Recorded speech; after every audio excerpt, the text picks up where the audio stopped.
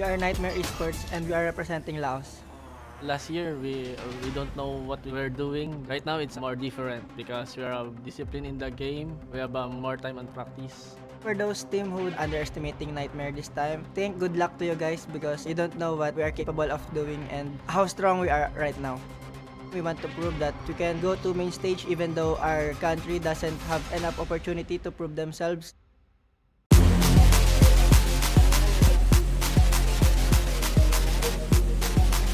Бид нэр wildcard-ийн багуудыг бүгд нь л wildcard-аас гараад дэлхийн хэмжээнд тоолж чадна харуулмаар. Өмнөх тэмцээнүүдийн хожигдолсоороо надад айлхаа ерөөсөө басч болохгүй. Тэгээд тэмцээн дуусан зогсдол хүчээр хичээн чармаалтаар нь босож болохгүй гэдгийг заасан.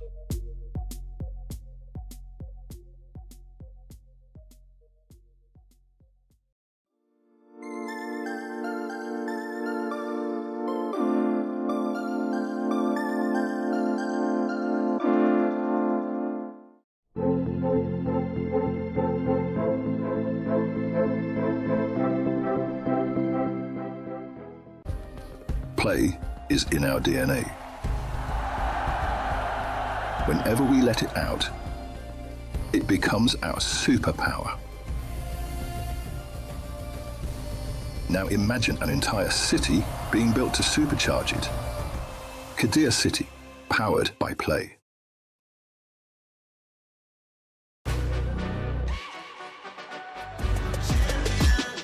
This ain't no regular thing. I came for the ring, you know what I mean. You see my name in the lights, better get right, I'm champion.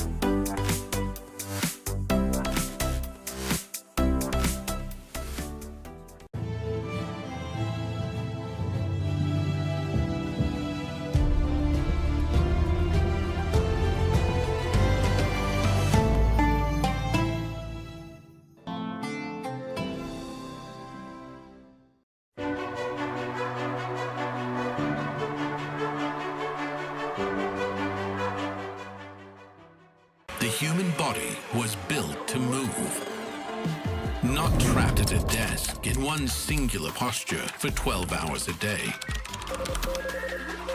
It's time your chair evolved. This is Secret Lab Titan Evo. Ergonomically engineered for you, gamers, hybrid workers, artists, backing your every move.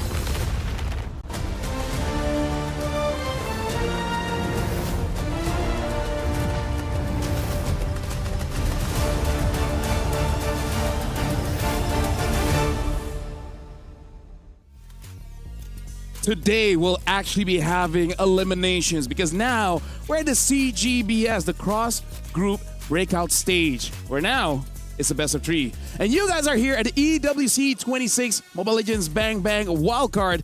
Mine's Phil, and alongside of me is Mirko as well as Brigida, where we're done with the best of 1s now. Now it's a best of 3. Now even the coaches will be tested on how they will adjust mid-game. So now, Marco, best of 3, how different it is from a best of 1? It's very different. Ani, I think we heard from Nats as well, just yesterday. Best of 1s, a lot of times you could just have that cheese pick. You could also have a little bit of an advantage coming in by going super aggressive. But as teams start to download their opponents' games, these best of 3s are really going to impact a whole lot, especially for these Mongolian teams, by the way. And for some reason, Alpha 7, it seems like they need some games, some reps to get going. Yep, enough of the download games once we head into the best of 3s. And we're moving way past just mechanics, because you'll need a lot more strategizing when it comes to possibly 2 or 3 games just to secure the wins. Yeah, and then when it comes to the draft as well, this is something that we have discussed with Nicer as well as Gideon. It looks like everyone has their own meta in the sense of what is the best first pick, right? We've seen Zushin first pick, we've even seen an Atlas first pick, Marcel, and then even Alpha 7 going back to the double fighters, even putting in Roger into the jungle. So this is where, firstly for me, if we're going to be looking at the brackets later on, number 4 teams will be playing much more games. Number 1 teams only be playing 1 or 2 games. I don't know, I kind of feel like for the wild card here, playing more games might be advantageous.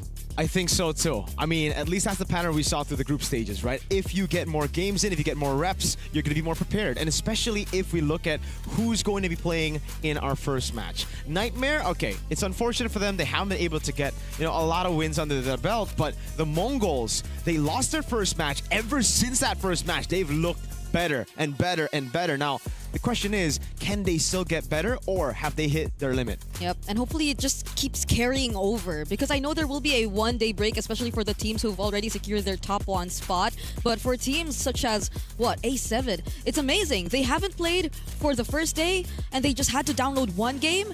And now they've already secured their spot in top 1, and it hasn't been all that easy, because that's Group A. Imagine, we also saw a tie in Group A before we actually got to find out. Yeah, a 3-way tiebreaker. We'll be looking at that later on. But yeah, in case you guys don't know how we calculated that, was the total game win time. So all 3 teams won 3 games. So we just got all those wins. Who's the fastest? Number 1. Second fastest, number 2. And the slowest is number 3. So again, over here we will be looking at the brackets later on. But the TLDR is number 4 fight against number 3, win, and then you go to number 2, and then eventually you go to number 1. For today, losers will get eliminated, and then all the way to tomorrow until the final game, the final best of 3 for tomorrow. Then we will get to see who actually goes to the main stage, because that's the point of this wildcard, right? Out of all the teams, 9 teams that competed, only 1 will get through. So the pressure is pretty high. You may be fans of the Mongols, of the Huns, fans of Alpha 7. These are all strong teams, Foot Esport. But here's the thing, only 1 will make it through. So let's check out the brackets just to see how things have really shaped up after the first 2 days here. Looking at the brackets here, single elimination, Nightmare will be going up against the Mongols. Winners will go ahead against Team Falcons Meta, and then KOG against Sunset Ravens. Alpha 7 is waiting for the winners there. Yep, it's again, a group of life that we also previously discussed. So we are seeing all previous members of Group B advance to the Gauntlet bracket. And Nightmare Esports, on the other hand, I think it's just really Nightmare Esports who I feel have really struggled so far, at least as we're seeing right now in the Gauntlet bracket. It's weird because we saw them do really well in the early game in one of those matches yesterday, right? In their second game, yeah. In their second game, but unfortunately they weren't able to fully take control of the game and close it out. So actually, I think that one was it with Sunset? That was against Sunset Ravens. Yeah, because Sunset Ravens only have 1 win, and it was against them. Yeah, it was 7-0. Oh. Yeah. And then here, Foot Esport as well as the Huns is just waiting tomorrow just to see who actually makes it through that second round of the CGBS. This is, again, the knockout bracket. There's a possibility to have a full Mongolian finals here at the wildcard knockout bracket. So that's pretty sick. I spoke to Summer just earlier, and it seems like that's the plan for him, at least. He thinks the Huns are the team that they are going to have to look out for. Yeah, and that's such a statement, because I think we've been witnesses to their journey and how badly they just really wanted to put Mongolian MLBB on the map. And if they're able to achieve that, even in just the wildcard finals, then that's a statement from them. I feel like every time they're here, they make a statement. But for now, we got to look at the prize pool to see, going to the main stage, what are you actually fighting for? It is a 3 million USD prize pool. Look at that, even being last 25K. That's a lot. Yeah, making it to the main stage is already such a big boost in the prize pool, man. Life-changing money. So everybody's really looking at MSC now and thinking, I want a piece of that pie. Yeah, I'm glad I got it right. That's a 10K USD difference. Because I was worried I did Quick not get maths. the computation right again yesterday. But yeah, it's a huge difference and definitely a very tight competition now that we've narrowed down the teams to just, okay, here we go. How many teams do we have left? No, you don't do Don't do the calculations. We'll just focus on 8. the matches that we have today, which, by the way, for you guys, this is going to be 4 best of 3s for 4. today. Tomorrow we will have 3. Will we have Foot's first fight in the CGBS, and then Hunt's first fight in the CGBS, and then eventually the final best of 3. We get to see who actually makes it over to the main stage. So let's talk about the first match here, right? We're looking at the Mongols going up against Nightmare. The Mongols, it really does look like they have their own style, and then their style kind of changes just a little bit, but not too much. But Nightmare, it does seem like they're scrambling a bit. They're not entirely sure how they want to play. It's very confusing. It's frustrating as well when you've already built such a good lead at the start of the game against Sunset Ravens, and it ultimately didn't pay off in the late game, right? So it comes down to them just being clutch and having the understanding of their win conditions again. Because a lot of these teams coming into the wild card, I think that's what we expected. They will lose track. They will lose sight of what their win conditions are, and that's been just back-to-back for Nightmare. Yeah, I'd like to think that the Mongols are actually going to be okay with that though, because we've seen a lot of their just in-game or throughout the tournament, quote-unquote, adaptation happen and take place. Whereas I think that's been a huge struggle, especially for teams, or specifically maybe even the team that they're going up against, because I know it's just been one day for Nightmare, and they've only played for like 3 or all their series yesterday, but we haven't really felt that much adaptation just yet. Let's talk about this more by looking at the roster, right? Because now I feel like we can dive in and actually talk about all the individual players here for Nightmare. We got Nomad, Jasmine, I did Too Easy for Lexi, as well as Juviana. And again, in this wild card, and I believe up until the main stage at MSC, it's about the EXP, right? If you win, that's such a big advantage for your team. That's so true. Juviana just kind of has to do it. Yeah, I mean, Juviana has been able to do it. It's just outside of the lane itself, right? He's a really good laner, but then when we see him in team fights, he just makes some really weird decisions, going in 1v2, 1v5, taking these bad fights, I'd just say. Yeah, and it's always the type of EXP laner that you should usually pair up against your jungler, because they've been going for the utility junglers ever since. It's just mostly the Akais and Freds.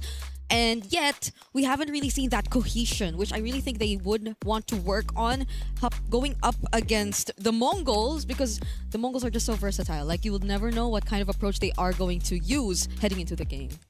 And for Juviana, this could be the 3rd time that it has happened to him. Zexora knocking him out of a wildcard stage. It's strange. It's not a lot, but it's just weird that it happened 3 times. Yeah.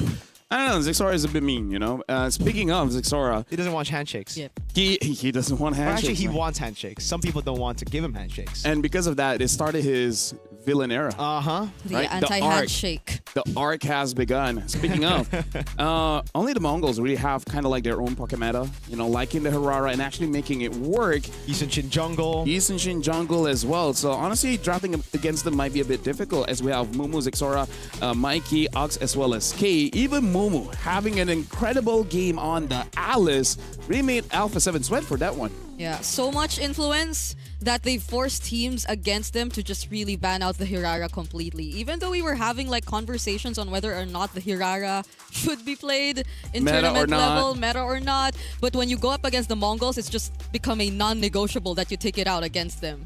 It's kind of like, I feel like in the best of 3, they might try it once and see if they can deal with it.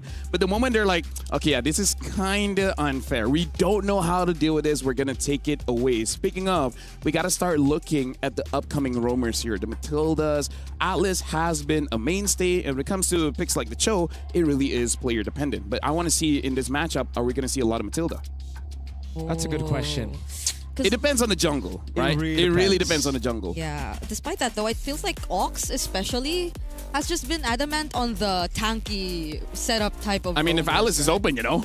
Hey, right? That's true. That's true. We've seen him on the Grok and the Atlas for the most part, right? Even though there are a few missed ultimates here and there, It's a-okay. Sometimes you gotta have those misses so that Mumu can get that big throw to ruin. It's a zoning ult, bro. You need it's a zoning ult. You need a few ones to have a 10, right? You need to miss your choke kick so that your Atlas can get 5. You need to miss. You need to die in my lane as an Atlas and a Cho to get MVP. There you go. Zoning.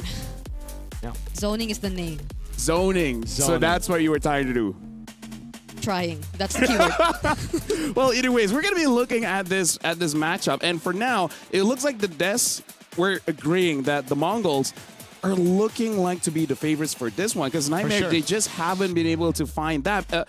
Hopefully, after a good night rest yesterday, they figured something out. They're like, okay, guys, hold on. What I've been doing hasn't been working. So the question is, do they still want to follow the meta or just like the Mongols, just like Alpha 7, just like the Huns? Do they create their own thing?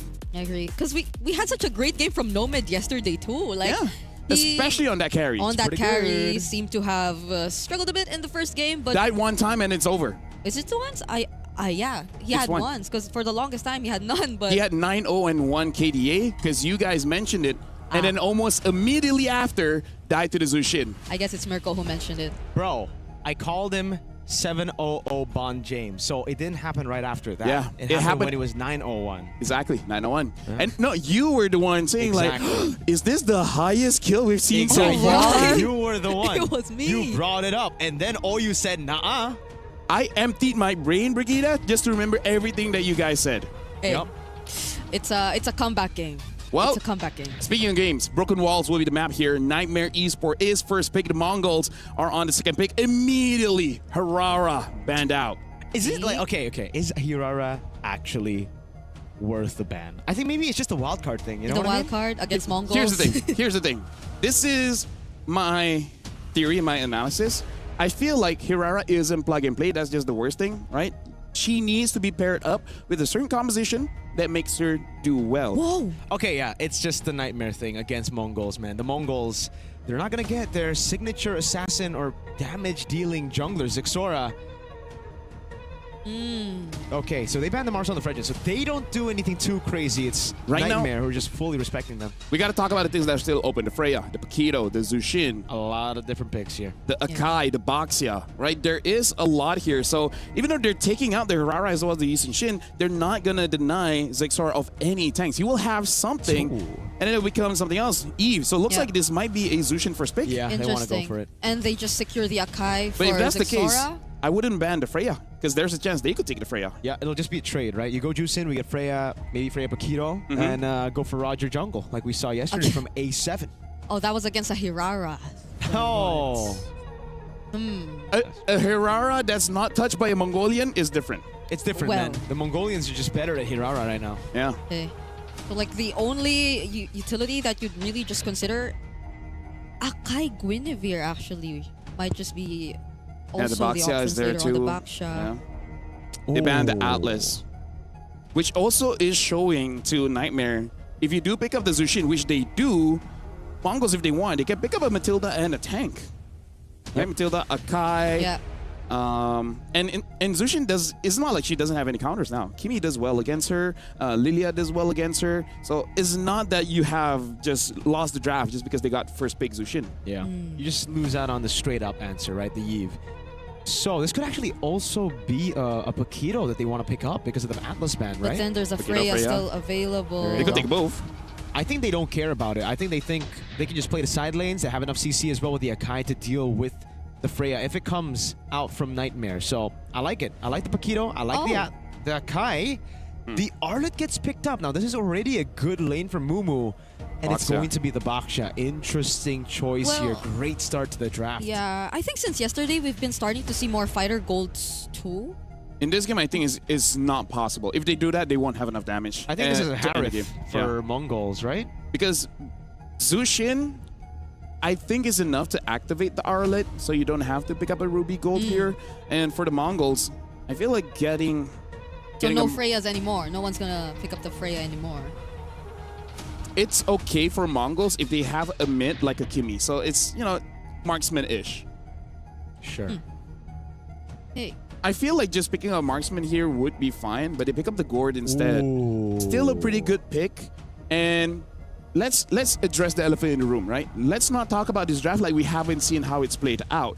Unfortunately, Nightmare, they've been doing Arlet plus Akai for a long time, did not work out. And the reason why they didn't work out is Arlet doesn't play with anyone, right? He just does things by himself. So hopefully that has been fixed now, having the Zushin as well as the Baxia. So if Mongols is able to deal with the Arlet, the win condition of Nightmare is, I would say, cut in half. Yeah, right now I'm just surprised the Phobias went through without getting picked up or banned, so interesting, but all right. The Gourd gets picked up. The Mongols now, are they going to start limiting the Marksman?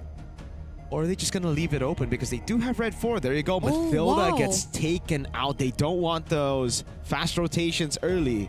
Surprised that I would have thought they would consider that too, because they had like the Gourd and Akai together. I feel like that would have been a really great choice. Also up against the Baksha. But it seems like they have a different plan in mind. I guess it's really Ox just wanting the tankier setup heroes all over again. He's not just going to go for the utility at all this wild card. And speaking of, I think a lot of his options are still left. The Belleric, if Nightmare is just really going dive comp, then could they consider the Belleric? Honestly, yeah, not a bad choice, not a bad choice. But now the Claude has been banned up. I wonder if they want to respect a possible carry as well. Because again, there is a chance that Nightmare is going to pick up a Harif. For Mongols, I think having a Harif for them is going to be slightly tough. Not impossible, but slightly tough just because of the damage profile that they have. It's all skill based. Yeah. I would prefer for them to have something like a Moskov. I agree. Moskov carry, some more sustained DPS. Okay, for the Mongols. I don't know, for Nightmare, I think it might be also a pretty good idea to start planning out the Grok. I know we didn't get to see the Grok do too much, but this is a very vulnerable lineup to a Grok set. What if K goes Obsidia again? Oh. Yesterday we did see, I believe it was Nats on the Arlet, keep getting RX on the Obsidia. Very obnoxious, unfun.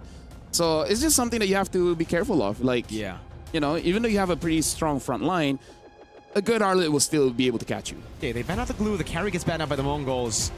Here we go. Do they snatch the Harith away or do they take the Moskov? Could also be just revealing your roam early. Which I think is still fine. Yeah. So I don't think there's a lot of roamers that can be countered right now. knowing Ox, is it Grok? Okay. It's Moskov. All right. Moskov. There you go. You want to save it for last. Nightmare. What is the answer? The Harith pickup question mark against the Moskov.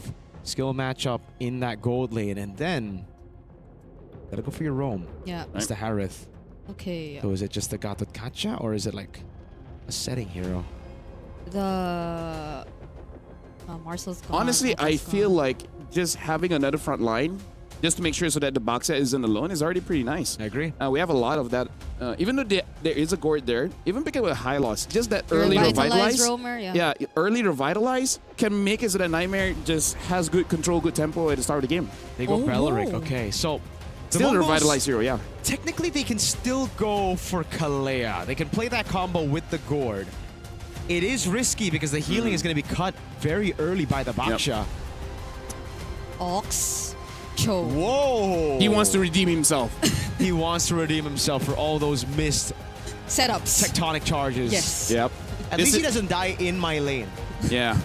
We'll see if the Cho will die in this lane. Right now, looking at the draft here, looks like Nightmare, they're still going for their identity, trying to play around the Arlet, and then just in case they do have the Harif. Now, the Mongols, this time they got to go back to the meta, go to an Akai. So with that, Mirko as well as Brigida, this is going to be the first best of 3 in the CGBS here, so good luck for this one. All right, the first best of 3 indeed that we will be seeing here in the third day of the wild cards, and it's an elimination match that we're about to see. They gotta give it their all, and heading into game number 1, there were really good adjustments that we got to see from Nightmare, taking out majority of the comforts from the Mongols. It's a good strat, you know, seeing Zexora getting away with a Harara and a Yi Sun-shin throughout group stage. Definitely a lack of respect to a lot of the teams in his group, but here, Nightmare, they know it's all in or nothing. They know this is an elimination match, so they gotta go all in, and the Mongols, They're going to have to play something that they haven't played in a while. Yep. Whoa! Oh, he's using the new skin! Ken skin on the Cho Ox. Oh! You know what? I feel like the Mongols are just chilling now. Because, like, they should have just picked Guinevere. Hey. Yeah, I want to see the Guinevere. That's why I suggested the Guinevere earlier too, but we are seeing 2 of the new skins debut in game number 1. Guys, I hope you're seeing this because it's already out now. I didn't know. I got to buy it after this. Yeah, I tried. It took me like maybe 4,000 or 5,000. I might not have enough diamonds, though. I don't believe you. I don't believe you. Okay. I think chat believes me. Right, chat? You believe me. We gotta take a look at the emblems real quick. Pretty much... Oh, let's pull yourself together for I did. Yeah. He, I guess, wants that. Okay, this is the thing, though. In lane, Juviana's always won out. This is the first time that it's just been a tough lane for him. Paquito kicking, that is a weird one, for sure. So the animation is a bit different. Yeah. For the new skin. Look, it's like... Just a bit. He's not a boxer here. Okay. I'd like to see a bit more of that later on, but... For now, we gotta take a quick look at the matchups yet again. Ox still doing his thing. Hopefully this time around, it'll be a bit more easier for him to do these kinds of zonings though, because it's gonna be a Cho in his hands. And again, hopefully we see a bit more of the hero synergy between Nightmare this time, because that's something that we really failed to see from them. And approaching the first objective, too easy for Lexi. Wait a second, they might just go all in on the Arlet here. Good start with the missing projectiles. Sort with the rotation as well. They bait out the flicker, and it's level 4 for Mumu. Mikey's gonna get level 4 as well. This is dope for the Mongols. Yep. Ox, Jeet Kune Do forward.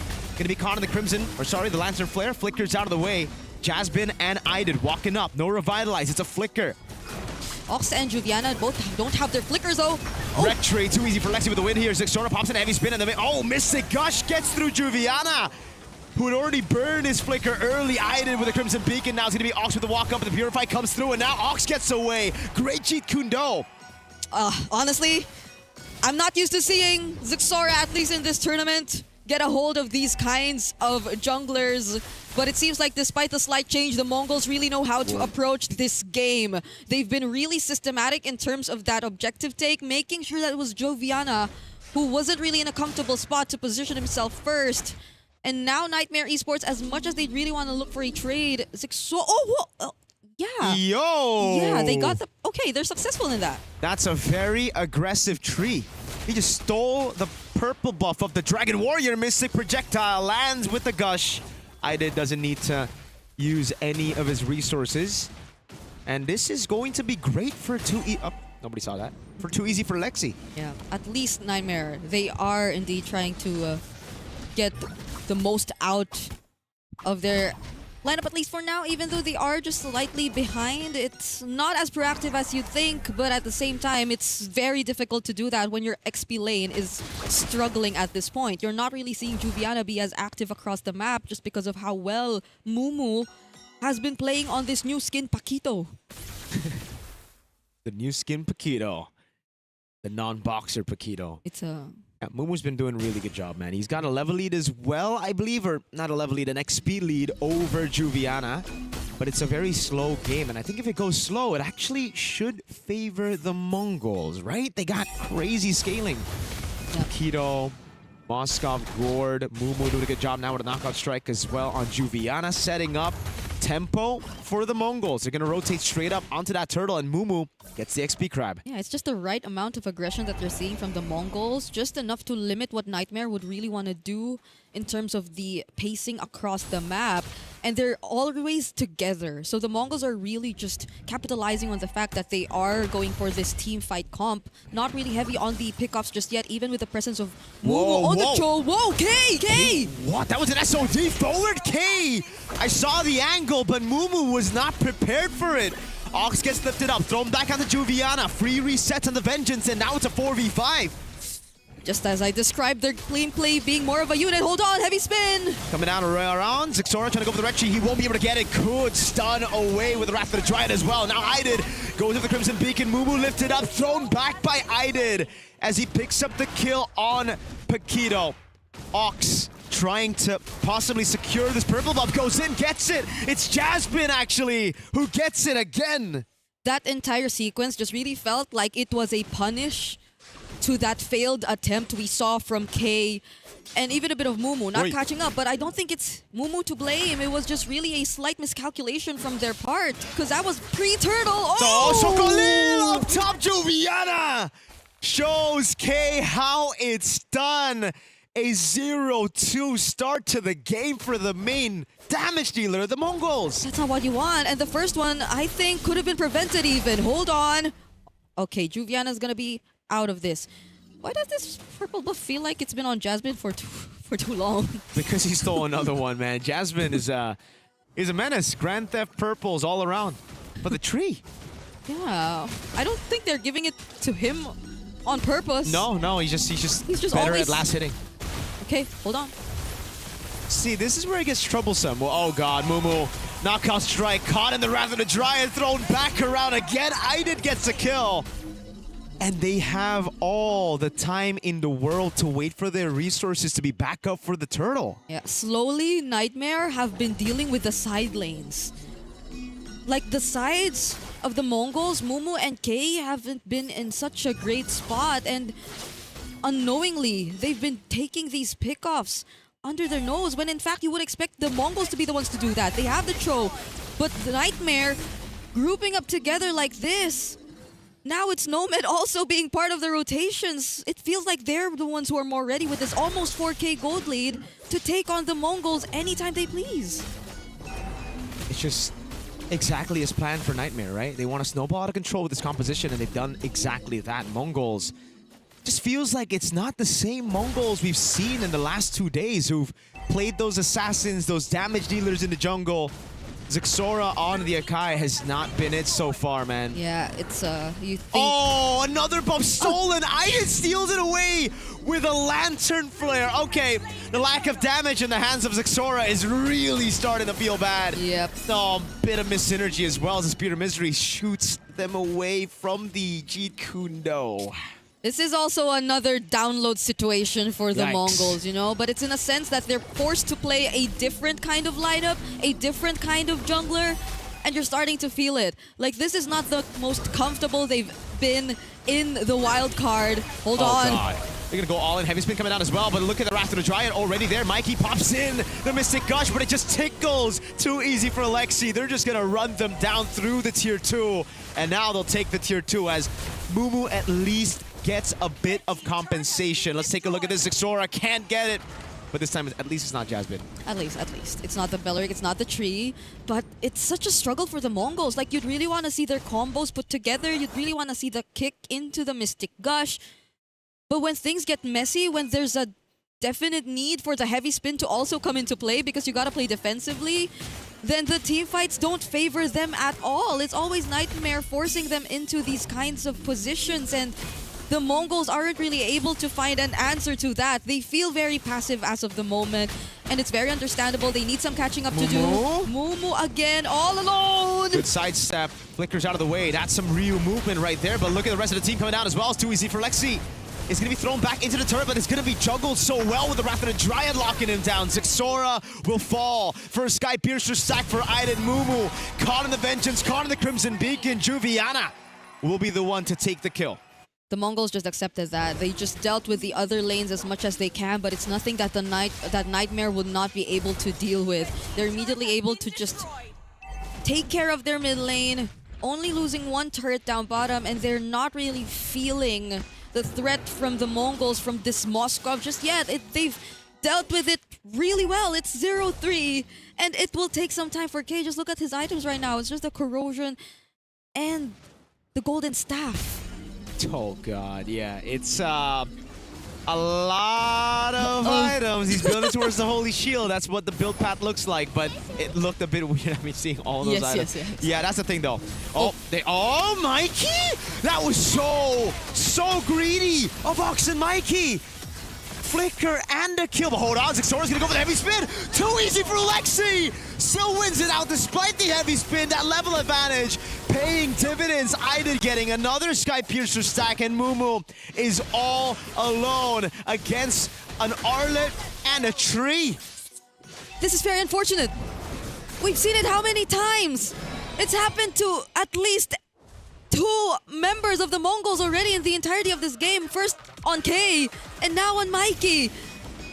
These were the players who seemed to be the most calculated too, but now it's Nightmare with a constant punish. I don't think they would be confident enough to start things off with this kind of situation too. Ox could just barely do anything on the Cho. Wow, Nightmare just stomping through. An 8.6k goal lead. Heavy spin coming down now onto Jaspin. He's going to get thrown all the way back, but he just flickers out of the way. And that is one of the biggest resources for the Mongols, burnt out before the siege even starts. Yeah, and they still have a Lord. They still have a Lord marching down bottom. Both energy shields in mid and top already taken out. They will be losing out on some of their base turrets. Just look at how decisive Nightmare are in terms of the siege. Oh, they're going to get a base turret as well on the sideline. Mumu. Knockout strike gets them out just for a bit. K with the Spear of Misery. 0-3 and 0. Taking a 1v1 against Ida. He's going to get thrown back again, but K's doing some damage at least. Juviana kick back to the rest of the team, but there's just no damage. Juviana is able to go for the final slash. Stays alive for a bit. Finally gets shut down. Mikey with a full-on Mystic Gush, but it does not do enough damage. K lands the SOD. Won't take it this time around. There's just too many members. He finally takes it. Gets the pin down. Ida just pops the Purify to get out of the pin. You just can't. You just can't fight them. The Mongols just can't fight Nightmare just yet. Now with knowing that the Wrath of the Riot is still up, I feel like as much as you'd really want to just push forward, go for the chase, and at least commit to the fight, you really have to take into account that there are just multiple resources still left for Nightmare to capitalize on. Not to mention even the Zaman Force from Nomad, who again is yet to get picked off. He's 008 right now on the Harith. There's just so much space created for him, and that's the complete opposite of what you're seeing for K. At least now has the Trinity already in his hands, but you'll need a lot more because he just... Yeah, Nomad just got the Divine Glaive. Yeah, the reason the Harith goes for Bargain Hunter is because some of those items are supposed to be pretty expensive, you know, but he has an item advantage over the Moscow, who's supposed to be the one better at farming, so... Yeah, 2,000 gold lead. Basically what I'm trying to say is it's kind of cooked. Yeah. We're trying to look at the potential angles right now for the Mongols. I think they're trying to play around with the map. Yeah, might just go for a pick off as much as they can, but do they have the damage? I think it's wise to go on Jasmine. Mumu. Oh, now it's Oxu, the Street Fighter. Ryu and Ken both gonna fall. It's a Sky Piercer stack for Aidid. Yay. I mean, hey, not yay. Because, like, they did want to get the pick off, but again, you just asked the question. Is Jasmine the best possible target? I know he was a bit too far away from the rest of his team, but how could you know? You had no information whatsoever of where Nightmare was. SOD already used here, but Zixora, he could just watch. There's no way he could just approach this, not when he's alone, not when two of his members just got back in the game. Yep. And Nightmare just take it safe. They see the SOD land. I know it's almost impossible, but they think it was still, you know, as long as there's no chance for a steal, they're happy with it. They wait for the SOD to disappear, then they go for the Lord. And I also feel like the Mongols might have just wanted to at least go for that play in case they aren't, or in case they just really had to let go of the Lord. But now that it's failed, they just lose on so much more. And okay, we're taking a look at the damage dealt rankings. Look at the sides. Look at the difference between how Nightmare have been able to play their sides as compared to Mongols. Yeah, I'll be surprised if the Mongols can defend this. They still have one base turret, so at least there's something there, but after that, it's just the crystal too easy for Lexi knows it. Yeah. Oh, okay, got the Malefic Gun just now too. Diamond Force. They use all their resources on to the base turret up top, so the Lord should be cleared out here. Mumu gonna do a good job clearing K as well, piercing through them. Lancer Flare knocks Mumu out. He's flickered out. Gets him to safety. Final slash and a flicker combo onto Mikey, but he's going to be under the turret with a Mystic Gush on him. Zixora gets a heavy spin in time. The wave's going to be cleared out. SOD lands, and K is going to go for Ida, but there's no damage at all. Not for K. It's game one over to Nightmare. Nightmare have put an end to their game losing streak, at least for now, because again, this is a best of 3, and we're yet to find out if they will be the ones advancing or if the Mongols could actually show us another adjustment from a download game. LaFell, that was a 15-minute game to start off our best of 3 day.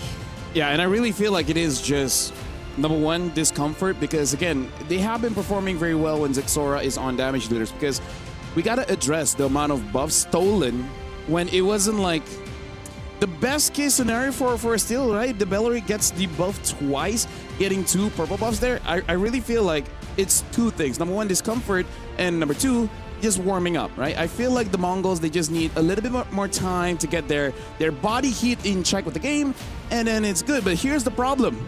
It's not a best of 5, it's a best of 3. Yeah. Right? So you need to warm up very, very fast. You do, and we've seen the Mongols do well after losing game number 1 before, right? But we're just gonna have to see it again, because in this game, it really made me feel like Ryu and Ken were out of place. We're gonna be looking at the highlights here, and let's talk about how the timing is very off coming in from the Mongols, because they try to fight and the idea is take out Juviana. That's all good.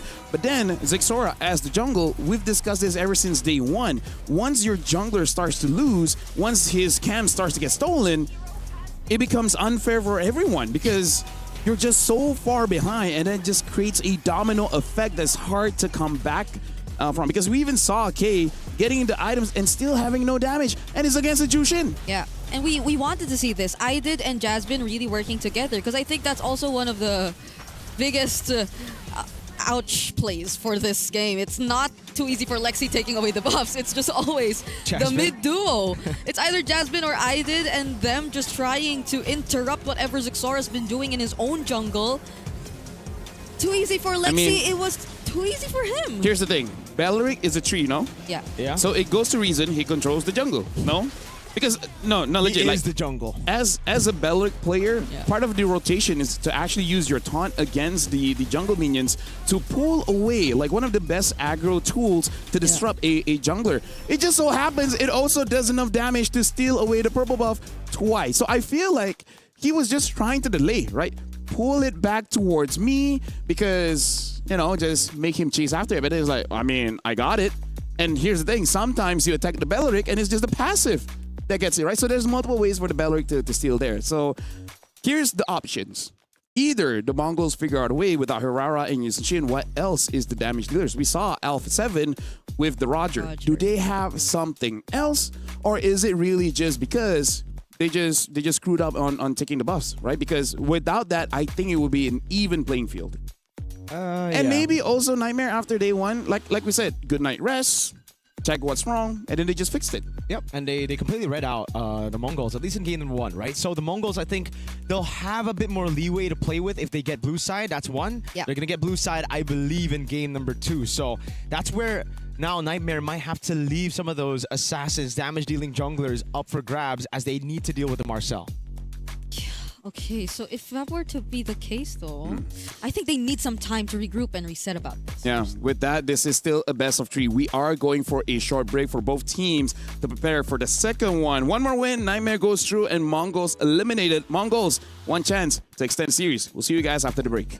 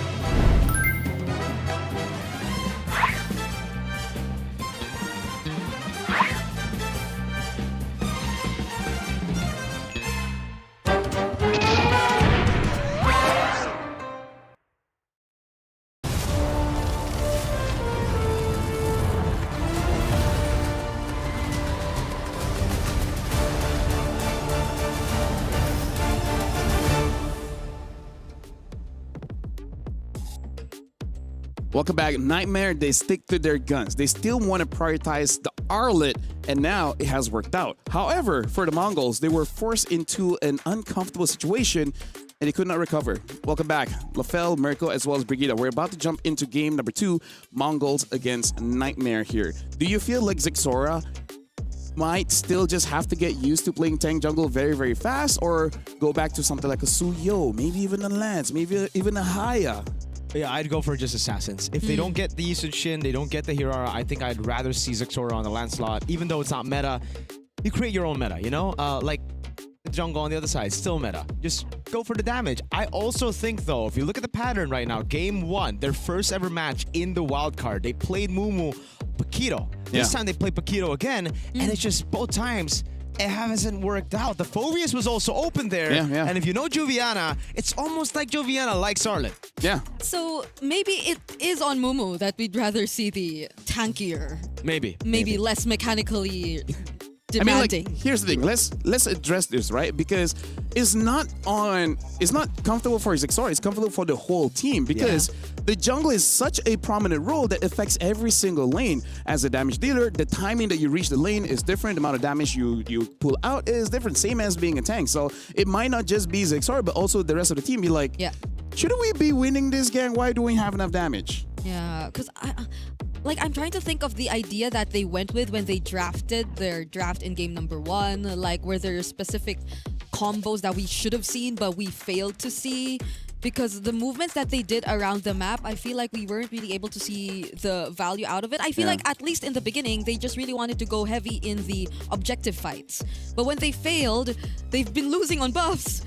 And then we don't know what's next. Because I feel like the Akai was also a deny, because I think they had an inkling feeling that the Arlet would be picked up, so they pick up the Akai. But instead of double down by picking up Phobius as well, they're just like, nah, Paquito's new skin, you know, we gotta try that one. Yeah, because it's honestly, if you look at the composition, it's great for early tempo. It's great for you to get into the turtle first, right? And that's what we saw. Mikey rotated up top, got level 4 together with Mumu, and they even dealt with a mid wave just with the Cho already. It's just they didn't execute Turtle 1 well. They used the heavy spin, they used some of these resources in a way where it wasn't for the neutral objective, but rather for the fights. And that's exactly what Nightmare wanted with the Baksha Arlet. Now, question for Brigida, was that a very tough game for the Cho to play? I mean, like, the Bellaric is there. You go in, you might accidentally get caught. Yeah, I completely understand how he feels. Like when he was so desperate to at least find a pickoff, he saw Jasmine, and he said, maybe this can be the guy. But it was not. I wouldn't do that. I mean, I would do that. I would be the first one to do that. If I were the Cho, I would be the first one to do that. Right? I wouldn't do that, but you know. To be fair, she wouldn't do that. She would walk to lane, though. Oh, I would do something worse. Yeah, is that what you're saying? You know, worse or not, it's up to perspective, right? Let me just say, you are one of the best roamers I've ever played with. The only thing is I don't play with a lot of roamers. So now going into game number 2, Nightmare, nothing really has to change. The question is, do you think Mongols will have this foresight to be like, let's just ban the Arlet and see what else they got? Just pick the Phobius, bro. I feel like at that point, you just try to counter the Arlet, right? Because, hey, Sunset Ravens got it. They did it. They countered Alpha 7 on the Arlet with the Alice, and then there was just no coming back for Alpha 7. Boom. They could have just done that. Boom. Yeah. And it's like Mumu needing to do less. Maybe he was also uncomfortable that Paquito was kicking. Maybe. You have a heavy left punch with your kick. I think at this point, it's just the utility jungle. It's just so off because I understand why you would want to go Paquito if you'd have something like a tank in the jungle. The thing is... Fredrin is great. But Fredrin was bad. I know. Yeah, so maybe Guinevere. No, they don't have the combo. They don't have the combo. And also if like Ox just really wants to stick with the tanky roamers. Yeah, maybe just the Grok next time. Yeah, maybe. Or the Gato Gacha. Or don't ban the Atlas. Because look, that's an Ox hero. No, here's the thing. They themselves banned the Atlas, and I thought, okay, Paquito as well as the Freya, and then like either a Kimi or something else in the jungle so that you have a basic attack damage hero. But then no Freya, which is very weird for me. But now, looking into the players here, Nightmare, they have the momentum. Imagine how amazing it would be for them. After day 1 for them, having 0 wins, and then all of a sudden, here in the CGBS, getting a 2-0 victory against the Mongols, which, by the way, had a 3-way tie for number 1. Yeah. Let's put them into perspective here. How is the number 4 team of Group B almost defeating the guy that almost became number 1 in Group A? Yeah. And it's crazy because we thought Group A were a lot better than Group B. Makes you think, huh? Oh, there you go. They banned out the Arlet. And this is dangerous grass. The Mongols will be first pick. Blue side Nightmare second pick. Still banning out the Harara for Nightmare. And like Mirko said, Mongols banning out that Arlet. I feel like that is already a very good start. I agree, Raphael. Now you stop that. Hey. Hey. Yeah. You know what? I'm going to change my name to Summer. Summer? It fits you for some reason, It you know? fits me, right? Yeah. Is it the complexion? No, it's the Juice In ban. Yeah. Right. Yeah. For context, they banned out Eterna's hero. Summer did. Summer Yeah. did, not LaFell. Do you know why I did that? Why? For Brigida. Why? Because I if was- Eterna got her comfort, she might get the MVP. Ah. But because she did it, who got the MVP? Brigida. There you go. See, After dying in my lane. see, You got a pop point. See, Yeah. Brigida, you don't know this, but you my boy. Wait. You my boy. Thank you. Yeah. Thank you. There's another B word, but I'm not gonna say that. So you my boy. Boss? Yeah. Yeah, right? Okay. Eterna's my boss. No, Eterna's his boss. She's gonna cut his pay. Bro. I know. I discussed with her, and she said she'll reply the email eventually. She said she's busy or something. What's she doing? She is... I don't know. I can see her. She's... I don't know. She's replying emails, you know? Your She's the email's boss. last. It's like, okay, which sponsor do we want to talk to now? Either ways, right now, looks like We're waiting. a bit of a delay here, but we already see the Arlet band out. Nightmare, what else do you want to do? They banned out Fredrin as well, by the way. Mongols? Mongols banned out Fredrin and Arlodi. Yeah, I really feel like Nightmare wants to overload on the crowd control, and this has been a rising meta ever since the new patch has came true, that you can survive with one main damage dealer and the second just supplement it, right? As long as you have enough crowd control, eventually you'll win it out. One of those strats came from Team Liquid Philippines, right? Having just one damage dealer in the carry, everyone else is just pure utility. Yeah. But for them, even the utility EXP somehow does damage. Make that make sense. I think we get answers when we approach the main stage. And these teams are fighting for that last slot to the main stage. Yeah. How interesting would it be if it's actually... Because I know we call Group A the group of death, but you know, like once you keep the momentum going, Nightmare from Group B being winless in the beginning and just continuing that streak, no? If that's the case, I am very interested to see Sunset Ravens. Wow. You're right. Because it has happened before, Mirko. We've had internationals where a group of devs suddenly not looking that great, and now the draft has started. Atlas first pick and the Alice pickup. What? Nice. Okay. Let's talk about the bans here. I like it. Arlet, Fredrin, Marcel, Mongols banned out. Nightmare banning out the Zushin, the Yusunshin as well as Harara. Nightmare picking up the even the Akai, Mongols, Atlas as well as the Alice. And we talk about the Alice against the Arlet, and now they go for Freya. So it looks like my answer or my question has been answered that they are gonna go for double fighters. Question is, what is gonna be the jungler, or are they just gonna stick with the Kimi? I think Nightmare ban out the Kimi, yeah. They go for the Uzong pick. They ban out the Kimi and what, the Roger? Kimi Roger? Roger. Because that's the only other marksman that I would think of in the jungle that we've seen. A7. Munton has tried to make some gold laners into junglers. For example, have more damage on the creeps, but I think it's still slow. Yep. Granger as well, slow to get his own stacks. Very slow. So yeah, at that point, if there's no Kimi, there's no Roger, let me open up my game.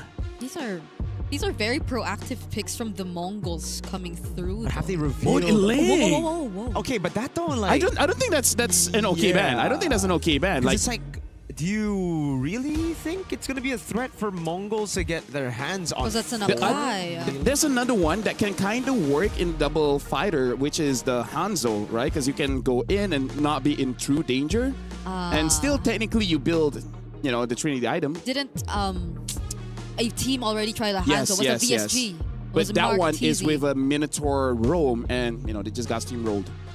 I'm just confused right now because, like, I don't know, yo. What's the do they have a very fragile backline or something? Because right that now, can't get caught. this is going way back. Way back in ranked games. We had Natan in the jungle. We had Popo and Koopa in the jungle too, don't- bro. Like, I don't think... It's here. with a Yuzong, I really feel like they shut down any marksman in the jungle. So I think they just got to deal with an assassin. Yeah, no. By the way, it is very weird that we see Popo and Koopa in the jungle a lot here in the EU server. I don't know why, but hey. Gives us good games. It gives us very easy games. The Mongols. Yeah, for Nightmare, I think it's just a carry pickup for them, right? They just play pure front to back against this composition. Very tanky lineup. Pick up a possible... I don't know what they go for last. They can pick up a pick, roam actually. here just to save their gold lane. There you go. They That's the still- carry. They go roam last pick. Well, Kimmy and Roger are still open, so they can pick up Kimmy in the mid and then just an assassin in jungle. Because I don't know how much Xora has practice on a Roger. Yeah, if they want Prior, they can still go for Cho as well. The Claude is open, but the Mongols already have a Freya. And They already have an Alice. Atlas, so I don't think they can pick up. Also, there's Suyo. It's Kimmy. It has to be Kimmy. Right?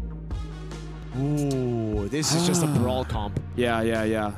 Yeah, they're gonna be pretty bad at sieging. The Kalea Oh. comes in with the carry. And now, honestly, the Valentina is going to get overloaded. I think the default is going to be either the Eve or the Akai ult, but hey, in certain situations, Kalia is going to be there. I got to say, Nightmare have a very synergistic draft here. Like, every hero here works together very well. Compared to Nightmare, it feels experiment-ish.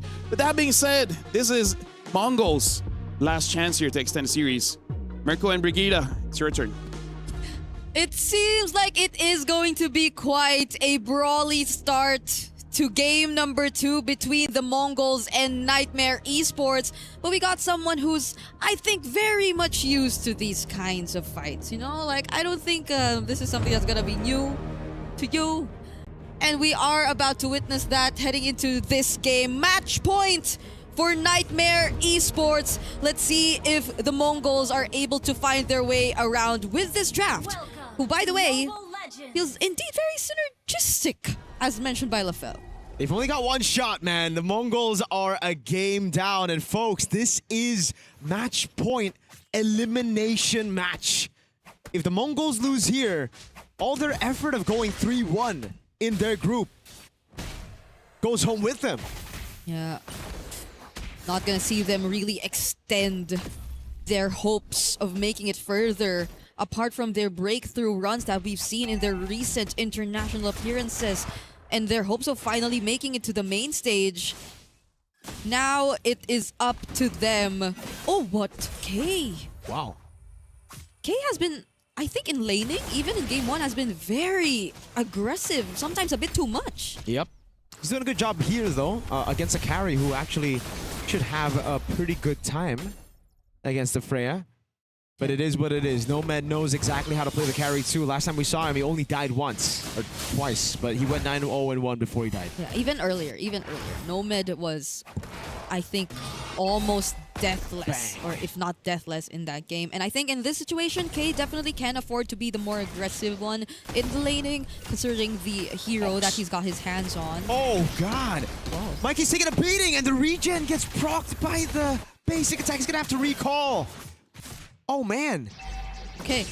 So, I think this was the pick that was also a bit of a surprise to us earlier on. We understand the idea that there are just so much ultimates to choose from. It's overwhelmingly too much even. But then it might just be a bit of a struggle in terms of at least managing the mid waves for now. But let's see, because we're approaching the first hurdle of the game. Xora, again, finally gets his hands on an assassin jungle. And that might just change the course of the objective takes for the team, as even K is planning to help, but here goes Rubiana. He used the dragon. Suyo's not there, so Yeah, he's not gonna go. pretty neutral objective for Nightmare. Good start to the game for too easy for Lexi.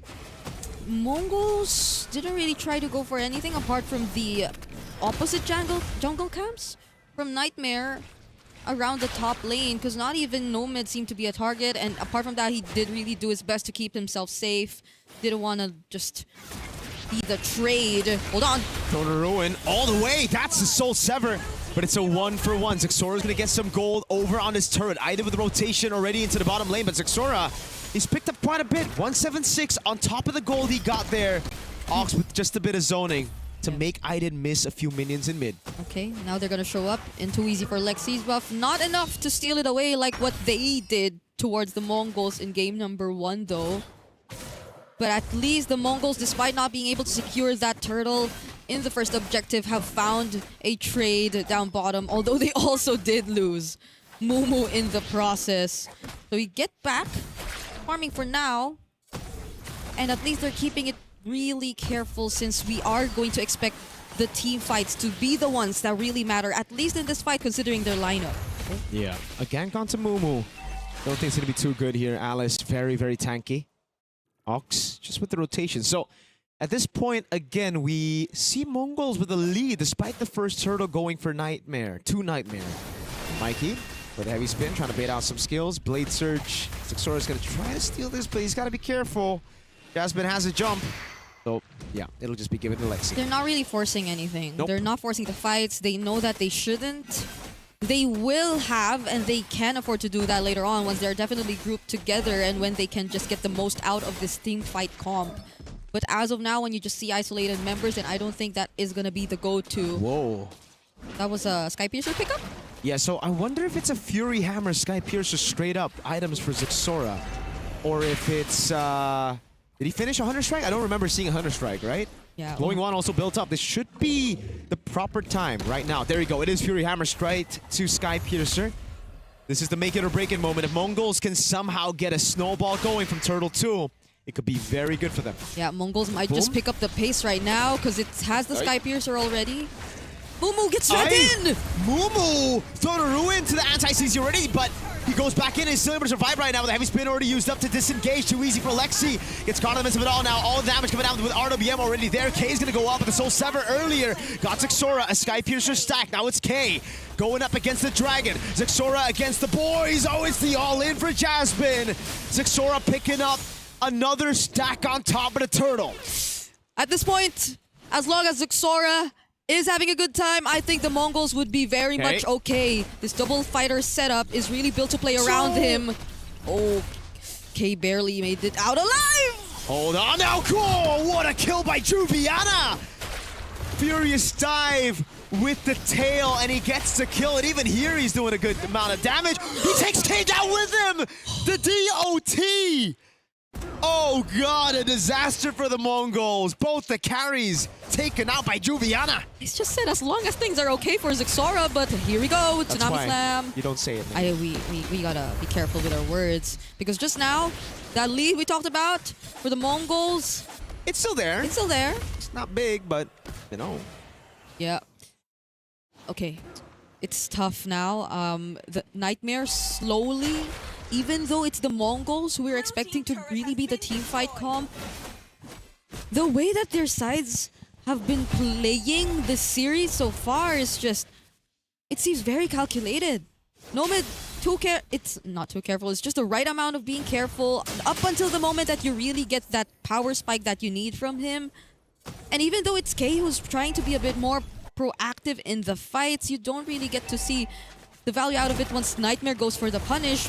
Here up top, okay. Oh god, Fatal Links as well. The Purify coming down. Nomad's doing a lot of damage over on K, but all of the health bars with a heavy spin is enough to take both of them down under turret. Mongols with a win. Oh, with a turret too? Too easy for Lexi.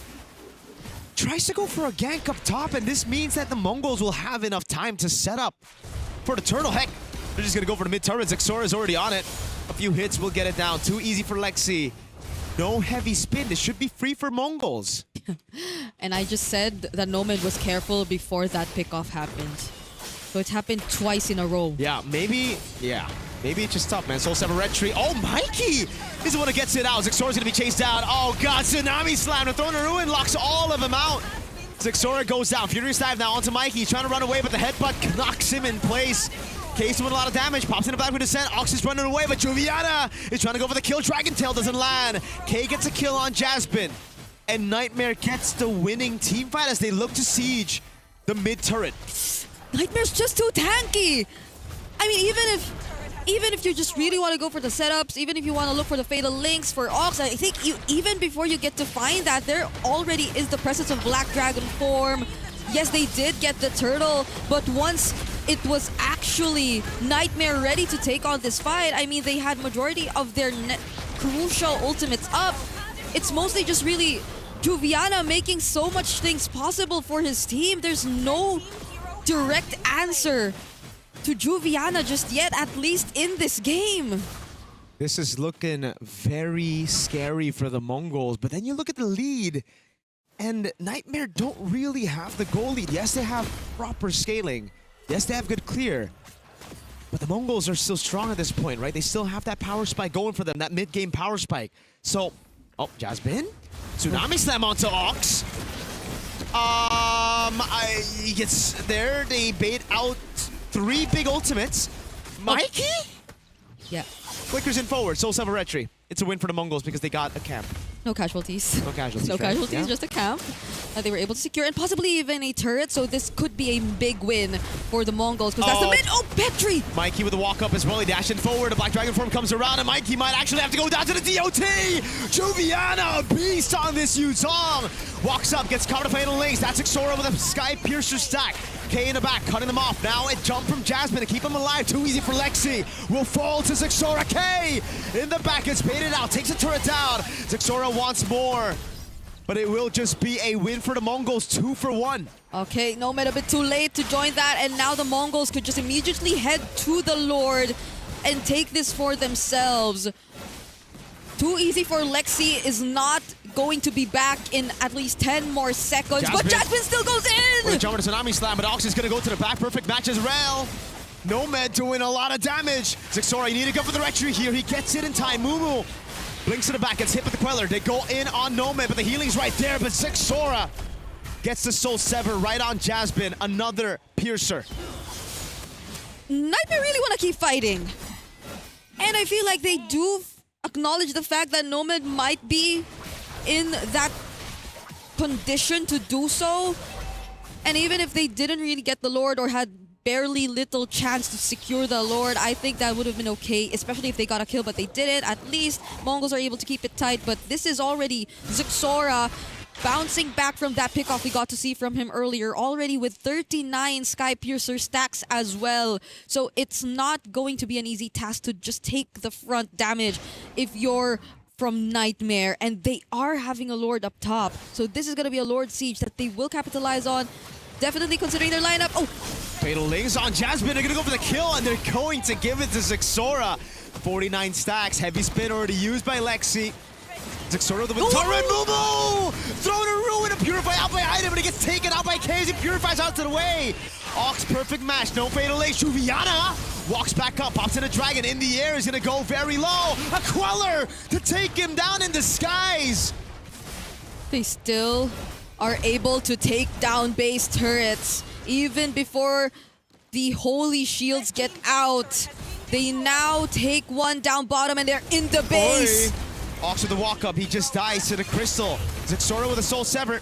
This time he's gonna charge it. Oh, Xora! A monster kill as he surges past everybody to assassinate now. Makey got on the Void Blast, good sidestep. Now it's Mumu again with the Blade Surge coming down. Xora is right there to throw in a ruin, providing zone. Lexi's low, Blade Surge in, Soul Sever. Another stack, the Queller comes around. Xora is gonna try to go for the massive kill again, and he gets another. It's a double for Xora. A shot that doesn't land on Jasmine as he conceals out the way. Very systematic for the Mongols. They're making sure that they do have the necessary tools just to make sure that the siege will be easier for them. They're very reliant on winning the fights. They had the Lord, they made the most out of it, and just the same, they did not take the risk. They just made sure that they always had the advantage before they ever went for the siege. As much as they tried though, Nightmare still doing a great job at somehow defending. Did have to sacrifice a couple of their players just to do so, especially Juviana. But now you're starting to see how Mongols are getting that damage. The necessary amount of damage, mostly from Xora, a bit from Mikey too, but even K in the late entries, and wow, full stacks. On the Sky Piercer, Xora. I never want to see you play utility jungle ever again. And it's not because the utility jungle isn't good, it's just you're really good at damage dealing junglers, bro. Oh! Okay. What? You were saying? Zixora is very good Yeah, at he's very damage good. dealing junglers. Nothing else happened there. Juviana? Okay. There's a So Lord. at least it's a trade, right? Ox already used the Fatal Links, but the Dragon has already used as well. Jasmine! Oh, Tsunami Slam, but it's only onto Mumu. Pops in the Throne of Ruin. Attack flickers in! All in onto the back. Nomad goes away. Uh-oh. Triple kill for Zixora. Invite over to Savage. He gets a Maniac, but K takes the last kill. The Mongols equalize. I think that would also be some sort of unofficial Savage, because that definitely was something started out there by Zixora, who we do like seeing on the Assassin Junglers. And we are heading into our first Game 3 here in the CGBS. I agree with Mirko. You know what? Zixora, don't play tanks anymore, man. Please. Unless that tank can have a BOD, a Sky Piercer, a War Axe, maybe don't touch it. In fact, if you can somehow get a Fredrin, I want damage items on that Fredrin in his battle. Because here's the thing. Nightmare, I feel like it's already a good start for Mongols to take out the Arlet, right? They lost without the Arlet, but Juviana on the Dragon is still dangerous, man. Yuzong. I was questioning Juviana, but hey, today he really locked in. And now it really does seem like it's part of the draft. The team that walks away from their identity will lose it. Yeah, I agree. Juviana did lock in, but towards the end, I think It's the rest of the team. I feel like he did fine. Like, I feel like the things that he did will, how do I say, cover any of the mistakes that he did. But let's talk about how amazing Sora is, man. Zixora, that early As I say that he died, but you know. Even in the replays, you're caster cursing, bro. All of us. Here's the thing. If we are in the JJK universe, we're S tier, man. That's true. Yeah. We'll all be special grade. We are special.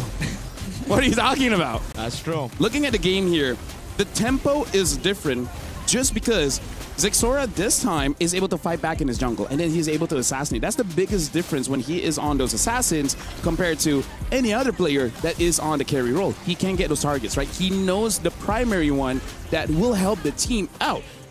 And yeah, Momo just stay on those tanks. I think Momo did do some mistakes here and there, but as a tank, you just need the frontline. You need the frontline, you need to create that disruption so the damage dealers can deal free damage. If there's one thing we saw from Mumu this game, is that he's really good on the kinds of heroes that just play for the team, or like just provide setups for the team. He's very selfless, because in the few moments you saw him on heroes that had to go for 1v1s, I think that's where the opponents were just really able to punish and capitalize on the EXP lane matchup. I do have to say though, I have a friend, wise friend, he said last year in fact, that if he picks up a Suyo, that's where he's like, you know what, I don't trust my team that much, I can solo carry. And with 15 kills and a Maniac, I kind of feel like Zixora is in the same wavelength. You know, I don't know if my friend is watching, but Mr. Frederick, I can see the wisdom that you have provided. And I can see. You pick a Yusin Shin if you trust your team. You pick a Suyo if you don't. But hey, it was banned out, so what are the options does Mr. Zixora has? To put a trust all on himself. And it worked. Be an egoist. Egoist. Not, you know, but you know what I mean. So he does play jungle. Who? Mr. Frederick? He's pretty good. He's a bi laner. He doesn't want to play jungle with me. A bi laner, bro. He goes either the jungle or the gold lane. Yeah. Why does he want to play jungle when I'm playing? Because the meta is very boring in the jungle. Well, we'll ask Mr. Frederick when the time comes. For now, we will be going for a very, very short break. This is going to be the final break for both these teams. After this, one goes through, but one gets eliminated. We'll see you guys after the break.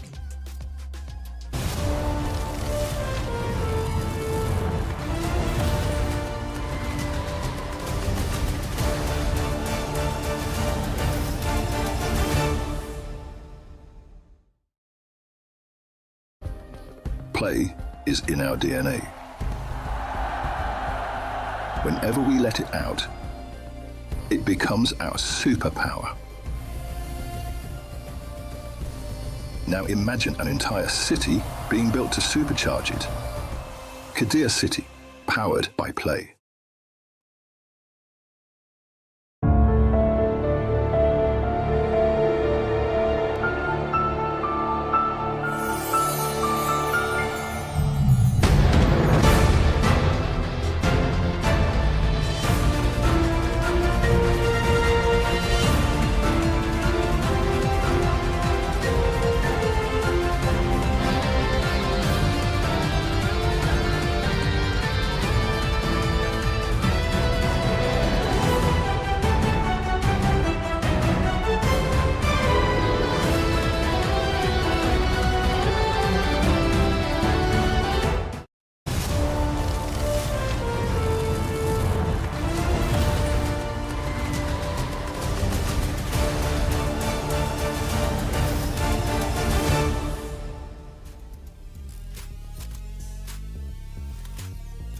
Welcome back. This has started as a best of 3, but now the score is 1-1 as X7. Look at the full screen here. We got Mirko as well as Brigida.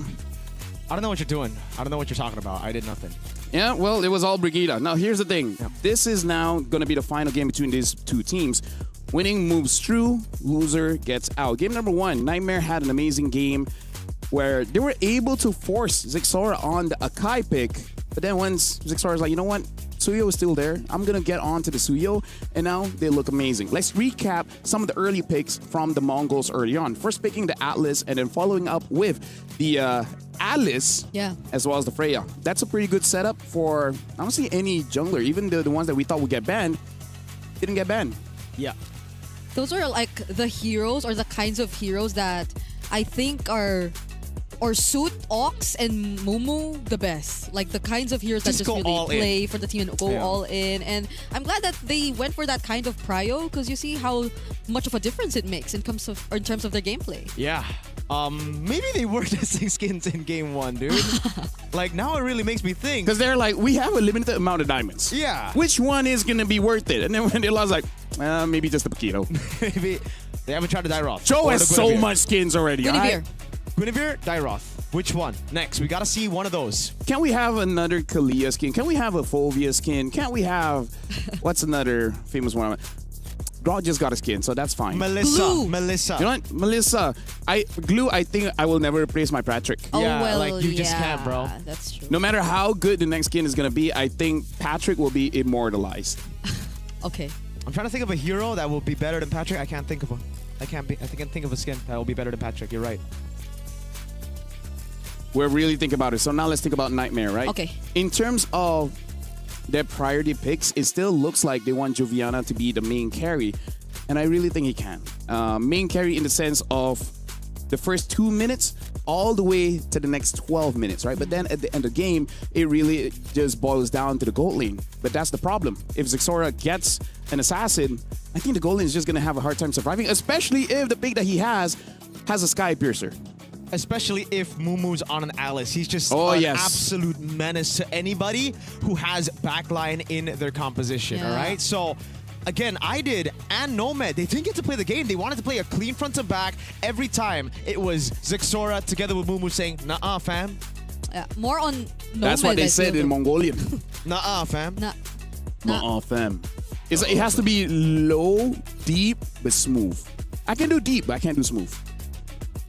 I can do that. Yeah.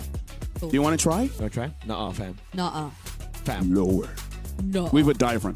Nuh-uh, fam. Nuh-uh, fam. That's close enough. So in this game, I believe the bans won't change so much. I believe that Nightmare will still ban out the Harara and Yisun Shin, and I believe that the Mongols will still ban out the Arlet. So now what else is going to be the priority? I think right now the priority is the side selection. Honestly, Nightmare back on blue. I might even consider betting out the Atlas. More than the... I would rather Ox be on the Grok than on the Atlas. So, remember, game number 1, the Mongols banned out the Atlas, thinking the Atlas was going to be first pick. I think that could be it right now, right? I think if we go through the same bans as game number 1, because again, Nightmare are going to be on blue side, we're probably seeing either the Atlas ban or first pick by Nightmare, because it really seems like that's the win condition. Because like you said, the Alice, as well as the CEO just now, made it so that the gold laner cannot play. Yeah. Playing the mid duo, Atlas has a lot of ways, well, just the perfect match, to make sure that the mid laner doesn't play, right? So they have a lot in their kit to deny the plays, right? So I feel like that's part of the Mongols' winning strategy, is just having the right tools on different lanes to deny any kind of play from the damage dealers. Yeah, because I think most of the pressure should be put on the mid lane first, because we've already observed how... Talk with your hands more. Me and Mirko already move a lot, so you do it too. I thought you were trying to copy me, but I feel like because the sides are the more quiet lanes and the ones that take their time, we saw how Nomad countless times take his time before he actually joins in the fight. Thank goodness the camera's not on us anymore. But yeah, so we do observe that the more proactive rotations definitely are starting from their mid duos, and once you allow Ox, once you allow Mikey to do that, then it'll be much more easier for the rest, because Nomad, he's the type of gold laner that just really takes his time. Yeah. So like you can expect him to not just join whenever. That's a good way to put it. He's a goal laner that takes his time. I agree. He's like, he really waits for his items before he's comfortable, you know? He Yeah. doesn't want to take any risks, but with that style of play, you're actually risking losing the game early because you're Yeah. not rotating as much. I understand. You're not going to try to rotate over a Freya, Yep. but at least you need to take some trades. I think he's playing it too safe to a point where he doesn't even try to get a punish on it. Yeah. Again, might not be his fault. It was just K always rotating in and cutting the wave before he can even do anything. So, yeah. Oh, yeah, there goes the Alice ban. And the Yi Sun-shin and the Hirara, but the Atlas is open. So Nightmare, they're gonna have to make a big decision here. First pick, is it gonna be still the Juicin or the Atlas? Seeing no Yve ban, I think it'll just be the Atlas. Wow. But I think don't ban the Atlas because you're hoping for Nightmare to pick up a Freya or a Paquito so that you can get Atlas First, for but yourself. knowing the Mongols. Marcel, okay, they banned out of Marcel. Honestly, pretty good ban. So now it's on Nightmare because they're gonna get one and they're gonna get the Zushin. So it should be an Atlas +1. There we go, Atlas instant pick. We get the Eve later, so Freya, I would take Freya. I would take yeah, Freya. Yeah. For K, Yeah. I think that's great. I mean, like, maybe Momo has practiced it, but I think just pick up the Freya because K did pretty well on the Freya. Yeah, and Mumu, to be fair, again, Just I'd don't like pick to up- see the play for the team kind of XP laners on him. As long as they don't pick Baxia or Akai here, I think we're okay. Imagine, right? Imagine. I mean, it could have happened. They're taking the time. They're picking up the Paquito. Maybe he's like, I want redemption. Maybe. I don't know if I want to see a Paquito here though. Oh, and now Freya. Oh, I'm liking Nightmare's lineup. Nightmare. I'm liking Nightmare with the Freya as well as the Baxia. And the what if Ox? Oh no, okay, Ox at least has the Atlas for If now. they don't pick up Eve, Eve is gonna get banned. Yeah, and I have to go Eve. going up against a Baxia and Freya, most mid laners cannot survive. Exactly. I think you already have enough front line right now with the Atlas already, right? Like, to provide space for the Yi Because I that feel you like get a combo in. I feel like they're thinking of a Gord, but I think against a Freya, it's not wise. Yeah, and if you get the Eve, at least you could like make Spam your things skills so that you easier. get shields. Yeah. Yeah, and even for the gold lane, you could set up the box a bit more. And since you have the Paquito on your side, that's like a lot more ways to just take care of the angles. But they don't. Ooh, they go for the Suyo. Okay. Oh God, man. But this does mean that Zixora doesn't actually have that much in the pool, and they understand the risk of it getting banned out is going to be game losing. So this is Mongols trusting their basically comforts. But this time it's already very, very different, right? You're up against a Juicin, that's one. Yep. You can't just like bypass the backline anymore. It's just a full dive comp, and it's a Baksha. Someone that can clear and rotate maybe even faster than you on a Suyo. And Freya doesn't die fast. Not at all, no. You cannot burst him down. No. Her. Her. And the Freya, I Him and think. Juviana. Let's not, misidentify. Imagine how embarrassing that would be, right? Oh. How you doing, sir? I'm doing pretty well, thank you very much. So in terms of the ban here, they're banning out the Matilda, and that's good. Yep. Because Matilda, Freya, Baxia, whoo, they got wings. Just like What a very Rafaela. Yeah. It's like a known energy drink.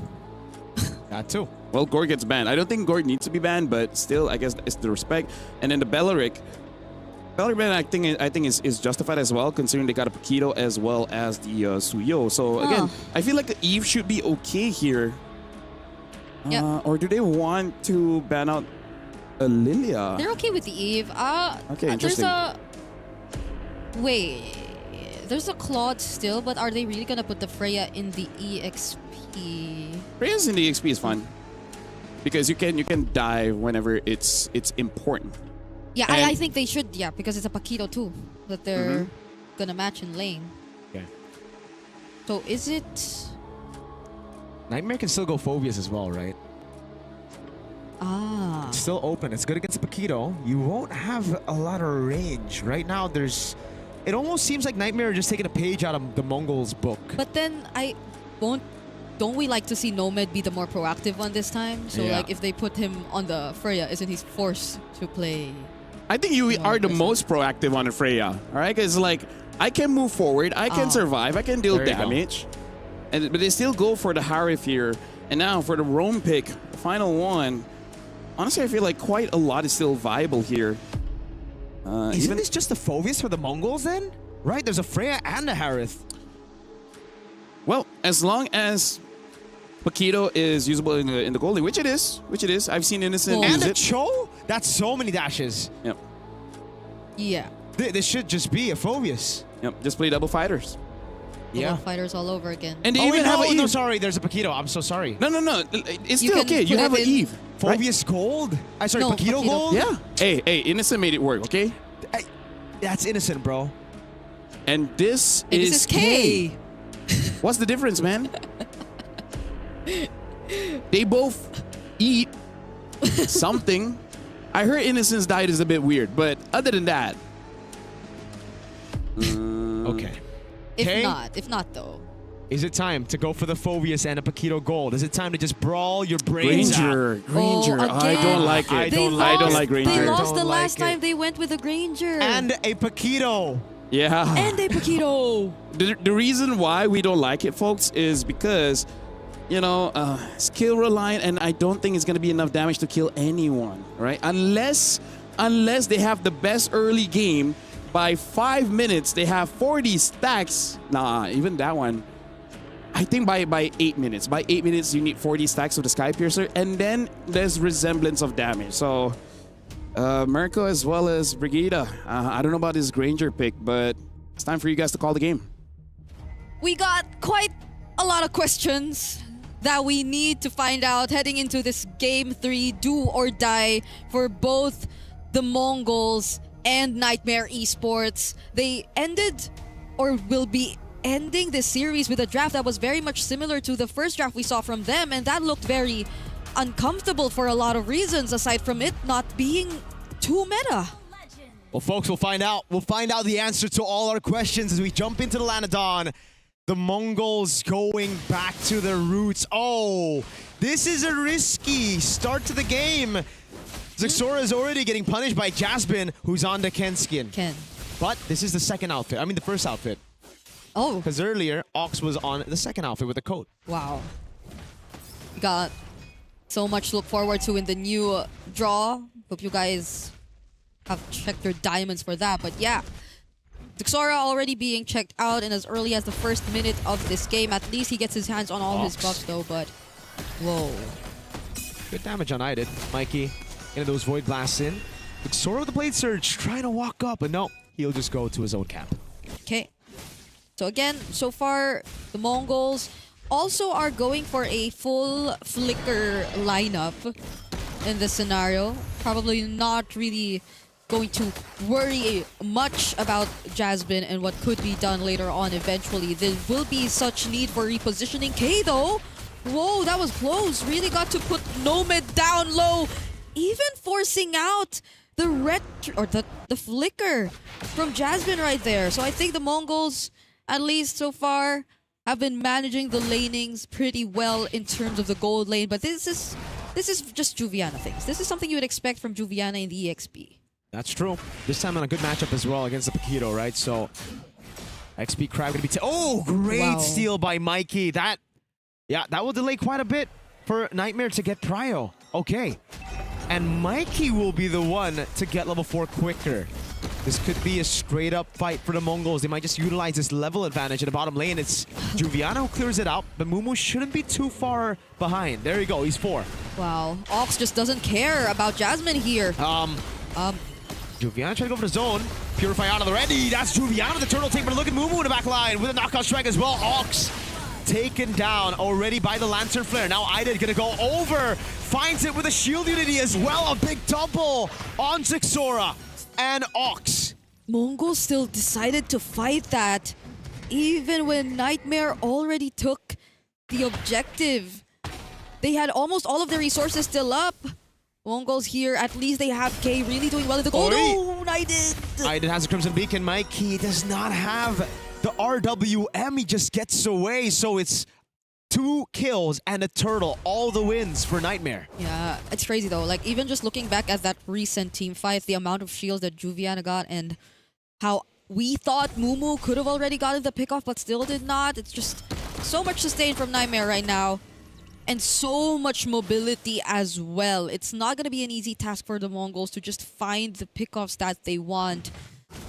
And Ox is about to get his level 4, so we'll see what they decide to go for next. There are a couple purifies on Nightmare though, and I think that is just going to be one of the few layers that they'll have to deal with when it comes to the fight later on, because there are just so many purifies that you have to pop. That's what winners do. Winners raise their hands. Yes. Yeah. Okay, we don't see that as well. No one saw We don't? Okay, we go that back. reaction was just to something on my screen. Okay. Oh, Shield Unity over on Ox. Oh, even a kick with the Dragon. Now to Idid. Oh god, Ox is getting tossed around everywhere. I saw this yesterday. This was something I saw yesterday. In a very similar lineup where Ox could just barely do things, but at least he took that kill. So K will be okay. Oh, down bottom though. Knockout strike 2 times, too easy for Lexi. Able to get the Shield Unity onto Zixora, and you can see the magic damage piercing down Zixora. He has to use the Queller to get out. Juviana gets away just in time out of the RWM. Ox in the back line on Jasmine. Oh, Jasmine Kundo doesn't get Zixora in time. Now he gets caught. The Queller lands, but he has the flicker to escape, and now Purify out of the fatal links. Mumu to knockout strike onto Idid. He doesn't want to go in, but the rest of the team does. Ox perfect mash. Mumu gets a strike. Way the Dragon, locking him down. Now it's Juviana with the blades. It can't. Oh god, Mumu is just shredded. And the turtle gets reset. Too easy for Lexi. Now the Shield Unity onto Mikey. He's gonna go down as well. Zixora can't even get the kill on Jasmine. It's Ox. Nightmare did not recall at all. They just stayed there, waited for this re-engage, but there's K! Rotating already. Neutral objective going to be taken by Too Easy for Lexi. Perfect match coming down again, but Too Easy for Lexi is just that tanky. Shield Unity Idid gets a kill. It's a disaster for the Mongols. Wait a second. Nomad in the back. K gets away with a flicker. Nomad gets baited and shut. Well, not shut down, just taken out. Nomad, for the first time we see him join the fight, had a very unfortunate death and positioning under the turret. And Mikey gets spotted out there too, but at least it's somehow an equal and decent trade in terms of kills, but the lead, it's... Okay. Sokolil, Too Easy for Lexi punishes an overextending Granger. K! Yeah, just when we thought he was safe. And countless of times, he's been safe. They've been able to make sure that he was safe. So much sacrifices have been made as well. But the Mongols, they're being hunted down by Nightmare. They're doing everything they can just to make sure that things will be uncomfortable for the Mongols. Now it's going to be the target on Juviana. Do they have enough damage? Juviana might actually win this 1v2. Mumu's up their top lane. K! He just got back to lane and he's handed 4 members of Nightmare. Ox getting lifted up. Perfect match away. Nomad gonna go for the chase as well. Ox gets away in time. Jasmine is just looking to get some space in enemy jungle. Yeah, and they still get the turret too. They're looking like they're about to get more as well. If you take a look at other sides of the map, even down bottom, Juviana, this is what you expect. And it's not looking too good for the Mongols because of the nature of their lineup that just requires you to really snowball and activate that assassin jungle early on. Now it's just Nightmare being all over the map. They already spotted out where Zixora currently is as well. Jasmine. But Jasmine, you're all alone. That's a lot of damage actually onto K. He should be Way the Dragon already. Ox gets lifted up, thrown back again, flicker on the fatal links, but Purify comes around, and Nomad also pops some Purify as the Zaman Force is right there for them to deal damage, making... Gets knocked up, I did with a walk up already. Zixora and K, finally a Sky Piercer stack, signs of life as Mumu cuts in bot. They don't care, they're just gonna keep fighting, they have the Purifies to keep them going, and Nightmare are gonna be okay. Now it's gonna be another turtle over to Too Easy for Lexi, and for some reason, I think K is dealing a bit more damage than I expected him to. Like on this Granger, together with Zixora, I'm not even sure who the Sky Piercer is gonna go over to. Okay. He's actually ahead of Nomad because I guess Nomad dove a turret mid. Yeah. So this is the only time you see Nomad trying to be a bit more active. But hold on. Ah! Juviana tries to go in a 2v1. He's actually healing, but Zixora takes him out. The Nightmare, the lead is starting to disappear. Too easy for Lexi with a jump in the back. Shield immediately lands. Mumu now with a knockout strike to peel for Zixora. No one else is there. Could have been an opening here for Nightmare after they lost Juviana. But yeah, these are some very weird decisions we're starting to see from Nightmare. I think whatever coordination we got to see from them a few games back is something that's starting to get lost all over again. And that's not what you should be seeing from them, not in this crucial game. Whereas the Mongols, they've been capitalizing on so much. With K this much ahead and already in the Sky Piercer, I think they'll be able to play around each other a lot more. This is looking very scary for Nightmare. You'd expect with all the turtles and all the... Oh, Zixora. Okay. Falcon Descent, too easy Flexi also there. Zixora now with a Sever. Gets away with the Blade Surge just a bit, buying a little bit of time. Let's see if the Mongols can actually look for the trade in the bottom lane, and they actually want to go on Jasmine. Mumu cutting his movements. Zixora doing a good job running away. Pops into Queller, gets out through mid. Too easy for Lexi right there, and Zixora, the great escape has happened. Whoa. Look at the rest of the team into the bottom lane. They go. They get the kill on Nomad. Zixora baited 3 up top, and Mongols get 1 below. 5 seconds for the Lord to spawn. Beautiful. All they burned was a flicker too. Zixora yet again! Oh god, this time I don't know if he can actually escape it. He does! Mumu goes in, knockout strike, Jasmine low. Okay, can he land the shots? He's gonna go in. Island falls to Mikey. The Mongols are back. The goal lead is gone for Nightmare. That was a close call. If K only got to land that one bullet, that Death Sonata. But thanks to the Shumpo, he's gonna be okay. But that's a turret that they're about to lose. And the Lord as well. Holy. Mongols. Even with this less than 1k gold leader making it happen, Fatal Links! On to Jasmine, is it a 4v5? K in the back line doing some damage. Zixora just trying to buy some time as Juviana walks up to try to cut them down, but it's just not working. Mumu knocks him up. Wave up top, gonna take the turret down. Bottom lane wave is looking juicy for the Mongols as well. Yep, Nightmare are still trying to position themselves around this Lord. They might want to threaten Mongols even for just a bit and not allow that easy free Lord take. We see Juviana already positioning here, dealing with the lane as of now, but since it's such, or there are so much minions that have to be dealt with, this is not something that Nightmare could just easily go for, and Ox too. Holding the front. No Fatal Links, no perfect match. He's already used it earlier, but he's so darn tanky. Mid-wave handled by K. The rest of the team trying to corral the Mongols over. And it's a fight for Prio. Mid and top go. Oh, God. Blade Surge doesn't land. Juviana with a Valkyrie Descent, but Ox going to follow him through. They know there's no Purify. The Fatal Links locks him down, and the damage is enough to take him out. But the Lord is getting bursted by Nightmare. They're going to get it. Oh! They snuck it under the Mongols. Crowd control is indeed one of the biggest enemies, but who would have thought that Nightmare just took that opportunity? Juviana as a sacrifice, even if map control is over to the Mongols, nonetheless, that was still a major objective that they were able to take for themselves, buying them a bit more time to stay in this game, despite what the Mongols has been able to achieve. But even then, there will be a bit more catching up to do, but now it's different. Nomad has the Holy Crystal. I think that will change things a bit for Nightmare Esports in the next team fight. So it's worth it for Nightmare if they can use the Lord. Now, oh, God. Straight up onto Mikey with the Poissons as well. That's a Crimson Beacon. Mikey, oh! He pops in out of him in time right now as they go all in. Zixora's cutting them down. Way the Dragon, lost Mumu. Ox is able to flicker out, but Juviana's cutting him out. Juviana in the midst of it all right now is that's Mumu trying to buy some time, but he will go down to Nomad. K, can he clean up? Lord up top, and Mongol should be able to deal with it as the minions. Holy Shield down below. The mid tier 2 almost fell. NM don't get a single turret with the Lord. Yeah, and that's what we mentioned. The Holy Crystal, the difference that it made. They were just so confident to go in and take on that fight, even with the Fatal Links and the real-world manipulation already laid down. They knew that they had the damage to fight back against the Mongols. And now they even lost 3 members after that fight. The map control is now somewhat getting equalized. So Nightmare did get a tier 1 and a tier 2 up top and a tier 1 bot.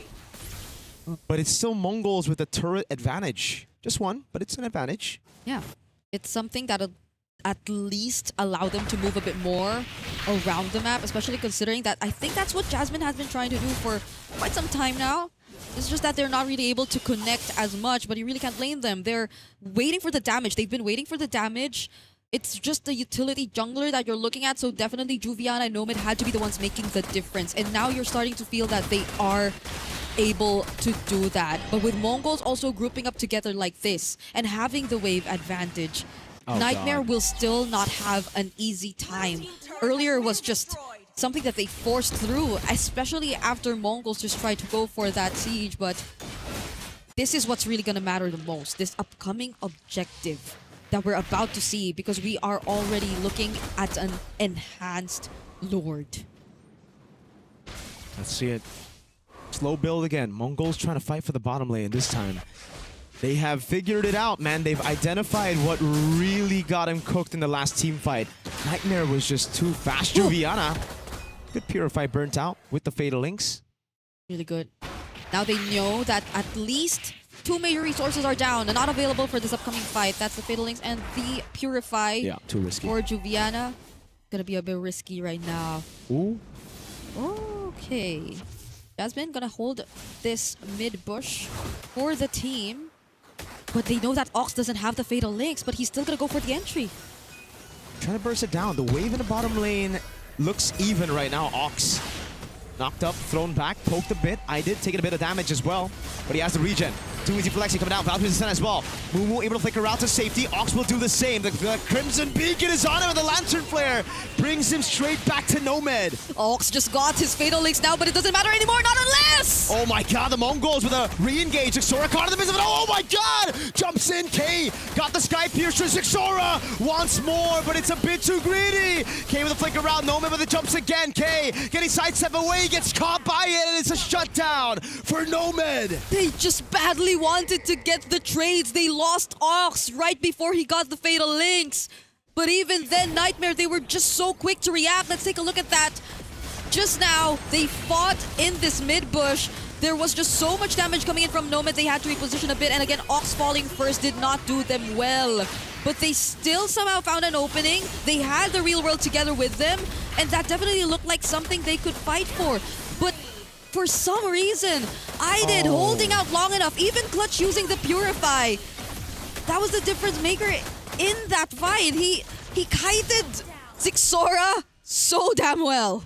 Zixora really wanted to get IDID down, but it was just way too greedy to jump past a Harith. K got then chased down by Too Easy for Lexi. And now we look at the items, we see exactly how Nomad was able to deal that damage. He's almost full items. He already has a Divine Glaive as well. Yeah. And he's going for what? Blood Wings, right? Last item, BOD finish for K. IDID has some stacks on the Sky Piercer too, so this is going to be a challenge for the Mongols. The back and forth have been insane, but at least they get to deal with the Lord for now, and Zixora also picks up the Blade of Despair. So there will be a bit more reliable damage coming in from his side, but that is if he does get to find and reach the targets that they want, because they're being so well protected. And again, their battle spells are all up. Their purifies are up. Their means to disengage and just protect one another are way too reliable at this point, especially as they've regained the map control that was once just in the hands of the Mongols for the longest time in this game. Yeah, Mongols can afford actually to still lose out those Lord fights for now. As long as it's not the Evolve Lord, they still have a chance, but Mikey, way too aggressive, pops in RBM. The Ox Fatal Links catches all of them, but they have Purifies to deal with it. Ox now caught in the midst of it all, cut down by Juviana. And fed to IDID. Jasmine! Jikuno the way to Dragon onto the Suyo. Zixora is able to get away. K kites out as well. They only get an immortality. Lord is up in 75, but Nightmare want to try to crack the space open. Oh, Jasmine's not going to recall. Too easy for Lexi going in. They just buy enough space to get this base turret. Wait a second. They're going to try to go for the end right now. The wave's going to be cleared out in time as Xora jumps into the Blade Surge. K is able to escape in time as that's the Immortality bought by Xora. He's going to get the Blade Surge down as Mumu gets thrown back in time. K gets 1 kill in that team fight. He's trying to go for more, but he knows he's already gotten enough. Yeah. It's just Nightmare who cracks the base turret in mid. He still has stacks. He still has the Sky Piercer. Nightmare will definitely have to respect that. Wow. So they're going for the disengage for now at least, and they crack 1 base turret open. So that's going to mean a lot for them, to Holy say the shield. least. And holy shields. Look at Noman right now. With the purple buff as well, I think he's going to get the double buff. And yeah, quick check on IDID. 30 stacks on the Sky Piercer. On the other side, it's K, I believe. Oh, it's just the same. They have the same amount of stacks. IDID and K. Okay, one thing needs to change. Mikey cannot be walking up the way he has been the last, what, 2-3 engages, bro? Yeah. He's been in front. Xora. Sorry, you're all alone. Jasmine doesn't have a flicker. Okay. He doesn't have a flicker at least. So they don't really get to make a play out of that. But he will have to take this purple buff first before they transition to this objective. Nightmare are definitely the ones who have a bit more control over the map.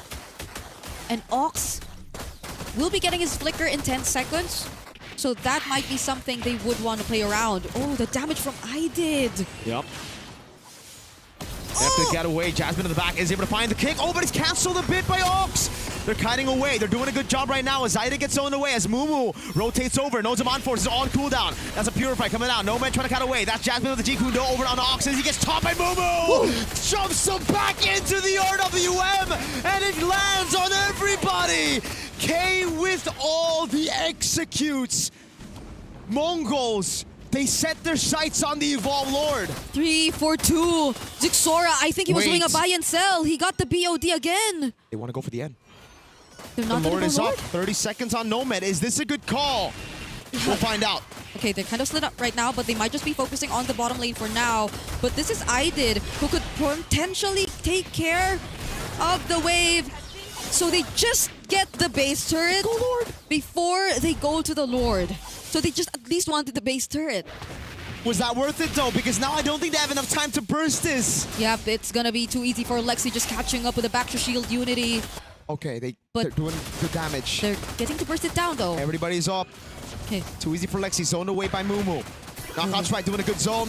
That's a retreat. Oh my god, I did. Wait a second, buddy.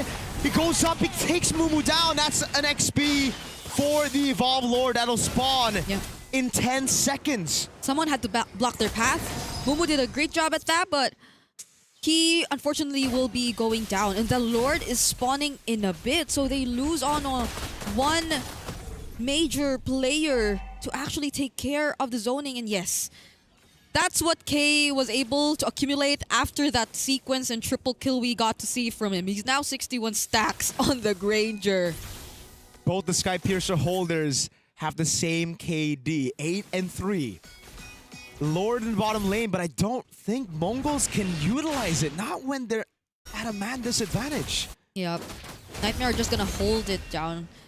It's going to be Nomad taking care of all of it, but Ox... Okay, can he intercept? This is a very risky move again. Mikey gets caught in the bad spot. Has the RBM, but he gets lifted up into... Oh god, IDID just tearing them through. That's one more stack. That's another, but it's given over to Nomad. So the Lord, the Evolve Lord, will be in vain. This has been so tough for Mikey. Dude, he just cannot walk up. Dude, the time that he doesn't walk up, they win. Yeah. Right? Earlier. He's just always getting caught by Nightmare Esports every single time. It's just IDID going in with a Crimson Beacon, and for some reason, they're also not able to respond quick enough. Mikey and Ox. The mid duo, I think, have been struggling to coordinate their plays well enough. Well, there is a difference in a sense. They aren't going to come in from the same area. Mikey just has to be a bit more further in the back. Dude, this mid duo, Mikey and Ox, have a combined death of 15, bro.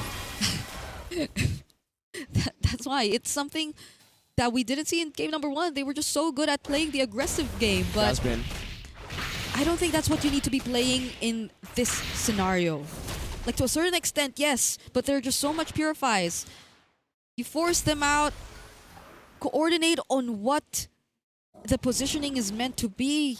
because it's always been them forward, pushing first. So it's either Mikey needs to like It look for new items, like maybe get a Brute Force, Athena Shield, Chastise Pauldron, or he plays it back. Either way, though, you gotta make a decision. it just has to be Mumu or Ox doing that. Or Mikey doesn't walk up. Because I don't think it's... Ox has been frontlining quite well. Yeah. He's been walking up. Okay. Now it's Mumu, at least Ox and Mumu, you see them take their positions, Oh, but never. Mumu! Immortality gets it in time. His Amon Force is already there, but the synchro was timed perfectly, and now the Mongols are in a bad spot. Zixora with a desperate play. Jumps in forward, trying to go for Iden. He won't be able to go in, but he's going to get knocked up by the Lantern Flare. Juviana in the back, going to be taken very low, taken out by Mikey. Oh. Now it's Ox. Can he do it? The Purify. Can they still fight? All of it is still up. Iden, Nomad, both the Purifies are up, and there's no Fatal Links. Mikey needs some big RWM. Yeah, but they still have K. They still have K. Mikey too with the ultimate alongside Ox. So could this be an opening for them? Could they just target one player?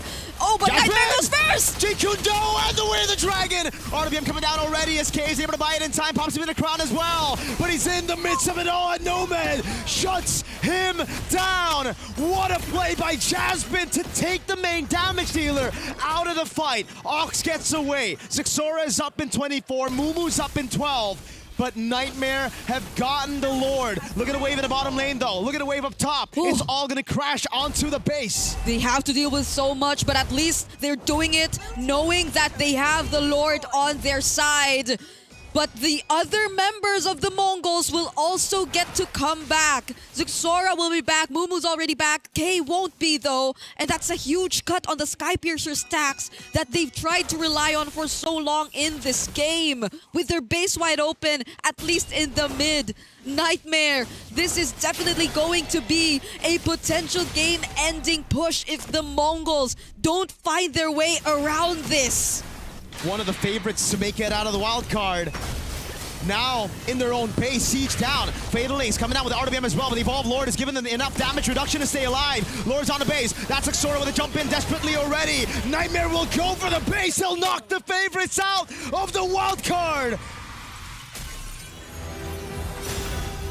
Nightmare and their losing streak is now officially over, as they will be advancing to the next stage up against Team Falcon's Mena to potentially get another shot at advancing to the main stage. But the Mongols, who would have thought that they would end up this way? I gotta say, Mongols, they came in, they only lose game number 1. After that, they were on a winning streak. But then come this game against Nightmare. And here's the thing, we'll talk about the Mongols' mistakes eventually, but now we gotta talk about the game-winning plays that Nightmare did. Jasmine did a very, very good job. And I will die on this hill when I say I'm more afraid of the Freya than a Paquito, and Zushin is never nerfed enough. That last play, I was really waiting for Ox and Mikey to do something. I mean, like, imagine this. Suyo, jump in. I counted at least 3 times. The Zushin won against him. Imagine that, an assassin chase after a mage, and the mage just keeps winning that trade out. We're going to be looking at this game, and if we want a TLDR from the Mongols, a lot of missed positions. A lot of bad decisions of when to go in and out of the fight. We see Zixora making desperate plays, trying to get the kills, and then just either not enough damage or just didn't know that going up against the Zushin has just way too much damage. And then eventually, this is one of the final plays. Yeah. Again, like, not the final plays. This is at 12 minutes, yeah. Jasmine did a very good job. And like you said, Brigitte, once the Holy Crystal was built by Nomad, there was nothing really that the Mongols can do. The damage from Harif is just too much. The cooldown is too low. You're trying to play around the Zaman Force cooldown? Almost impossible. Yeah. Especially because your lineup is a skill-based lineup. It's not a basic attack lineup. You can't utilize when the Zaman Force is down, because while he's waiting for his cooldowns, you're also waiting for your cooldowns. Yeah. Wow. We saw that a couple times. And imagine this was also the game where I think Nomad got picked off twice in the early game. It looked really bad, and this Yeah. was the fight that almost, I thought, won Mongols the game. What a knockout strike. Yeah. But I think it also was starting from the moment they kind of like decided to go for the base turret first before or instead of going for the Lord. And they lost Mumu because of it. I understand. It's kind of like a macro-ish play trying to get the long lane. But again, at that point, I feel like they're overthinking it, right? It's like you're already there. You're already there. Just secure it and then reset with the rest of your team and then just charge in and try to end the game. Because here's the thing. They got lucky a few times, but they didn't utilize that. So, you know, some people say like, oh, they won because they got lucky. Here's the thing. It's one thing to be lucky. The other one is to capitalize on that. Luck. If you already got that and then you just let it go, then... That's why, folks, chase your dreams. Don't let dreams be dreams. Yeah. And keep dreaming. Seize opportunity. There was one other thing, but we'll think about that Nothing later is on. earned. Wait. Everything. Sorry. No, it's okay. Nothing is granted. Everything is earned. No, I say nothing is earned as well. Nothing is earned. Either way, it's Nightmare. Amazing time for them to freshen up, to come back, to start locking in at the CGBS again. Mongols. The Mongols was one of the favorites. Nightmare came in yesterday with 0 wins, and yet today, even in the game that they lost, they look amazing. And this really starts to set the tone for the rest of the CGBS. Group A is the group of death, but hey, this is number 4 of Group B. Yeah. And somehow they made it work. We have 4 teams left in Group B, whereas we already pick out one from Group A. Nightmare didn't get a single win in group stage. Not a single one.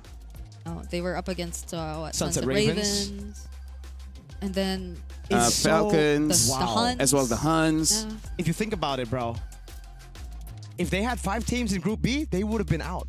But they have just pulled an upset. Yeah. Holy moly.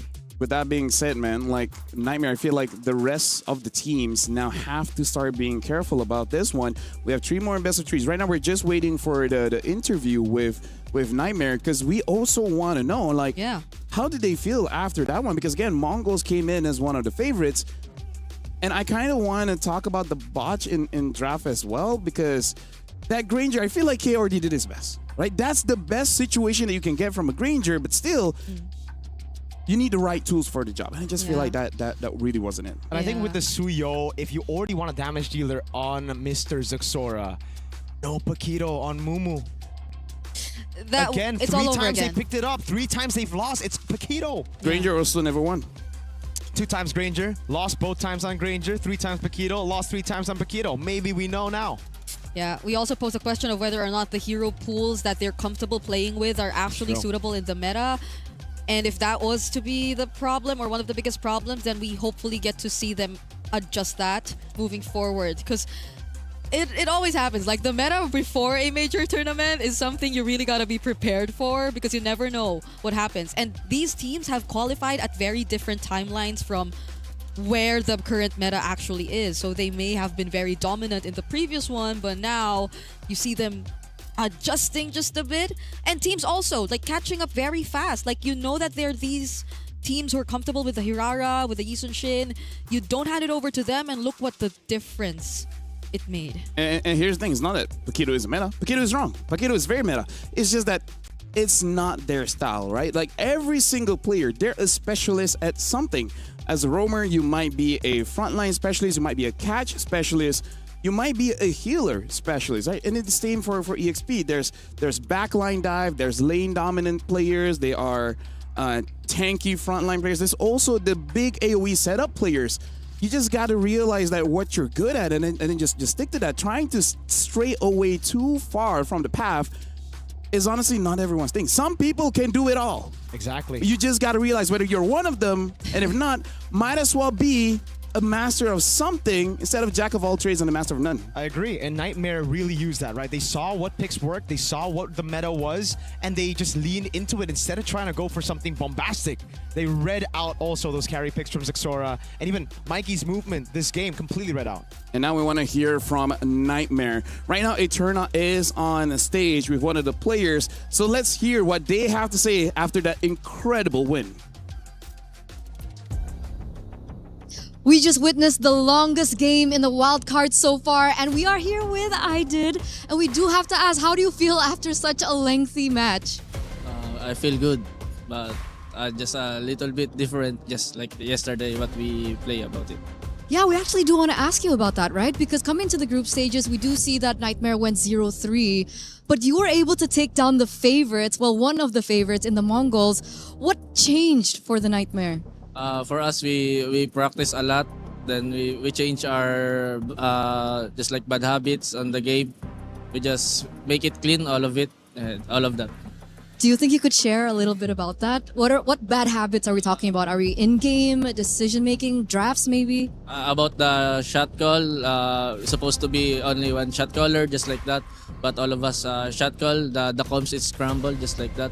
Then unnecessary death, just like that. We just fix it, all of it. Okay. It looked way better, especially in that first game, right? I think a lot of people were kind of surprised with how things went down. So who is the shot caller for Nightmare? Nomad, Oh, it's Nomad. he's the main shot caller of the team. Okay, so if he's the main shot caller, does he also help motivate your team? I mean, considering yesterday's matches, how were you able to reset for today? I just tell them, just enjoy the game, guys. Give respect the enemy. Don't be scared, just like yesterday, because this is our warm up yesterday. That's why we all of us just scared to fight. We're always back, just like that. Okay, so it was the confidence boost. Now, next up, you are going to be up against Falcons Mena. And technically, you did lose yesterday to Falcons Mena. So, in this upcoming best of 3, what do you think will be different for your team? And maybe did you find like a secret sauce to how to beat Falcons Mena today? Yeah, but we gonna keep that secret. Then right now, if we face again Falcons Mena, we just play just like here at the Mongols. We just clean again, then just review the enemy. Then just the secret, keep it secret. Secret, keep it secret. Okay, noted. But once again, congratulations and of course, good luck on your next best of 3 because we are going to throw it over back to you, Lafel. So, what do you think about that? Let secret be a secret. Everyone keeps telling that to me, but I don't follow that advice. Yeah. I've heard a lot of things from you. Yes, my guy. But yes, we heard. Do you want to? No. All right. So we heard as well from Nightmares that yesterday they were a bit scared, right? That also is another factor. This time, they're much more confident and really shows in their play. And who'd have thought? The gold laner, Nomad, he is the main shot caller of the team. And probably, like, I believe most marksmen, after they get, like, their 3 items, then they're, like, very confident with the game. Then it's like, okay, you know what? Now I can shot call. But for now, we will be going for a break. Congratulations again, Nightmare, for moving through. And unfortunately, the Mongols has been eliminated. After this, we do have a more best of 3 where I believe it's going to be Sunset Ravens going up against KOG. So we'll see you guys for the next best of 3.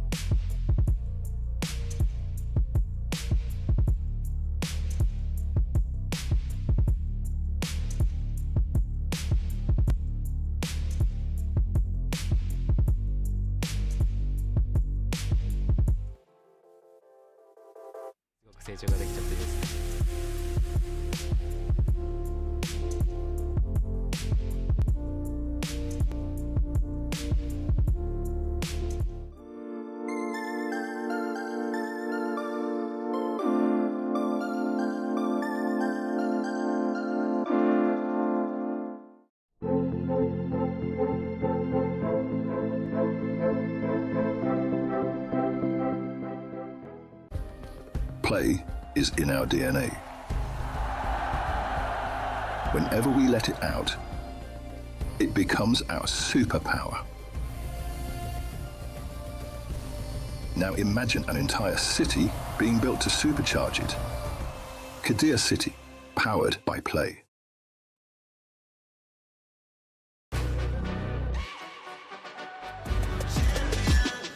This ain't no regular thing. I came for the ring, you know what I mean. You see my name in the lights, better get right, I'm champion.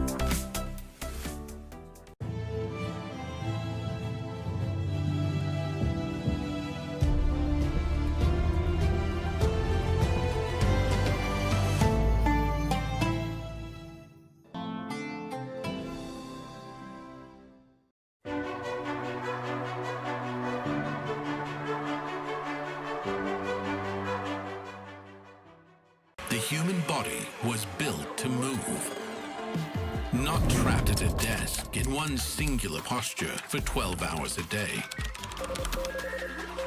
It's time your chair evolved. This is Secret Lab Titan Evo. Ergonomically engineered for you, gamers, hybrid workers, artists, backing your every move.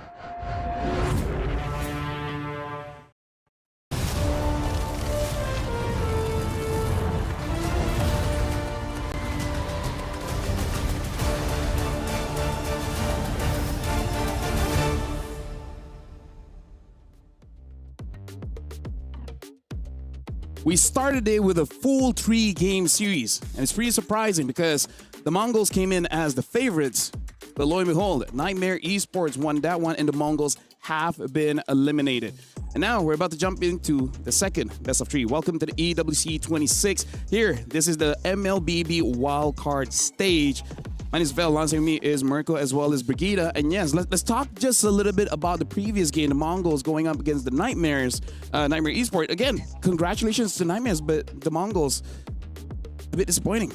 Very disappointing, I'd say. A lot of those bad performances that we saw, again, for the Mongols coming into this, they are technically the last wildcard winners, right? If we look at M7, Team Zone, Zixora, K, they were part of that with Summer as well. So majority of that roster, we see it here, and it's just so different. Maybe it's also because of the meta, right? Yeah. Clearly, we saw Zixora get read out, but it's also the movements of Mikey, Mumu, Ox that got read out completely. Yeah, it's sad to think that individually, I think there were some slip-ups, very significant slip-ups that we got to see from them this entire series, because these are the few things you do not want to end your runs with, especially after having one that was so remarkable last M7, because I myself personally really became a fan after learning about their motivations, the kind of mindset that they had, and overall their identity as a team. But then right now you get to see there is some struggle. I think it definitely has something to do with the meta and what they're comfortable with, but it's nice to see Nightmare. We get to know them a bit more. We also learn a bit more from them. Nomad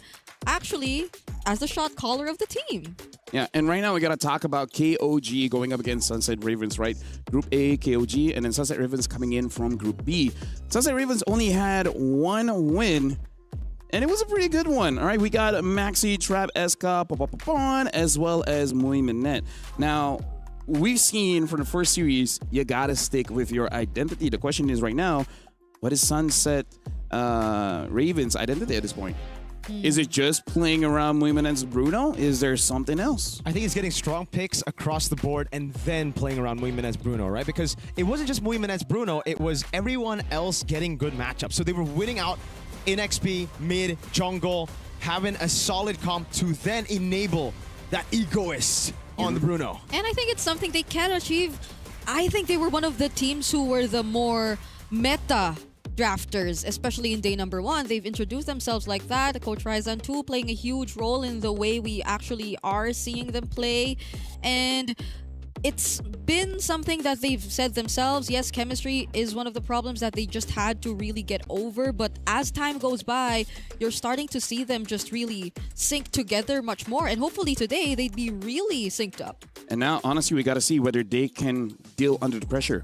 Because in terms of the best of ones, they were kind of safe. Even if they weren't performing well, they will make it out of groups. But now, as we saw, the Mongols couldn't handle the pressure that well. Now, can they? Because compared to them, all right, KOG coming in from MSL Thailand, it's a long, a long tournament, a long league, right? A long league giving them ample of time to really get themselves ready mentally as well as physically. And this is their lineup. We got 33, Kaizen, Zed, Nile, as well as Payen, where their performance is good, but sometimes they just find it very difficult to end the game. I think we just see glimpses of the KOG we saw in MSL Thailand, but we never really see the true KOG from MSL Thailand, because I think it's one thing doing well domestically. Internationally, it's a whole other thing. They really feel like they're pressured. It really seems like the group stage, it was a KOG that was full of jitters, because the Payen that we saw in MSL Thailand, the Zed that we saw, heck, Kaizen, 33 is the only guy that I'd say really shows up because of the experience that he's had in international tournaments before. But this should be the perfect setup for them to feel much more comfortable now. Since again, we are already heading into best of 3s. This is something that they've already been used to way back in MSL Thailand. And we've labeled them as a very macro-oriented team. So what better time to do it than now? And I just hope they already were able to shake off all those jitters, because they've been playing for 2 days. Let's talk about one strategy that KOG has been implementing in basically every single game, which is banning out all the EXP laners. The final game, they've made one exception by banning out the Atlas as well. So we'll see whether this stays true going up against Sunset Ravens, because here's the thing, KOG, they did well when it was an assassin meta, right? We've seen a lot of teams where they invest so much of their time in a certain meta, and then once it changes, it's very difficult to unlearn a lot of what you did before and then start to learn new habits. So that's also part of the struggle when you have amazing micro mechanics on any of the players, and then asking them, like, you know what you did for the past like 6 months to a year? Forget about that. We got to change things up. That's why I think it's time right now for KOG to open their eyes a bit and look at things past the meta. Right? Yes, there's the meta game where you have to play utility jungle, but I don't think there's a main stage yet where you need to utilize the best picks in the meta. You need to utilize the best picks for you. So I'd love to see Kaizen pull a Zexora. Go back to the damage. Go back to the Yisun Shins. Maybe not the Hiraras though. Doesn't really fit, I feel. I agree, especially considering that this is Sunset Raven, so they might just really go for that kind of approach wherein they just do anything and everything to disrupt your desire to get that controlled game. Because if it's really for this the clean execution that KOG is going to be after in terms of the macro, then Sunset Ravens might want to rely on disrupting that so they could get what they want. But okay, KOG are also disrupting what Sunset Ravens want. They took out that Bruno first ban. Dangerous Grass. Sunset Ravens will be the first pick and then KOG second pick. KOG banning out the power picks already, banning out Bruno as well as the Zushin. I like it. And now Matilda as well as the Marcel. We're going into this best of 3 where it looks like everyone has made studies on each other and be like, you know what? Who cares about the meta? I'm gonna make sure that you don't get your comforts. Yeah, KOG switching it up. I really like it. I really like the KOG we're seeing here today, right? Because, like we said, it's not just the Bruno, it's everything surrounding the Bruno to make it work. And the Juicin is a very good pick with it. The Phobius is another massive pick, I'd say, that we did see on the hands of Sunset Ravens that got the Bruno space. But they banned Valentina instead, so is this an Atlas that they're trying to go for early on? Sunset Ravens. Maybe eventually a Zora. What's the choice? Right? Maybe eventually a Zora here. In terms of first pick viable heroes, the Paquito is there. Yeah. Other than that, you got picks like the Akai. Or do they just want to go for like Muy Minutes comfort head on, since I think it's been mostly the Claude and the Bruno that he's been playing in the tournament so far. But instead they go for Baksha. Okay. I think very fair because this is something that Trev has been using multiple times. The problem is he's been punished on it multiple times. So hopefully by this time he recognizes some of the patterns, because if KOG picks up an Akai here, we might see a game that Trev will not feel very, very comfortable. And Atlas still on the board, by the way. I hope they don't fall in that trap, though. I think if they go for the Akai, they go together, they go and pick it up together with the Atlas instead of the Arlet, right? Because the Phoveus was open, and that was how Sunset Ravens actually beat Nightmare. Okay. There you go. It's actually the Claude for Payan. I like this already. In MSL Thailand, you don't want Payan on Claude, bro. And like Briggs said, so far Mumina is only on the Claude as well as the Bruno. So taking another pick is like, okay, Good what deny. else do you have? It's a deny, and it's a very strong pick for Payan in this tournament. So I'm really liking how KOG have started out the draft, at least in the first 2 picks. But Sunset Ravens, on the other hand, with a Baksha, I'm wondering, because I think that Popopopone is also very similar to Ox in a way that he just really wants to go for those tanky fronts. But we're not seeing that Dromer just yet. They secure the Paquito and carry. That's scary, man. Something that they like is picking out something like the glue. I feel like if they see what kind of mid laner that KOG gets, they'd be more comfortable picking out on the glue. But hey, seeing as how KOG has been respecting Sunset Ravens so far, maybe even Pop Up on Zero will get banned out. But I feel like the smarter choice might be just to ban out those mids. Yeah. Right now, I think it's very interesting to see Sunset Ravens go for the Baksha and the Paquito after seeing the Atlas, right? The Phoveus comes in, and again, for KOG, it really seems like they're going back to how they played, how they drafted in MSL Thailand. Except for the Atlas, obviously, because it wasn't meta at the time. But everything else looks normal. If you show this to me, I'd just be like, classic 33, classic Payan. Yeah, so now it's really just Popopopone and... Good ban. Yep. Okay. So Valir and then either Gord or Eve, and then you're set. Yep. I think they can pick up the Eve themselves, actually. Yeah, I think it's a true. very good option to deal with the carry. So Sunset Ravens, it's on them to ban the Eve. And then here comes the question. Or ban the jungle, right? Ban out the Fred, ban out the Akai. Do you want to ban out the Akai and the Fred, knowing Kaizen might just pull a Zexora? Well, they take out the Guinevere instead. No Chun-Li skin for us, I guess. Oh, I really want to see so Chun-Li. sad. No, I'm actually sad, man. I'm genuinely so sad. I want to see I want to skills. hear her voice lines, then I decide whether, it's great or not. Okay. Wow, even the Zetian. Psycho Ball! Eve is still open for KOG. Haven't used it this tournament yet, though. I kind of want Sunset Ravens to consider picking up a Lilia. If they don't have... Because I feel like even Gord can get smashed by this Claude. Yeah, I can too, but at least you win out the early game by so much that maybe you wouldn't even get to that point. So now the other ban here, if they want to ban a jungler, I kind of feel like Akai would be the best, but Nice they ban Eve out the Eve. Yeah, very good. But also because of that Eve, makes me feel like either a Lilia or a Kimi. Yeah. For KOG? For Sunset Raven, because Okay. they ban out the Eve. Yeah, I think the Lilia is okay for KOG to steal, but the Kimi, it just seems so good for Sunset Ravens with the Baksha. Let's see what it is. It's the Gord. Boom, bang, bada, bing. A bit of shred here. This really looks like a composition for a utility jungle. It looks like a Fredrin comp. Or an Akai, both works. So maybe the more or the higher mobility mid lane tool, or somehow to match this matchup, because you're going up against a Gord and an Atlas all over again. So I think the mid duo will be having a rather tough time just getting the advantage overall if you don't really take the better matchup. Aside from that, what are the other Popopopone heroes that I think could go head to head with this? I think it's gonna be like a glue Lilia or a glue Kimi. Yeah, I feel for like better early. I feel like both. I think Lilia. Both works quite well with the comp that they have right now. But here's the thing.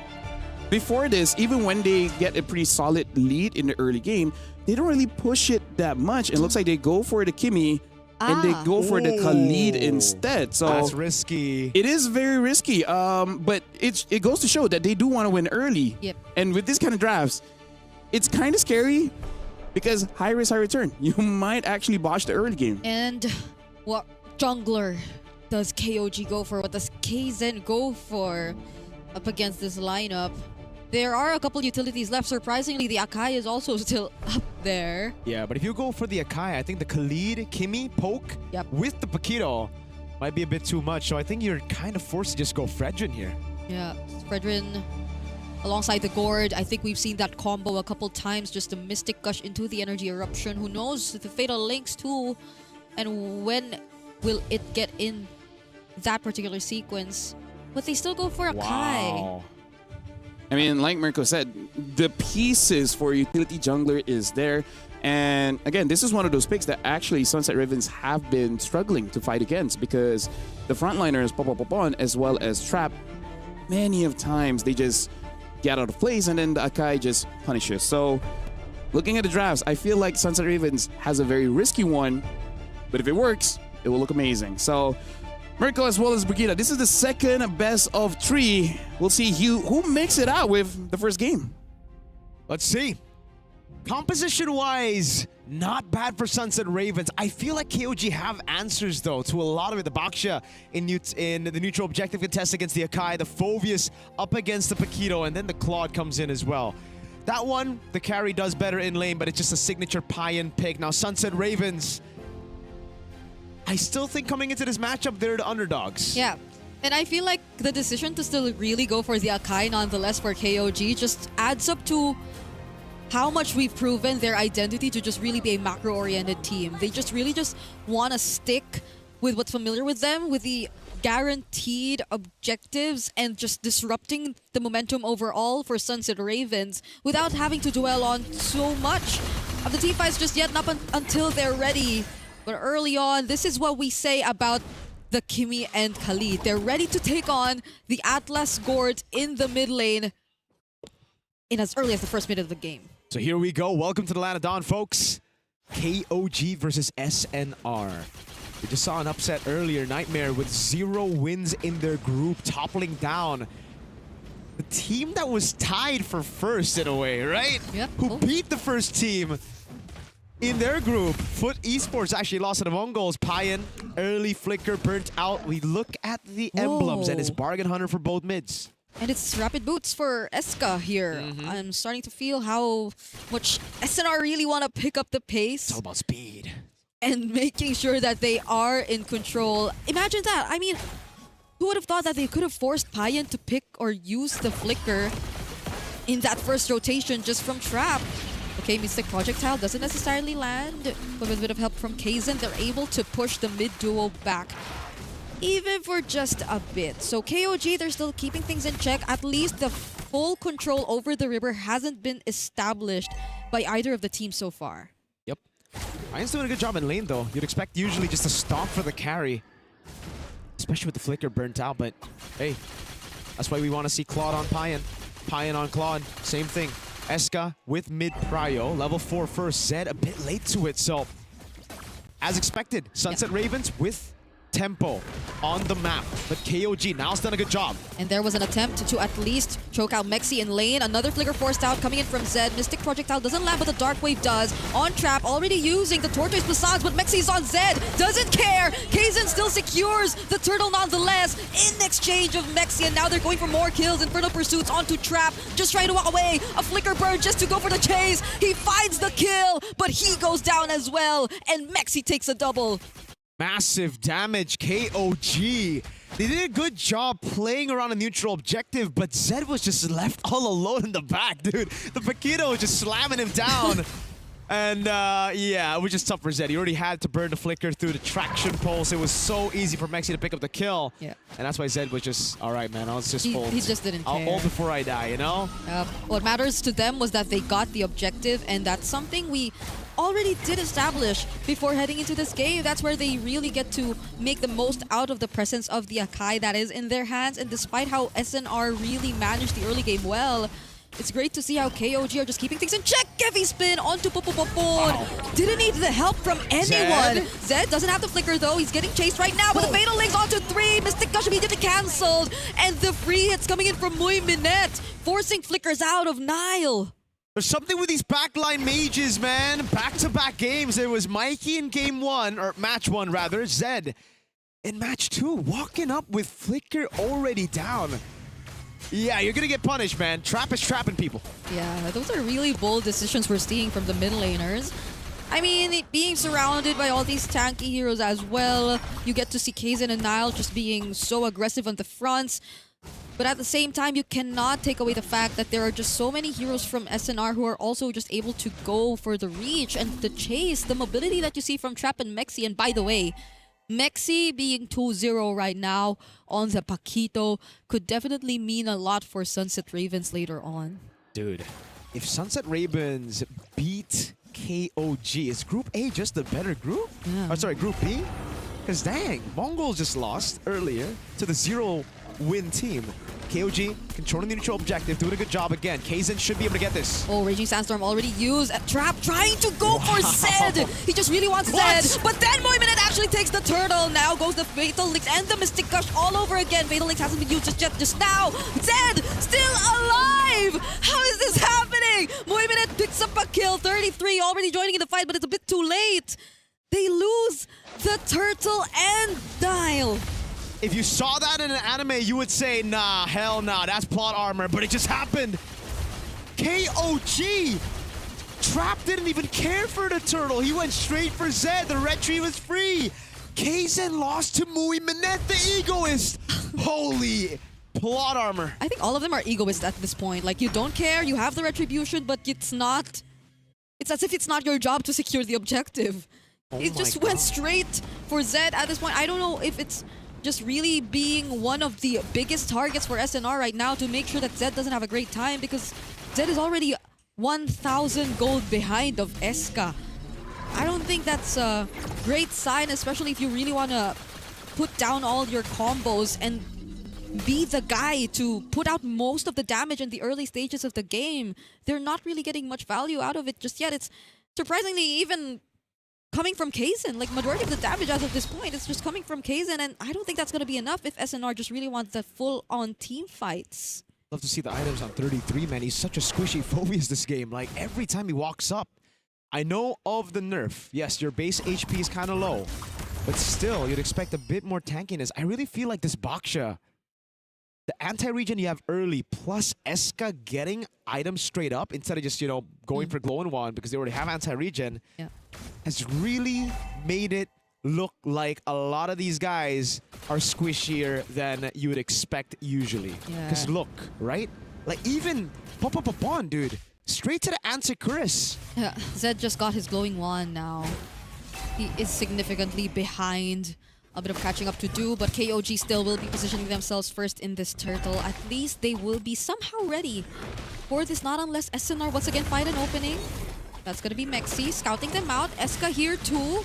Raging Sandstorm doesn't land onto anyone, but 33 goes in with the Infernal Pursuit. Trap once again all alone up against 4, but the heavy spin is already casted here by Kaizen, and Trap wins out on the retry battle. Now there's goes the Blazing Duet coming in from Payan, and the damage seems to be enough from KOG, but the punch from Mexi could have taken him out there. Fortunately had the flicker and will be fine.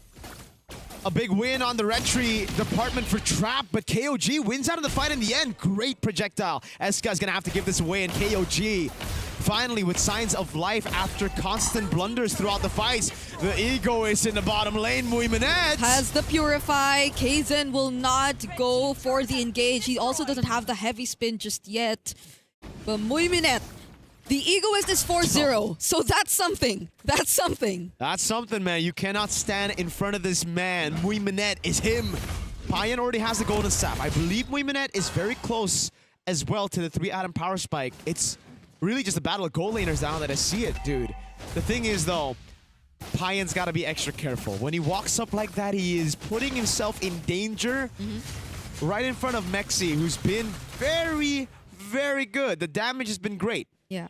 I think both Mexi and Trap are making it seem as if KOG just really has Payan to rely on for now, because Zed is just not able to throw out his skills as he please. SNR, on the other hand, unlike KOG, you have Eska and Moiminette who can just keep moving as they throw out the damage. It doesn't really matter whether or not they get to find or establish the positionings that they want. KOG, though, Zed is always just being the target. Either it's Trap or it's either Mexi. Now KOG look to sandwich them. Mexi On a bad spot. Atlas going in. Fatal Links. Committed already. It's just one target, but seems that's all that matters for KOG. They just want the turret up top, and now we have 7 seconds before the Lord. Mr. Mui's doing a good job, though. Still staying in that lane, constantly farming. And he's alone, unlike Payan. Payan's just been sticking with the team because they've been trying to get turrets down. So, Muy Minette, constant lead there. Perfect match. Gets him out of the shield unity. Muy Minette with a DHS. That's only a second item then, right? No, I believe so. But we're 9 minutes into this game already. And SNR are already starting it out. Muy Minette finally part of the fight. They will take this on a 5v5. Wave bot is good. They're zoning out KOG so well too. There you go. A turret fallen as well.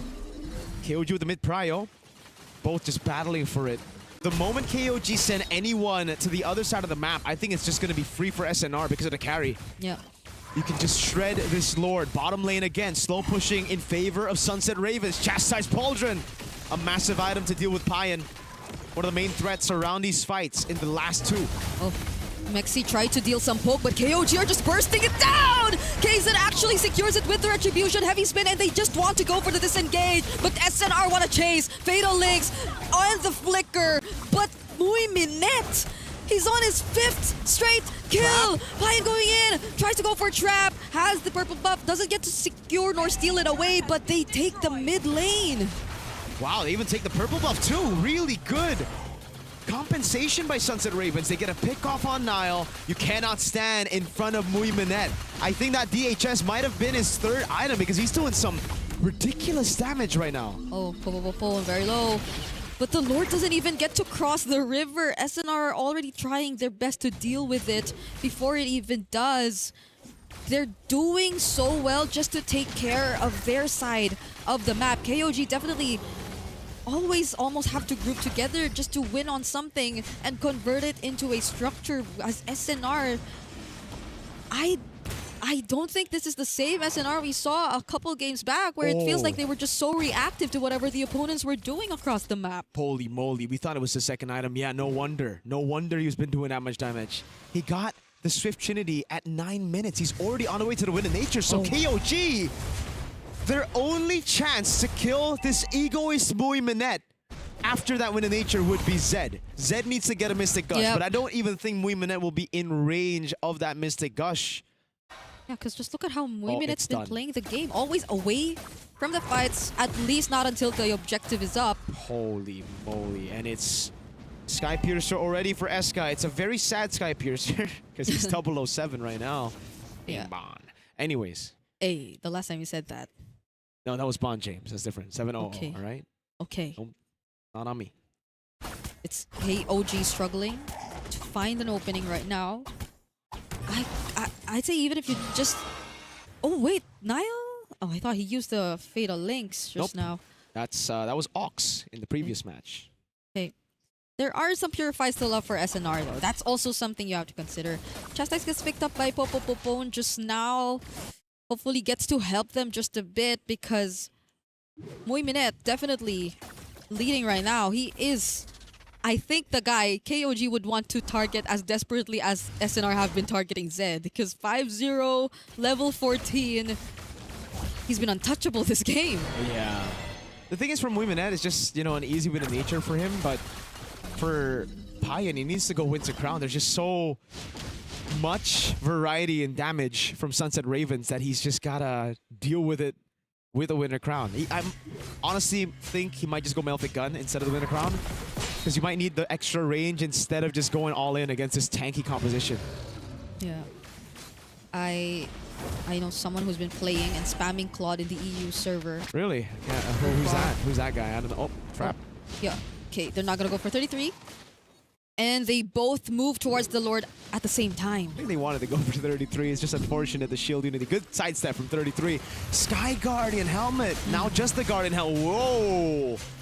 Wait a second. This isn't a good spot. Keza. Wait, Muy Minette. Oh, the call for KOG has always been to just burst the Lord down, but the fight is split up! Oh! Kaizen once again winning at the Retribution, and finally Zed finds the right position to use the Mystic Gush. 33 with his own. The Raging Sandstorm lands on him though. 3-man knockup with the Dark Wave, and he's gonna survive. It's only Trap who falls, and SNR are running away!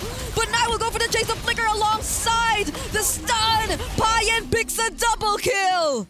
What was the call? Sunset Ravens. It looked so good up until everybody just wanted different things. Half of the team wanted the Lord, half of the team wanted the fight. KOG, they saw the opportunity, they seized it, and now it might just be a one straight push. Hold on, traction pulls on 4. Oh, it stuns multiple members, but it is enough time for them to take this base turret. They're slowly approaching the base. Muy Minette clears the minion, but they still have the Lord. But fortunately, minions have spawned. The game is not over just yet. That's the plot armor for you, Sunset Ravens. They can make that mistake, but they still got it through Muy and Eska. These two guys have been holding SNR back up every time they fall, and they still have a shot. It's not a base turn in the side lane that KOG got, so none of the far lanes auto-pushing for KOG. It's just the mid lane.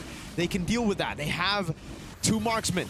Bloodwings already for Eska as well. Muy Minette is a problem, but only if the team plays around Muy Minette. Trap. The last few fights, you're able to jump in, but now you have to just play with your backline. It's all about Eska and Muy Minette. Look at the items. Milfic gun already built up as well. And my goodness, Payan went Winter Nature. He did not go Winter Crown. Things That's are risky. Yeah, things are very different now. Trap could not repeat the same Or Rose Gold even. Oh, Trap. plan he's been doing. We gotta play for Eska and Muy Minette right now, right? If you're Sunset Ravens, just play front to back. Do not dive in. Oh, there you go. Oh, KZ's actually diving in. He finds one, forces out the Purify, but can he get out alive? It's a no! Eska actually takes him down. Now it's Nile looking to be the next target. Fortunately, had the flicker, but was that a right decision for KOG? It was like KZ doing what Trap has been doing. He's been trapping. He tried to trap, but he got trapped himself. I don't know what that was. It's almost like he forgot the Purify was in Muy Minette's kit. He didn't even press it immediately. Like Yeah, Muy Minette was like, dude, I'm chill. And then he saw the 5 members. Okay, I'm a Purify. Yeah. Okay, but that was definitely a Voss moment, man. Yeah. I was kind of like, why? But all right, you don't lose too much, right? Yeah. Like the Lord's still down. Kaizen's gonna be up. He's still level 15. Immortality done for Payan. Maybe it was planned. Maybe they just wanted to bait out the Purify. And now the Purify is actually going to be down before the Lord. So, hey, calculations. Maybe that was indeed part of the plan. It's just 16 minutes into the game, you know? It's not the Evolved Lord just yet, but if the Lord dance takes a while, then it might be. But based on how KOG have been playing the objectives, I don't think so. It's like they're always taking the risk. Even if SNR are around, they're just bursting down the Lord. Now SNR might just replicate that same game plan because they're the ones starting it out. Wave bot is good for KOG. Actually, it's going to be even now. It might actually build up for Sunset Ravens now that it's there. Oh, there's a round. KZ, wait, he's got control. Okay, Heavy Spin once again. Traction pulls 2! But even if he's quite away, he still seals the deal. There goes the Mystic Gush. He's going to deal with Mexi. Zed is going to survive, though, but the Flicker might just finish him off at 33! Payan! Hold on! He's not part of this! He just wants to end the game! Nothing else matters! As Payan takes game 1 for KOG! And that's why we've been talking about this man's Claude. He seizes the opportunity that opens up to him with the team going in. It looked botched, that team fight, and it was botched. But Payan the Savior saves KOG in game number 1. I feel like this point, we gotta like check things off the list, get the thing on the bingo board, be like, we've seen 3 games, we've seen sweeps, we've seen comebacks, and now we even see a backdoor. Yeah. There in mid. Like, that was a nice way to end the game. But at the same time, we gotta talk about the mistakes, especially from the junglers, man, because let me just say, Trap felt more like an EXP than a retribution holder, because doing it during the turtle, where like, I don't care about getting turtle, we just want to win those team fights. I'm like, okay, fine, you know, you just jump on Zed, kill them, and then all right, that's good. But then like, I believe it was like the second Lord attempt that they got, where they almost bursted the Lord down, and they had a carry. So that's going down fast. Trap was like, let me zone them in. What? No, that's not your job, bro. Right? I mean, like, here's the thing. Let me just say, I think for all of us, that was a good Sunset Ravens game, right? Yes. Considering that in Group B, it looked like they struggled, but going up against KOG, it looked like they had a very good game plan and they executed. The problem is when they don't have the experience to change up the plan. Yeah. Right? It's like you had one job, yes, but sometimes you just gotta be like, okay, my job is done. What's the next one? Yeah, honestly, I feel like this is one of the biggest differences of Sunset Ravens and KOG anyway. Like Sunset Ravens, they really just might want to force the fights all the time, like a mechanical showdown all the time. But it was a bit too much in this game, I feel, that they tend to neglect that there is still a need for you to fight the objectives. Let's look at the highlights here, and every single time we see that Trap gets a different idea from the rest of the team. We gotta hear the comms, right? We gotta make sure that they're on the same page. I've seen enough anime. I think I know what they're saying. Yeah, right? I don't know, man. It was just here. This is the moment you're talking about, right? Like one of the moments you're talking about, but I think one of the most crucial moments because this is the start of the comeback. They had a massive goal lead. They had everything in the books, but coordination wasn't there. It was just all of them going for individual plays, and Trap. They got to start playing for the backliners, and throughout the game, I think we just constantly saw that they were just zoned away from their backliners. Even here, look at the way that they're playing, right? Like, Papa and Mexi doing their own thing, sure, they're playing in their backline, but KOG just knew how to play at this point. They were like, all right, sacrifice yourself, just die. Payan is in the base. He even bought the Wind Talker.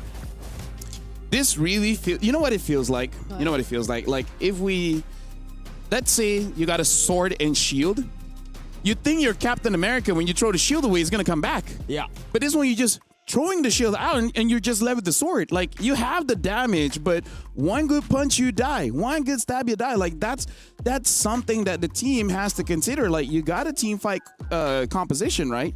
You got layers to your defense. In the back line, there's the carry and the Kimi. They can deal damage. Where's the front guys going? Right, Mexi, we can understand he's trying to flank, but then it's like Trap is like there. We're here. Ito Trap des front line, please. Front. That's a good way to put it. Maybe you should coach Sunset Ravens. I mean, I'm not against it, right? But you guys get the idea, right? It's really just someone abandoning their position, right? Let me just put it this way: in AOT, right? I really feel like Smith wouldn't appreciate that. Who? Smith? Who's the guy again? Erwin. Erwin, sorry, Smith. Erwin Well, Smith. you got it right. You got it He right. is Yeah, that's Smith. right. But like Smith. But you don't call him Smith. Yeah, because my wife likes him, so like to irk her, I call him Mr. Smith. Mr. Smith. Yeah. Okay. I gotta say, Kaizen's retry though. I think early on he redeemed himself. Yeah. Because like early on he was losing to Muy Minute on the red tree. That was the one. Yes. And then after that, it wasn't really a 50-50. Yeah. You know? Travis like, hold up. You know I got something to do. He's like, you know what? Have it. Yeah. That's why. It's like their coach saying that even if you don't get a turtle, it's okay. Go for the kills. But of course, I'm not saying you're not to get it. I'm just saying, what if? If. There's a big if right there, and I think it got lost in translation. Maybe, right? So we're going to have to figure out right now what Sunset Ravens need to do. What do they need to do, bro? What they need to do for now. You sounded different earlier. Right? Coach gave them, plan A. Yep. And then plan B, right? Because I feel like the draft is okay, right? The draft was pretty solid, and they executed it quite well. It's just the follow-up. So we're going for a break here, giving time for both teams to re-strategize. When we return, we'll see whether KOG can close it out or Sunset Ravens push out to a game 3. See you guys then.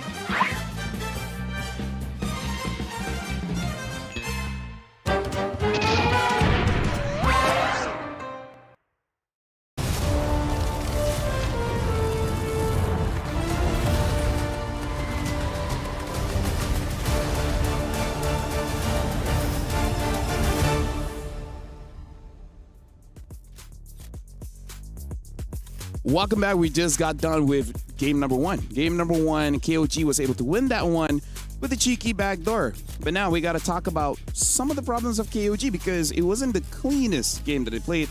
Rafael, Mirko, and Brigitte. Let's talk about mid first. Because right now, backline mid laners look like short-range fighters. I think they're playing Juicin too much. They've been playing Juicin for 2 years, so you gotta give them a bit. It gives bad habits. There are a lot of bad habits, like ulting forward, flickering forward. Those are the type of things you do on Juicin, but maybe not the Gorn and the Eve, right? Mikey, Zed, hold on now, calm down. It's okay. Just play in the back. You don't need to be lantern flaring people. Maybe they're like, I cannot play this. and then give me Juicin, coach. And then you look at the board like, which one is the dash? Where's my dash? Where's my blink? Yeah, because why do I have a board if I can't dash? Zed, I think Zed hasn't played like the long range mages at all. Like he's mostly on the Jucin's, Valentina's, Zetian, kind of. That's pretty long range. That's global range. It's global range, yeah. Yeah, that's true. But like, I think he's used to being up close. Honestly, that's why when we were playing with our mid laner, I bet on decision. I don't want her to have that bad habits. Oh. I'm thinking. I used to be a coach, right? I'm thinking ahead. I'm not gonna let her have bad habits. Right. As a friend, Mirko, would you let your friend to develop those bad habits? Yes. That's your way of keeping her safe. I always tell my mid laner to go Juicin when it's open. First pick. That's why I bet it out. Arashi, Cairo, those are the two mid laners I play with. They only play Juicin. I played Jushin one game and it was too easy, so I wanted Eve. That was also too easy. Yeah. Let me use Farsa next. Not in a meta. Eh. Would you be impressed if I make it work?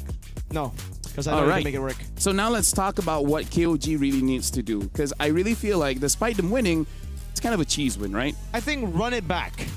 I honestly think run it back. I think yes, it's a cheesy win, but the execution was just not on point early on to like mid-game. Because if they had played their composition properly, I think they would have gone all the neutral objectives and then snowballed. Yep. I do agree. And then when it came to Sasa Rivas, again, this is just a lack of experience. Yeah. Because their composition is all about fighting, so that's what they think about. And then they're like, wait, one guy's missing. Where is it? It's like,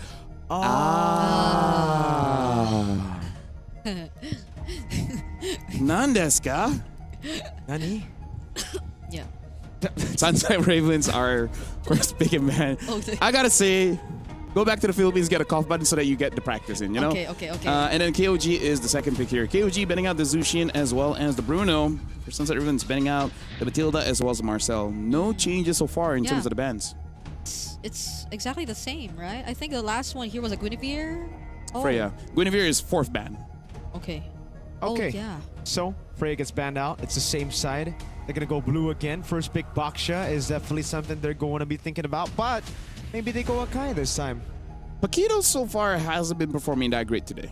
Yeah, I think, Paquito is a very high skill ceiling hero. Yeah. Like a certain Sanford, Vinuya man might be able to do it. I tried Paquito. You know what happened? What? I got an MVP. Oh. Never played the guy. Maybe you and Sanford are the same dude. Maybe. Have you ever seen me and Sanford in the same room? Multiple times. Well, then I guess we're not. Well, Valentina gets banned out. So now, do they go Boxia again? Yes, they do. Which honestly is like, it's fine. It's not his fault. Just, Just stop going in, yo. Yeah, exactly. Like the first two times, you're tanky enough. Base HP, base tanking is crazy. But then the fourth time, it's like, sir, the gourd starts to hurt. I feel like once you see the Lord, you kind of be like, the Lord's kind of good. Yeah. But I'm wondering if the Akai gets open up until the very last moment, same as last game, though. I would let the Akai go for hopes that he will make the same mistake again, and then we just kill him. Like, come on, that's also one who's like, what's the plan here? Yeah. So, anyways, same so far, Atlas as well as the Claude. I want to see Paquito change up because it also doesn't really feel like the 33 hero. And even if 33 does get it. You mean a Mexi hero? Paquito? Yeah. No, meaning like even if they don't get a Paquito and then 33 gets it, I think he's not going to be the best at it, so you can punish there. Yeah, they go for the carry. For Mui, it was a very good pick. Mui Minette was doing a good job in that game. Unfortunately, I almost want a Kalia, let me just say. You almost want a Kalea. I almost want a Cho, dude. The Cho is so good. Hey, they go Phobius. Hey. They take it away, but against the Atlas, dude, take a lock. A few options here for 33. He likes the CC, is okay against Phoveus. Alice is okay against Phoveus. Not great against Boxia as well as Carry, but you got options. He still Let's has go the blue. Yeah, and Oh. I think he also has the Sora still. If he Sora's not that great against Phoveus, but to each their own. Oh. Okay, so maybe not the glue anymore for Yeah, Mr. okay. Papapapong. So it's probably going to be the CC. So I want to see Sunset Ravens banning that out. Now, in terms of the ban for KOG, I wonder if this time they want to ban the Kimi, because it's like the Kimi was annoying, but at the same time they're also like, he got a Sky Piercer, but he didn't really get a kill. So maybe don't need to respect it that much. Yeah. And are they still sticking with the gourd? Yeah. Oh, I mean, it depends if the Eve gets banned out, right? Because I think the Eve was number one. Yeah. The top priority pick. Which is banned. What I'm confused now is the fact that like the Valir is banned out by KOG. I thought the Valir would be amazing for them. Yeah. Or Yes. Because like earlier you had a Phoveus. So Yeah. all right, this time you're Against the Phoveus. Phoveus and a Boxia and even a Carry. All of them are pretty short range, bro. You know what this tells me? What? Someone heard something about scrims. Someone might say 100% win rate on that Valir. Or maybe Zed is just like, I don't want to play Okay. Valir. Right? So ban it out. And at least there's no Kimmy. Lilia? Lilia Gourd. It's still good for KOG too. Right? Phoveus and Boxia. You know what would be an okay pick? What? Would be a Yuzong, but I don't remember 33 using a Yuzong. Or would Sunset Ravens go like For mid? Balin for mid? Since Valentina's already banned out. Yeah. Four mid laners banned, by the way. Wow. So they figured it out. Against VSG, it was JM. Against SNR, it's Eska. Looks like their playstyle is like, let's hit on one guy. Yeah. Let's do this enough times that it can be registered as a hate crime. Soon enough it will be. Yeah. Sunset Ravens with their last ban. What is it going to be? 33. Oh, I like it. I like that CC ban. Yeah. Again, it's good against their draft. And also, it's just one of those picks that 33 likes. And he's been liking it for quite a long time. The Gourd is still up here, and they are going to pick up the Gourd. In terms of the mid picks, there is still the Lilia, but it is okay, but it's not the best. Okay. The Lilia. Khalid, all right, still want the Khalid. There's Zetian's also there. True. May not be the best, but not the worst. I mean, if it's just really comfort that they're going for at this point, so they're just gonna lock it in. Last pick for KOG. It's the XP. Huh. Will they risk just picking up an Alice? I don't think so, man. Against a Carry, Zetian, and Boxia. Well, the other one is a Yuzong, so it really Yeah. depends whether he can or cannot. That's a good question. I think the Yuzong works, yeah. Yuzong is pretty good. Maybe the Lapu Lapu as well, if you just want to bypass all of them. Yeah, because the Arlots, the Benedettas are Yeah. probably not the go-to option at this point. Don't even like the Paquito here against Zetian. Passive. Hey, Raizan's giving some instructions to the boys here. Yeah. A KOG. Hopefully they understand. There's Mexi. Yeah. He's gonna do the job. They're taking their time for this XP lane pick. Yeah. There's Oh, and they still pick up the glue. Whoa! There's multiple ways to I deal. like it. Yeah, but there's still multiple ways to deal with the glue here. But with that being said, Sunset Ravens right now, we saw very good early I love game, it. as well as Carry really popping off that game on Net. We'll see. I feel like they can still continue that strategy. It's just that during the Lord, that's where they really have to change it up. And KOG, hey, maybe you don't mess up the early game with that. We'll see whether this is the final game. Mirko as well as Brigada. This is game 2 of KOG against Sunset Ravens. Mentioned the glue in the first phase. I thought it was going to be the third pick of the game, but hey, it shows up here. I think it's amazing. I think it's something that we should be seeing more of in the XP lane, especially. It's a good matchup against the Phoveus, against the Boxia, mount him, and boom, bang, bada, bing. So, I think KOG's got it this time around, man. Like last game, Sunset Ravens, they might have had an edge in drafts, but KOG just beat them out. This time, it's looking like a KOG draft. Now, will Sunset Ravens be the ones to turn things around? Ladies and gentlemen, welcome to game number 2. This is an elimination match, best of 3.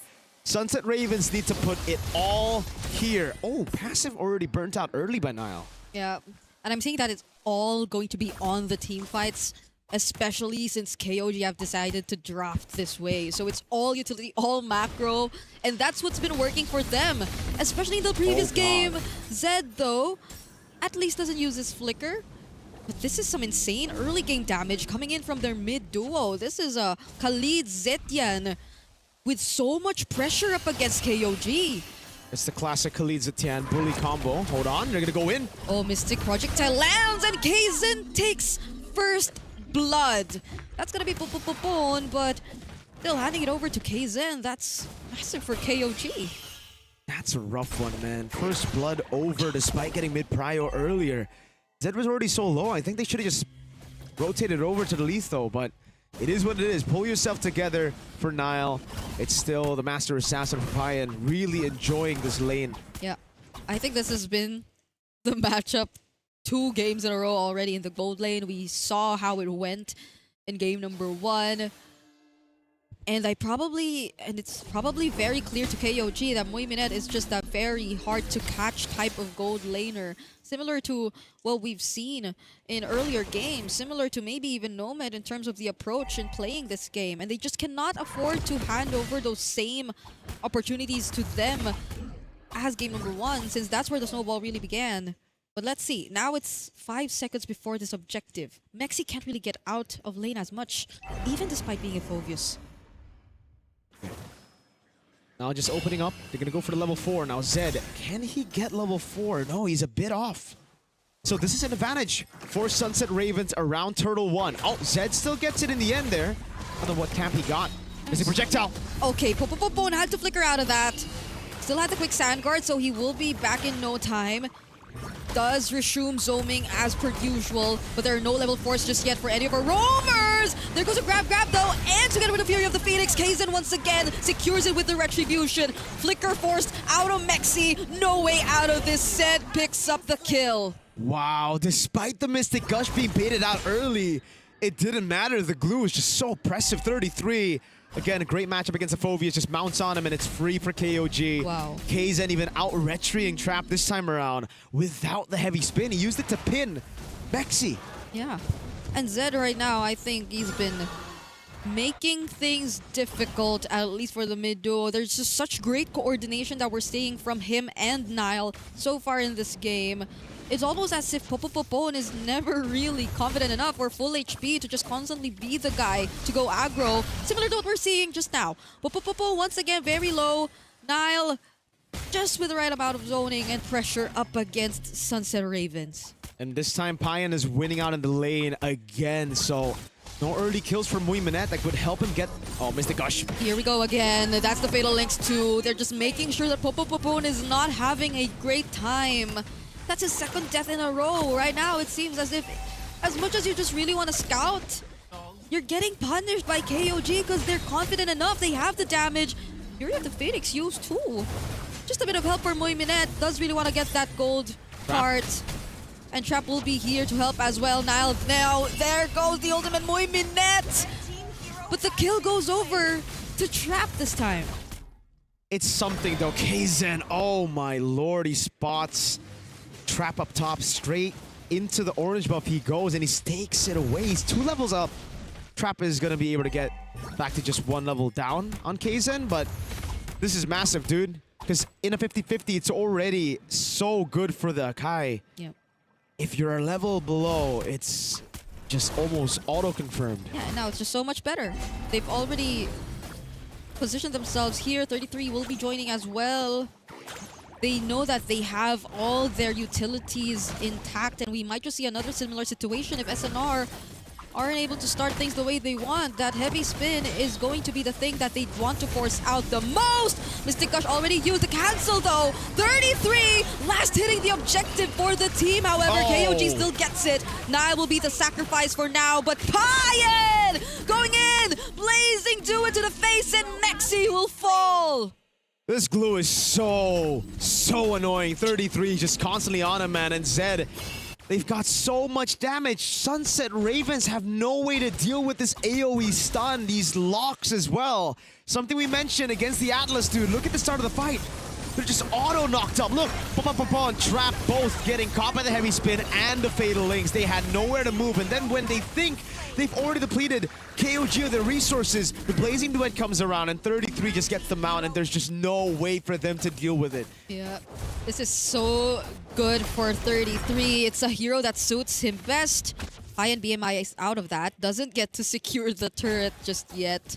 SNR have been holding on to this, but overall, KOG and the way they've been executing these objective takes feels so much cleaner than what we saw in game number 1. They're very systematic when it comes to it. You know where to expect 33, you know where to expect Nile, and once again, a near pickup for Popopopon, forcing out that flicker. Bottom lane. Okay, Mexi down bottom, up against 3. Does go push forward, but that's Payan and Nile. I don't think he's gonna get to survive that.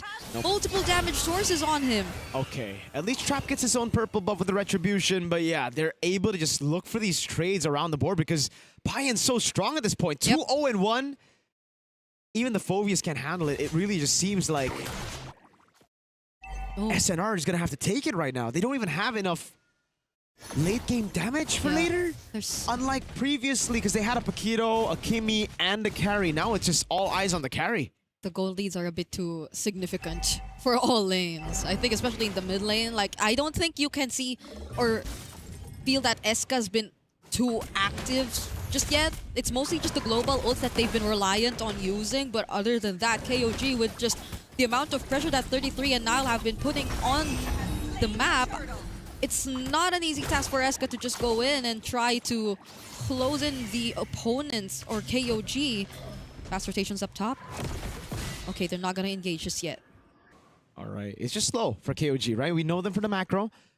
We know how slow they can play when they're in the lead. It's all about just building that lead. So Payan's just gonna get constant free farm, this time a level ahead of Muy Minette. Popopopon not having the best of games here on the Khalid, and it's always really tough when you fall behind on a Khalid against an Atlas. Baksha, Khalid, and Phobius, all just freebies to pick up for Nile. Yeah, and even 33, it's like he's just happily... You can choose. Oh, Zed goes Sky Piercer! Ooh. Oh my god. 3-0-2. Yeah. Yeah, this is a different Zed. If he gets... What? Dude, if he gets the Sky Piercer, like, stacks, this is over in, what, I think maybe 10, bro. Yeah, it's like him saying that I am not going to get picked off as easily anymore. I am gonna get in those stacks, and you can hopefully rely on him to do so, because at this point, they're already much, much ahead of Sunset Ravens. This could just be a very systematic approach to slowly putting an end to this game if SNR are unable to find an opening. They've dealt with the wave so well as well. Cursed Helmet already built up for 33. I'm surprised he didn't go for more damage this game, right? I thought he would just go for the glowing wall on the roam build, but an XP. Oh what? My god! Yeah, that is a very well-fed Claude. He just picked up the Chastise too. And even then... So Muimina is going to have even more trouble now.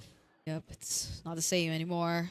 At least he has the Purify to rely on, but yeah, quick check. He did prioritize the robe before securing the Chastise, but it's already... Payan's already on the road to taking that Trinity build under his belt. He's going to get a Corrosion at 10 minutes. Muimina has bottom lane, so this is free for KOG. Trap's getting trapped. Okay, he gets caught in the heavy spin, and the Mystic Gush is gonna finish him off right there. Now they have no problems whatsoever in dealing with this Lord, as Mui just takes whatever he can across the map. This is the most that they could find after losing their jungler in that fight. 10 Sky Piercer stacks for Zed. That's his first one. And the 3 item power spike for Payan. There you go. Swift Trinity already built up 33, just zoning as much as he can. The Lord will be spawning in the bottom lane, so it's going to be a slow build-up for KOG. They have all the time in the world to get rid of the Holy Shields. Yeah, and this just proves a point. Fatal Links flicker! They find Mexi and make sure he goes down. Fury of the Phoenix just to somehow stop them from pushing forward. But they still got what they want. Yep, that's the second stack of the Sky Piercer. 20 on the board. Already a very, very good start to that Sky Piercer route, man. Payan picking up turrets like it's minions. Yeah. No one's stopping him at this point. Nile without the Fatal Links. They're just gonna go in for the zoning. Just look at how much pressure they're already able to put. Oh my god. This is 10 minutes. This has just been 10 minutes. Yeah, this is a stompy stomp and a half, dude. Again, I told you with the Sky Piercer, I'm surprised. Oh man, this Lord might actually get the they might get all base stars. Kzen! Kzen trapping trap all over again in the wall, but even then, Mystic Gush also stopping the other members from following up as Trap gets picked up. Payan goes in with a blazing duet. Does just clear the wave, and now SNR have to take care of the Lord, but at least they still have all their base turrets. Eska flickered to clear out the bottom lane, I think. Oh god. Yeah. KOG are gonna look for this. Zed already has, is it 4 stacks? Okay, it's halfway there. Payan doing some damage. They're gonna go for the base turret in mid. Yep, Payan versus Eska does BMI out though, and SNR are doing their very best just to not let go of at least one base turret. They do not want any further pressure from KOG more than what they're already doing. Oh, Trap Flying Clouds in. Not really gonna go for a fight though. Yeah, okay, man. This is just rough to watch, dude. This is KOG taking their time. Slow build, but it's a very slow demise for Sunset Ravens. Comeback potential, a 5-man Fury of the Phoenix. But the others don't do AoE damage, so it's just, I don't see it. Unless Payan and Zed walk up and just get shut down, I don't really see it. It's just a glowing and a divine for Eska so far too. Oh, so like God. that's the most magic damage you can get out of Sunset Ravens. Even if they do find like multiple members or setups Kzen. against KOG. Okay, Muiminet can't burst anyone down. not just yet. It's so easy for KOG to just disengage every time they see the carry. Yeah. And now they're just making their presence felt. SNR are, at least at this point, just definitely want to buy time. And time is all that they really rely on. Mui, Eska finally getting in the damage. They do have the front lines, but even the front lines are just being shredded so fast. So that's one of the many problems they currently have. Lord Slayer. That's the stat pad right now for Kzen. He's got all the neutral objectives, all 5. 3 turtles, 2 lords, 6 structures. They're gonna try to go for the base turret now. Lord will be spawning in a bit, so KOG just gotta play it slow. Gotta wait for the Lord to spawn in the game. Eska doing a good job just zoning them away, but KOG know that they're just gonna wait. Muiminet has the Melfic gun, so at least now a bit more penetration, a bit more range. Maybe he can start shredding down 1, but then there's 2 other very tanky boys. Yeah. And a Sky Piercer, oh, half HP almost with just the projectile. And how do you split up who takes care of which? Like the lanes and the pressure that it's just about to come in from this potential Lord Siege from KOG. But they're taking their time. Kzen isn't in such a good spot just yet. Waiting for a bit of HP to come back. But now the Lord is here down bottom. Blinkers are available too. SNR have to watch out. Lord charge in the bottom lane. They're gonna go for the siege straight up. Hey, there you go. Nile finds one. It's even with the flicker, still doesn't get out alive. The cancel from Mexi though. Now he's on to Zed, but the stun from the Mystic Projectile. That's a double kill and more stacks for him. Trap is next to fall. It's only Muiminet and Eska left to defend against 5 members of KOG. But Payan with the Winter Crown and the Blazing Duet. That's it. Enough space created and the sweep for KOG. It's GG, well played. Amazing drafts from KOG in game number 2. Fantastic execution in game number 1. Sunset Ravens just had nothing to answer these questions thrown at them by KOG. It was clean, it was solid. And for Sunset Ravens, it is the end of their wild card run. GG. Yep. And this is what we expected out of KOG, coming in as one of the favorites as well from MSL Thailand. And they really showed up. Game number 1 looks like they were still trying to figure out what Sunset Ravens is about. But then game number 2, again, amazing draft. And I feel like the game was kind of over after like 3 to 4 minutes, right? Yeah. Having the Khalid die very early, and then we just see KOG just start to establish their presence all over the map. Kaizen takes everything from the jungle as well. So not even allowing Trap to really get up to pace when it comes to the levels. It was over very early for that one. Yeah, it's also how Payan got his hands on the Claude for 2 games in a row. That was one of his best picks, even way before wildcard. So I'm really surprised we don't see the Claude first pick more often, you know, just how broken it is. Yep, I agree. I think part of it is as well, they didn't see a lot of Claude coming in from KOG during the first stage of the wildcard. So maybe they're like, maybe he's out of practice or something. Maybe we can deal with it. But again, after just some practice, we already see how good. And Zed, the moment I saw that Sky Piercer, even I was like, you know what? Yeah, it's over. It is over. And because when they were about to end, when he got that triple kill, he already used all his skills. So he just used basic attacks. And the basic attack was the one that got him the last Sky Piercer stack. This is his redemption arc, though. Yeah, by getting a Sky Piercer. And not dying at all in the game. Yeah. Or outside the game as well. It's still good. Yeah. To be fair, I think SNR barely got kills in that game. Like they got what, 2 kills here? I think off of Nile. Yeah, off of Nile. And what a play. Again, Zed, easy. Look at it. He got 3 extra Sky Piercer stacks here. Flicker out of the way. Boom, Sky Piercer. Boom, Sky Piercer. He gets another one, I think. Basic attack. Pop. Oh my god. And then he just like, guys, get them low enough. Boom, I want my stacks. And then the stun, max range. Wow. Oh, man. Yeah. But still well played coming in from Sunset Ravens because, again, region hasn't fully established just yet. And we were talking about how KOG came from Thailand, where they already have a league, the MSL League, giving them a lot of time, a lot of experience, but more importantly, quite a lot of partners for scrims as well. Hey, Kaizen said I love you. That's what he said earlier. Yeah. I can read lips. He said I love you. I appreciate how Payan was the first to walk up to Sunset Ravens, though. Like, I think immediately after clapping his teammates' hands, he was just like, oh yeah, GG's. He went back. Usually people just go from the front. Payan went just like he did in game number 1. Back door. Yeah. Honestly, amazing play coming in from KOG. So now we have 1 from Group B moving forward, 1 from Group A moving forward. After this, we'll see them playing again because we still have 2 more best of 3s after this.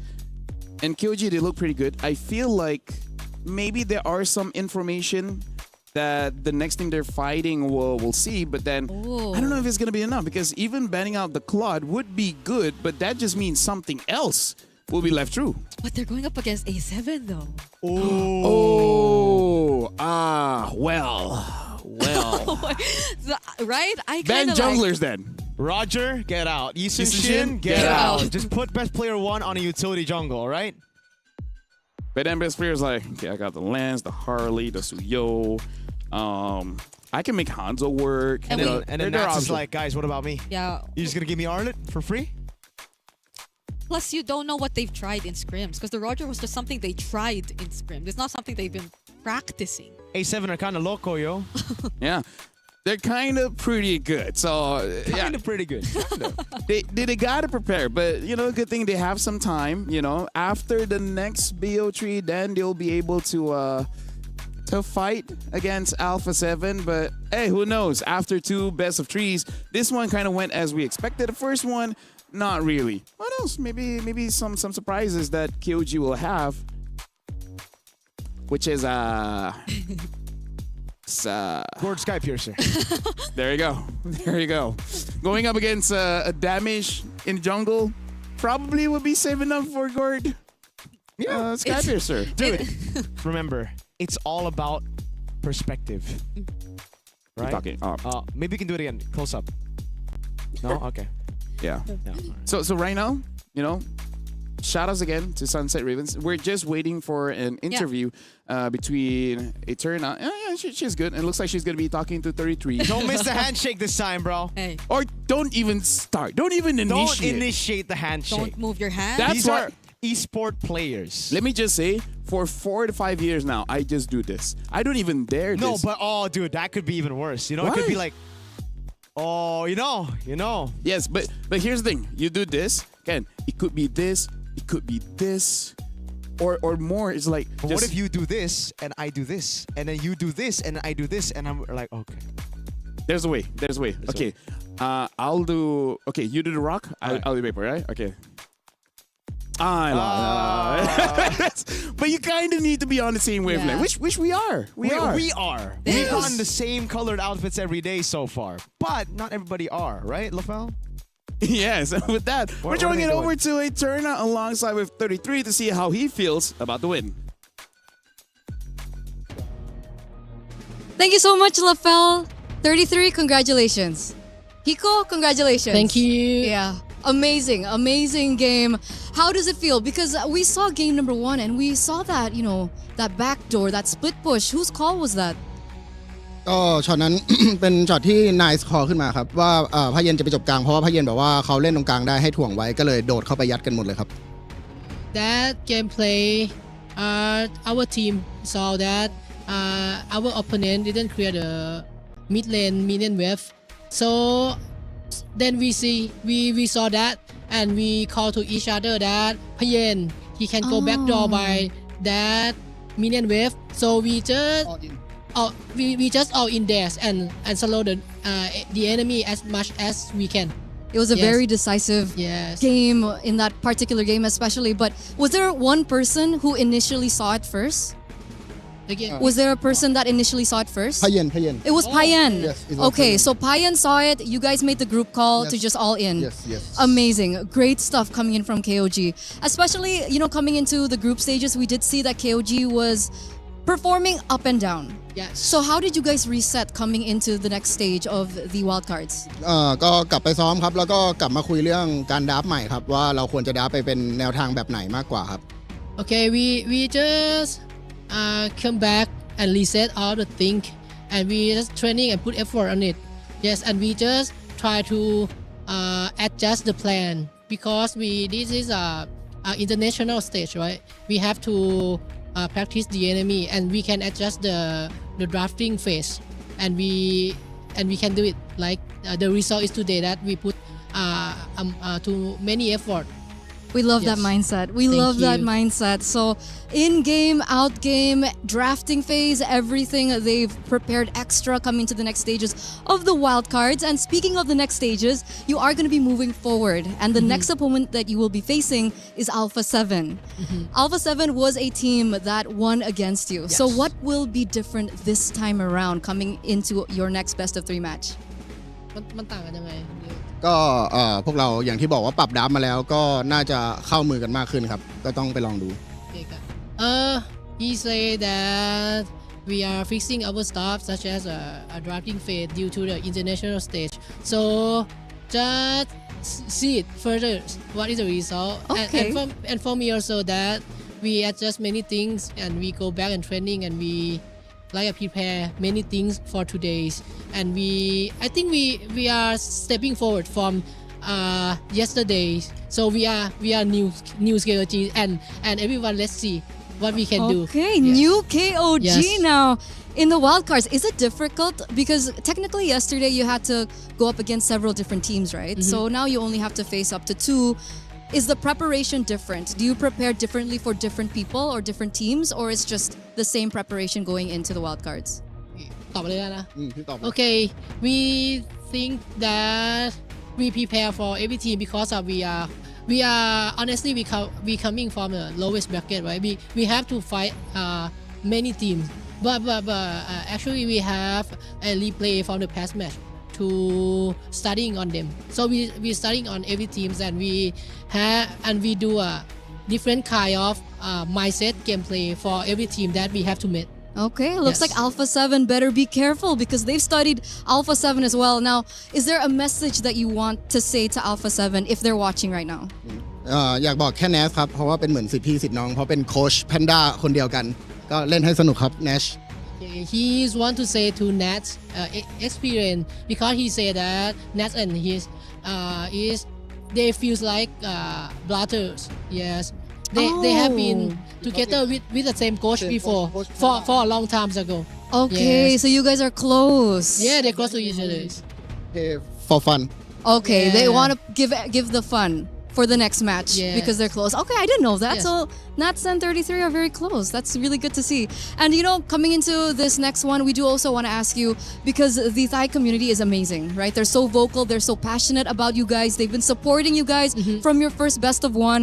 So do you have a message, or maybe even you, Hiko, if you want to say To our something? local, right?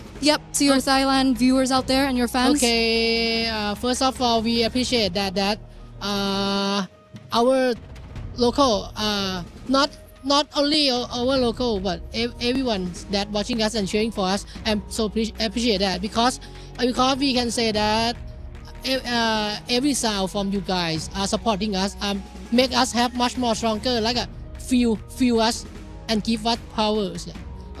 ก็เดี๋ยวผมแปลให้ครับผมก็พี่บอกว่าไม่ว่าจะเป็นใครครับที่เชียร์เราก็รู้สึกความซาบซึ้งใจครับแล้วก็ขอบคุณทุกคนเลยครับไม่ว่าจะเป็นแฟนคลับสตรีมเมอร์หรือว่าทางครอบครัวแล้วก็นักพากย์ทุกๆคนในภูมิภาคของเราครับผมก็ขอบคุณที่เชียร์เราครับผมขอบคุณครับ ใช่เลยครับอย่างนั้นเลยสุดยอดมากสลับกันสลับหน้าที่กัน Translate.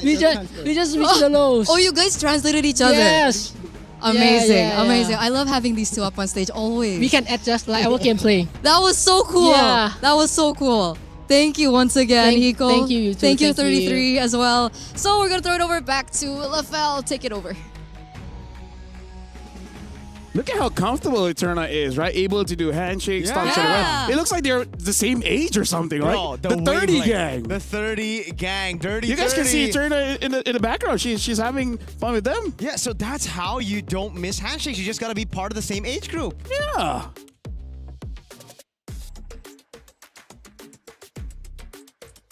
I think I know how it feels now. I think we're all in a different. We're all in a different age I mean, group, like to you be know. fair, Filipino, Indonesian, Malaysian. They were Thai and Indo, bro. 2/3, right? 2/3. But with that being said, 33rd. with that being said, Sunset Ravens has been eliminated, and congrats to KOG for moving forward.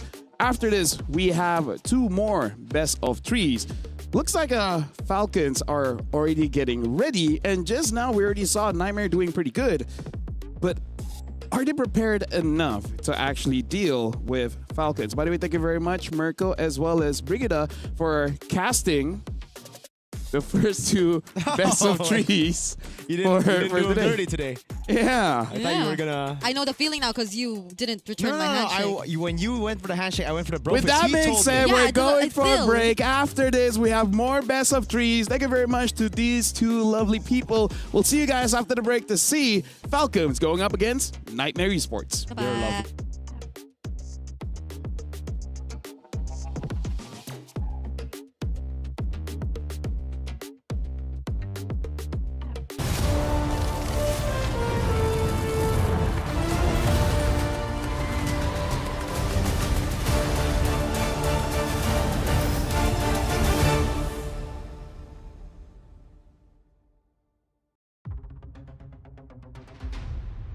We are Nightmare Esports and we are representing Laos. Last year, we don't know what we were doing. Right now, it's more different because we are disciplined in the game. We have more time on practice. For those team who underestimating Nightmare this time, think good luck to you guys because you don't know what we are capable of doing and how strong we are right now. We want to prove that we can go to main stage even though our country doesn't have enough opportunity to prove themselves. Hello, we are Team Falcon from MENA. Many teams overlook us and they think we're the underdogs, but this time we are the favorites. We don't play seriously. We just play for fun, so we don't get pressure. My expectation this MSC Wildcard is to go through to the main stage and go play in the playoffs. We're confident and we know to ourselves that we can get past anything in front of us. For those who underestimate us, you just watch and see.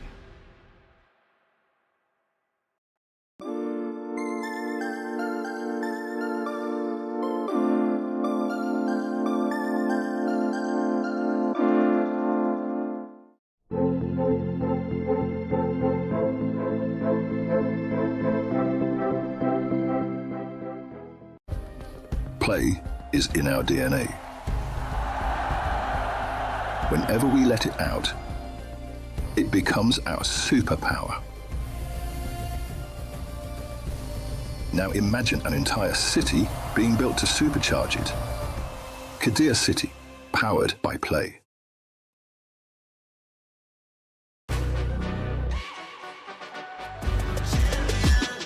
This ain't no regular thing. I came for the ring, you know what I mean. You see my name in the lights, better get right, champion.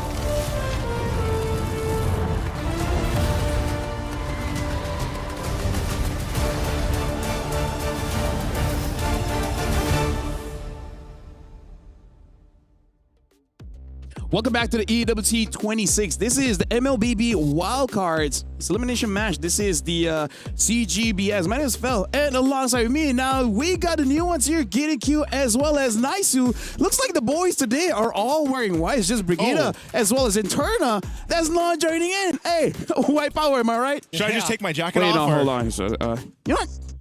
I can't. You can. But hey, the matches today, we had 3 games and then 2 games, and now Falcons will be going up against Nightmare Esports. Nightmare, Gideon, they were able to bounce back this time. They're able to get a win. Yeah, they were able to get the win, but at the same time, I'm thinking about it and I'm like, oh, how long can this go for, right? Yeah. How long can this run actually make it through? And that's what's the scary part in this gauntlet. I think even the same thing can be said for all the fans out there rooting for Team Falcons Meta. You know, I think a lot of people have been wanting to see where is that chemistry, where is that synergy that they've showed us as we look at the roster coming through here. Again, we've talked about how many internationals and times these guys have played together, and they've found some moments of brilliance here and there, right? We're talking about even the whole Jushin play that we saw in the hands of Cuffin, but hey, there is more to be, I feel like, wanted from this lineup.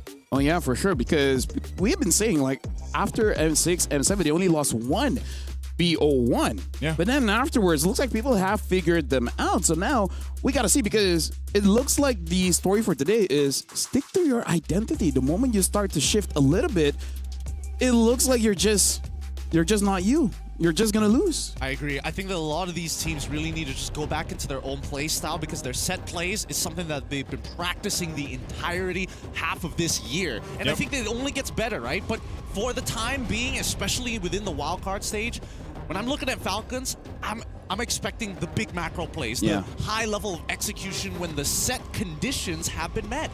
Yeah, we were, we're talking quite a bit about what Team Falcons can do, kind of adjust. And I think even for looking at the last game that we saw With for Nightmare, it was very chaotic, man. Honestly, Gideon and I were both in talent room just kind of holding on to our seats because we didn't know. Like, it came down to maybe, one final big moment around that Lord. And so hopefully, I feel like as we look at the roster for the Nightmare, they really have to kind of refine those mistakes. Can they make those those fixes quickly enough? I think that's the big question. Let's talk about standout players here, Juviana as well as Nomad. Nomad on that Harry was disgusting, and Juviana only on the Freya, he didn't look all that great. One of the best is definitely the Earlet as well as the Yuzong. That's the thing. I think there is a limitation on their hero pool, and I don't know whether or not it's going to get exploited this time around by the Falcons, because they were able to watch their previous game and really absorb that extra piece of data. I think right now I'm looking at too easy for Lexi to really make the difference here in the jungle, and I know junglers on that tank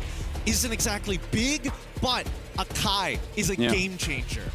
That's what I would say about, same thing for Poyet, man. You know, I mean, I feel like he's kind of been a little bit under the radar through their games. You know, we've really been putting focus elsewhere, especially, for example, Troll, but that just also is the case right now. Even the performance like we saw in the Yuzhong with Sanji, like there's just so many things happening with Falcons, but I feel like in this matchup alone, this is where the junglers kind of have to step up, be able to go ahead and be a little more versatile in the jungle, and maybe the team will help them support them in the early game to get that victory they're looking for. Can I talk about a niche hero here? Because I'm in agreement with you guys that Akai is amazing, but looking at how Juviana as well as Sanji has been playing, they are able to sustain quite a lot. I feel like Baxia might also be a priority here, knowing that they like the Arlas, they like the Yuzons, because I still remember yesterday, Sanji could 1v3, and because there was no anti-heal, there's no life bane, he survived that and even got kills. I think that's more of poor itemization more than it is the hero being over the top right now. And I think with the only consideration of, yes, Arla is especially good, let's also think about some of the enablers, right? Yeah. When you think Arla, you also start thinking about Fredrin and Akai that fall in that same category. Jushin as well. Double savages so far. Screw that girl, man. And she's been banned. Hey, great. You know what? It's good that she's banned out. I think even the R-Lot, because as Gideon was just mentioning, you know, the R-Lot right now is just such a key pick for Juviana specifically. Yeah, it's not just R-Lot, it's R too much. R too much. Phoveus too much. I don't think that works the same. No, sorry, it doesn't work the same. It's less, but you know what? We just been a few minutes on the desk. Yep. More chaos to come. But look at this. Falcons banning out the... I think they want to set up for a Paquito first pick here. I do think so as well, but at the same time, the Freya is still a big question mark here. Not to mention that none of the tank junglers have been touched. This is going to open up that tank jungler option then, I feel like, because depending on the last bans, like, are they still going to focus on the XP lane here from Team Falcons towards Juviana? Because I think they're looking to hone in on that weak point you just mentioned earlier, Gideon. You know, the hero pool, the options, the versatility. How deep does it go? Specifically, even for Juviana, you take away a lot of his options that he's showed his best gameplay on so far. They might have to come up with something else. There's the Freya too. So these are really solid bans, but this is what we expect. We're day 3 of the wild cards. You have all this information from the first 2 days, and you start to expect, okay, the drafting patterns are making sense. The hero bans are making sense. I feel now it's Paquito or Atlas. I feel like either or is good for Spic right now. Well, the Paquito has been banned, so now Paquito's banned. Either a tank jungle or an Atlas. Atlas so far has been pretty good in the wildcards. I agree. I think that Atlas is always has been doing better than ever this time round, but I think it should be the tank jungle pick first, right? I think that you got to keep it safe. Akai? Well, that's what I'm thinking. But then again, based on the bans, I feel like they're leaning into Sanji's lane anyways, so they need info from Nightmare. Like, what are they... Okay, oh, Marcel. Why do we always... I feel like we kind of forget about Marcel now. Because most of the time it gets banned, to be fair. Yeah. He's still that guy, though. He is. You know, in the Rome right now. Super good looking, taking pictures. Never takes a bad photo. Never takes a bad photo. You know what? He's like the first Robin for Batman. The first Robin? Yeah. Was there actually multiple Robins? Yeah. Oh, yes, there's multiple Robins. See, I don't know the lore of Robin. I only know the lore of Batman. Oh, my goodness. You don't know about Tim Drake, his actual son, Damian Wayne, and of course... the one and only. You know what? I'll let you figure out the last one. No, I'll give you. You mean it's Dick Grayson? Okay. Yeah. So that's what I was like. Oh, Marcel's kind of like Robin. I'm too much of a nerd in that sense, but now we see the boxing alongside with the Valentina, which I think is interesting. I feel like it's an interesting response to say, hey, even though you could get Yve, I like the options of the alts. Interesting from Gideon means he doesn't really like it that much. What are you talking about? I don't know what you're talking about. I'm not sweating. All right, but no, I get it, because so far the Valentina, I feel like the teams that have drafted it through the wildcards, like, it hasn't been able to do exactly what they want to. Part of it, obviously, is what ultimates do you want to go ahead and take. Obviously, the Golden Hour is a good one, but now Team Falcons can go ahead and play around this. And they do want to go ahead and take in the fact, too, that, yes, it is that Baksha. You're going to be dealing with a lot of rotations happening. This is the dangerous grass map, too. So I don't know. We haven't seen teams take too much advantage, I feel like, of dangerous grass. But this is a good start. You take the Yu Zhang. You give one of the best heroes that we saw so far for Sanji over. And the other reason why they pick up the Valentina is to deny the Akai. Right? If they pick up the Akai, it might be pretty bad for the team. So, in a way, they force this Fedrin pickup. So now, for Nightmare, I feel like the best option is just to take out extremely annoying mid laners, and then you should be fine. And now the Atlas get picked up by Nightmare. So, Giddy, what do you feel about the first picks coming in from Falcons and Nightmare? Well, at least from Nightmare's side, the great thing about their composition, and so far based on their first 3 picks, they're not really giving you much of an idea. They're saying, hey, we have a team fight composition, but you don't know what kind of style, and the early game is very up in the air. Now, at least with Atlas, the mid lane is kind of secure with a concussive blast, but then the real question comes down to, how do we deal with this Yu Zhang, not only in the lane, but do we even want to consider the gold lane to be a secondary win condition? If not, we just leave them on an island. And that might be a problem, though, too. Like, if you leave him on an island, if we don't choose to deal with him, there is the potential, like we saw just yesterday, where he's holding his own. Next thing you know, he's 1v2, he's killing everybody, then he scales up entirely, and now there's a lot more to worry about. So that's one of the big things that, Nightmare's going to have to worry going throughout this game. Atlas and having a Valentina. Now you're talking about options, right? Options for the Valentina to go ahead and supplement the Atlas setup with the Fatal Links that we're expecting to see. Obviously, too, depending where we go in the gold lane is going to be the main question. Yes. Because you already have that Harith banned out. Is the Claude going to be up for picks or grabs? Will it be something else? You know, we've seen the carry, we've seen the Bruno now. What else are we? Obsidias, the Granger even, right? Yeah. Previously.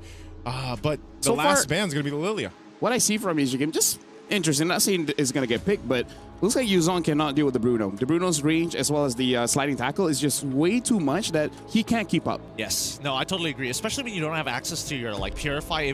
Sorry, not Purify, but Petrify at that point of time. There's honestly no point unless it's like super early on into the game. So far, I think the idea is correct, right? Mina is making sure that at least, hey, Harith is gone. We want to keep it into a very honest gold lane fight that really is telling us that, hey, we're going to be playing towards Yu Zhang's lane. You might have to be ready for a Moskov as well. Oh, you're so right. Yeah. But I feel like, if possible, Falcons Mena definitely want that because that is one of Sano's best heroes. Yeah. The Moskov has been one of the, I feel like, lean back picks for a wild card anyway. Some teams are able to go ahead and, utilize it. We haven't seen any crazy SODs or anything like that, but it's definitely capable. Claude is going to be the change, though.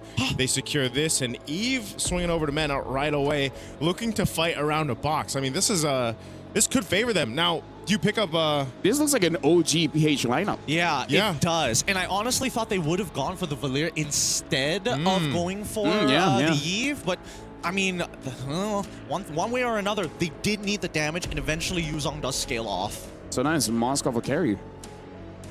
It might end up being carry, to be fair. Carry, that's what I'm thinking. Because of the Baksha and the Atlas, it's going to be the Moskov, though. So I would have liked them to see the carry because one of the biggest drawbacks of the carry is her range, right? Especially until she gets the Malefic Gun. But you're already able to fight around your central point, that real-world manipulation. You would have had the space to work with, but they leave it up to the Moskov, one of the better picks so far for Sano. And the answer last pick is Sora going in the XP lane here for Nightmare. So far, a lot of interesting picks coming in from both teams, but judging by what has happened throughout this wildcard, I'm really looking forward to see how the side lanes is going to get played. So, Gideon as well as Naisu, this is going to be Falcons going up against Nightmare Esports. Game number 1 of this best of 3.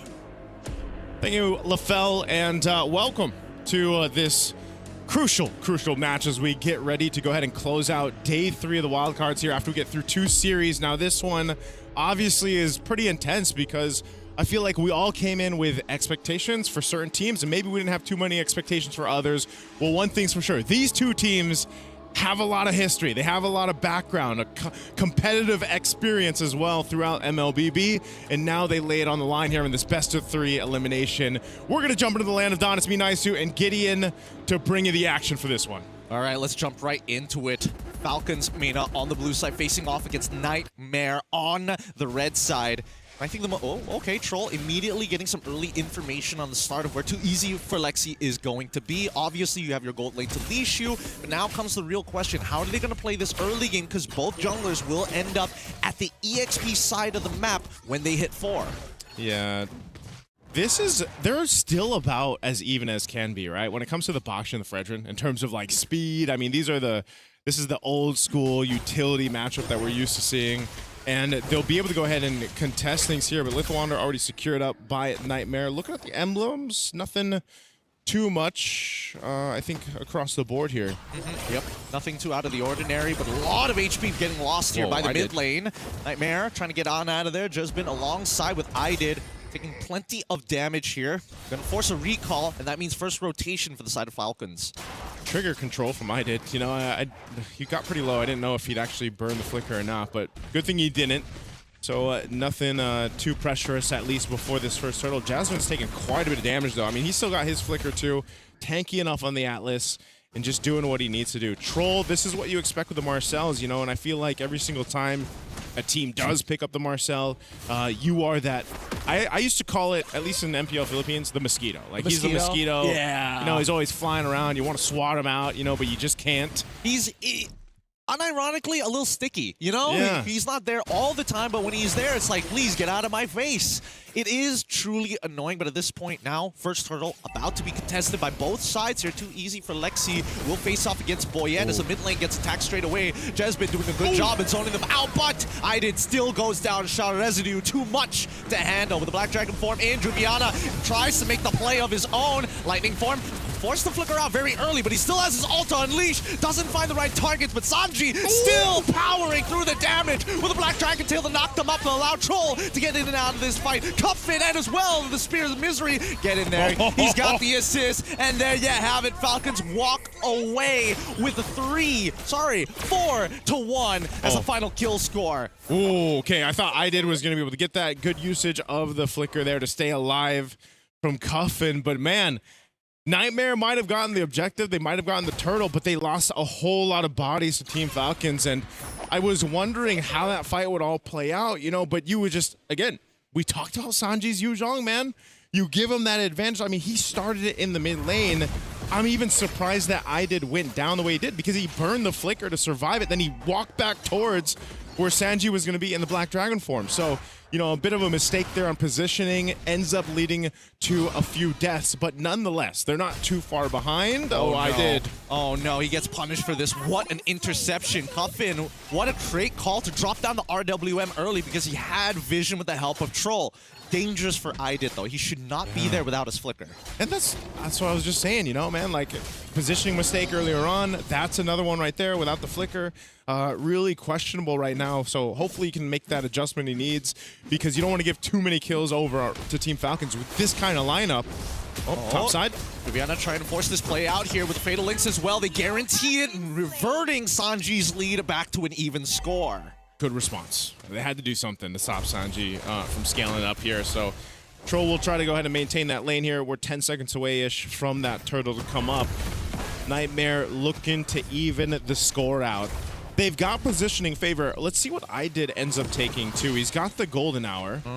Troll's swinging around the corner. I don't know if he wants golden hour, but then again, there's a lot of ults to work with here. The 50-50 is still going to be played as Sano a little low to actually participate. The golden hour's already out from Nightmare's side, and now they're looking for a response backward as their own return. Fire from Falcons is through. With the Black Dragon form already down, getting plenty of damage down. Sanji makes it out just in time as Juviana now looking for a trade in terms of those kills. Black Dragon Tail is going to connect, and unfortunately, Boyette able to peel perfectly. Nobody can get past him so far as Lexi gets clipped against the wall. Boyette kills him. Now that's going to be a 2-for-0 and a turtle on top of that. Oh, that's tough. Nightmare, it looked like they might have been able to go ahead and over damage or out throughput Team Falcons there, especially with Juviana on the Sora.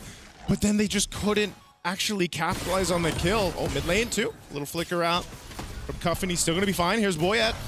They might be able to find the trade here. The flicker's gone, and Troll keeps them in place. Appraiser's Wrath for another killing spree for Boyette. All right, Team Falcons, this is the synergy we wanted to see, man. You know, this is what we were expecting to see from Team Falcons Mena. They're making it work right now.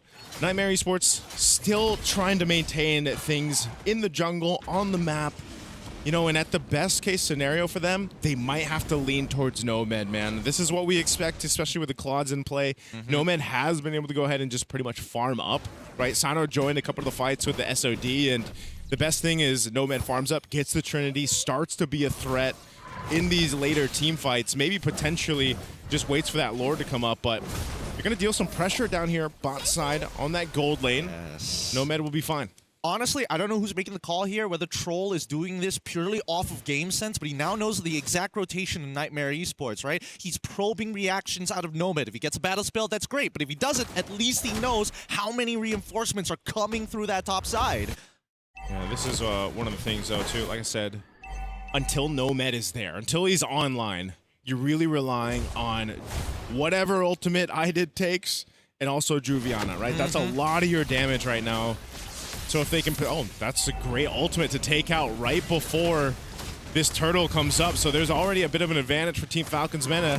They're trying to rush it. They're trying to rush it, but Sanji, he's got the Black Dragon forming. Now he unleashes it. They're trying to force this as soon as possible. Golden Hour is good, but it also takes the turtle as well. Oh, Comfort takes the turtle, and now Sanji responds. Petrified to knock up one. As we see the turnaround from Juviana, unfortunately, the CC is not enough. Too easy for Lexi. Will give up his life to make sure everybody else doesn't get traded. Oh, wait. Hold on. IDID might be in some trouble here. Forced to go under his T2 because the T1 is compromised, and that is a winning play from Falcons. Falcons looking to take flight. Oh, Sanji here, he's in trouble. Coming down with the damage. Juviana will pick up a kill. Nicely done, nicely done. Managed to kill him before the Shower Residue was about to trigger. Juviana now making it worthwhile. But at the same time, at least for Sano, right? They've decided to swap lanes here. I'm looking at this Valentina pick, man. You know, we've seen that throughout the wildcards. It just hasn't worked too well for teams. But it can be one of the cases where IDID just gets one of those valuable ultimates, whether it's a Golden Hour or the RWM, and is later on able to set things up for success around the Lord. But with this kind of gap at this point, I'm wondering if Nightmare Esports actually wants to contest the first one. If it's better for them to let it go, or if there's even a chance for them. Nomad's just now getting the DHS. Yeah, but you can see he's not exactly doing as much damage as well. And nearly loses his head for a good sidestep from Nomad's side. But I think the real problem right now is Troll. He already has a Golden Hour, trying to lock one down. Fortunately, doesn't find the right target, as a response from IDID is good, but they get out the IMU and they secure it. See, look at how calculated this is. Yeah, it feels like Team Falcons is just setting things up for IDID to be trapped. And now pushing up on this tier 2 turret, they're going to be pushed off of it. Nomad will be there to help clear things out. Yep. Honestly, if Troll doesn't get the MVP of this game, I'm going to be very upset. He's doing literally everything. Yeah. Full vision over his opponents. He's even doing some real damage because he got such an early Thunderbelt. Trolls all around the map, taking all the snapshots, man. I mean, it hasn't been any crazy Golden Hours. It's mostly just him stopping people in their tracks, pumping out a decent amount of damage himself, but also just being that threat, keeping Nightmare Esports from actually engaging or trying to disengage even in some cases. So with this Lord up, Team Falcons at any point can go ahead and start this thing up. That looks like they're going to go ahead and try to potentially push down the tier 1 bot. They'll get in position around it. They might even try to take, or at least put some pressure on that orange buffalo. Look at this. Troll spots out Jasmine. This is Nomad. So good. This is so good. Look at this. The fact the Falcons have full control on both sides of the map. Man. They're preying on the fact that Nightmare is too scared to walk up. You're too scared, no problem. I'll take a tier 1 down bot side. You're not touching the Lord, even better. More stacks for Troll, more time for Sano to scale. Yeah. This is one of those cases where same thing, they don't have to rush the Lord. They're going to go ahead and play the macro, play the map, take down some of the turrets when they can. Even that tier 2 up top's almost down, but as they get centered up, they'll slowly make their way for this Lord. If Nightmare Esports wants to contest it, I'd be rather surprised with given how much damage they're lacking. So this is going to be a started up Lord already. Look at the positioning for Jasmine, though. Is he going to try to pull some crazy play? He might be too late. He's a little late on it. Yep, they call it off. Yeah. He could have cut right across, or maybe try and conceal. It could have been on cooldown, but I think this is probably for the best for Nightmare Esports, right? They don't exactly have all the items that they're looking for. Lightning Truncheon just got finished by IDID at this point, and now Falcons, the most ideal scenario is to fight underneath an inhibitor and take the inhibitor with no trade kills. Uh-oh. Team fight in the jungle. Jasmine, half health. Golden Hour's good. It finds 3 at an interception point. The spear will connect, and the appraiser's rad just to try and take away the purple buff fast. RWM comes out late just to make sure that they can trap. Too easy for Lexi, but he can now tank the damage. Without Sano, it might be a little hard. Yeah, they get the tier 2 down bottom. Nomad standing right next to the Lord. He'll go back to base. They know they have to get prepped and ready for a base defense. Facing it down the 6,000 gold deficit, Nightmare Esports. They've got the holy defenses. The one in the mid will pop. Still holding on to that bottom one as Nomad tries to go ahead and clear things out. Team Falcons Mena looking to capitalize the last tier 2 turret as that Lord charges in. They want to approach this base. A massive lead in the Black Dragon form. Here we go. This is what we were looking for. They're trying to siege underneath the turret as the Black Dragon form flies through to zone them away. They take the inhibitor, no problem, and now it's time to trade. Boyette, they want a little bit more. They're going to go for 2 inhibitors as Jasmine says no. He walks up, doesn't find the angle for a Fatal Links, but right now Troll is stopping the entire backline as he dashes right through. Another inhibitor falls, and that's going to be too easy for Lexi, dying to Sano. Good catch from Boyette. Team Falcons just dissecting Nightmare Esports right now. We'll take 2 base turrets. Oh, they want to go? Here it is. Fatal Links into 2. RWM into the golden hours. Nightmare trying to disengage from this fight, but Juviana is just a little too deep, but he gets it. Sano ends up dying into the up fights. A shutdown onto Boyette. The double that saves the Nightmare life. Juviana buys Nightmare Esports a little more time. Team Falcons got the 2 base turrets. They ended up staying a little bit too long in the base. Let's look at the instant replay here. This is where they're caught out. Sano's there. He gets Fatal Link too. He's just under half health, and Juviana sticks to him like that, pumping out that damage, just wanted to take him out enough. And he'll accomplish the job, buying themselves some more time, but with the way the game has been going, with the nature of these team fights have been going, there's so much more to work on if you're Nightmare Esports. 30 stacks already. This guy is getting a minimum of like 2.5 stacks every single minute. And he is having the time of his life. Now, looking on that top side, you can see that the damage is very relevant. Nomad is almost losing an entire bar. Oh no, wait, that's the BMI, and now the RW is out, and now the Sharazu kills him. Sanji gets it, and now Fak attacking the back line. Aiden next to try and turn this around, but he's got the golden hour, needs to drop it now. Oh no! He's locking down the right targets, and Boyette continues to chase. Jasmine in some trouble, but the Fatal Links will buy a little bit of time for the main carries to get back out of there as they reset underneath their base. They're going to be losing one more. Sano was pushing the mid the entire time, and that's going to be the crystal falling. Game 1 going over to Falcons Mina. Team Falcons with a finesse at the end will take game 1 in this best of 3 against Nightmare Esports. Man, the spear was thrown, it missed, it didn't matter. They'd had enough of a lead to go pretty much 4v5 and just cap out a win in a decisive manner against Nightmare Esports. There's a whole lot that Nightmare Esports needs to kind of adjust before going into game 2, because man, it looked messy. It looked messy, and I'm so sad to see Claude players throwing out their BMI that early on. You don't do that at a high level. You gotta wait till the last moment. And I gotta say, this is the Falcons, Mina, that we were hoping to see. This is the scary Falcons coming up, because not only do they look clean, they look aggressive and calculative. It looks like whatever mistake that was done is more on outplays coming in from Nightmare, but all throughout, everyone performed well, but we can't say the same about Nightmare. I'm looking at IDID. On that Valentina, the early game was not there, and Valentina is one of those heroes because of her passive. She wants to do well early, and then if she doesn't, then she's just there. Yeah. Not really doing much. I agree. I definitely think in a couple of these moments, maybe probably the better ults to actually go for was the Black Dragon form rather than just the RWM. Because we're talking about zone control. They've got plenty of zone control. They've got Juviana. They got, Jasmine to kind of set it all up. They just needed the extra bit of sustain and damage, knowing that the gold lanes weren't going to participate in the fights. Yeah, that's one of the things, though, is like, I called it out in the beginning, and I was like, IDID's positioning was not where you want to be, and it just kept happening, man. And unfortunately, even when you're on a Valentina and you're trying to, maybe he was getting too caught up in what ultimate can I actually take, or what ultimate can I utilize here, because there was a couple moments where it just seems like they didn't have what they wanted. But even so, if he did, all that reliance was on Juviana's damage output.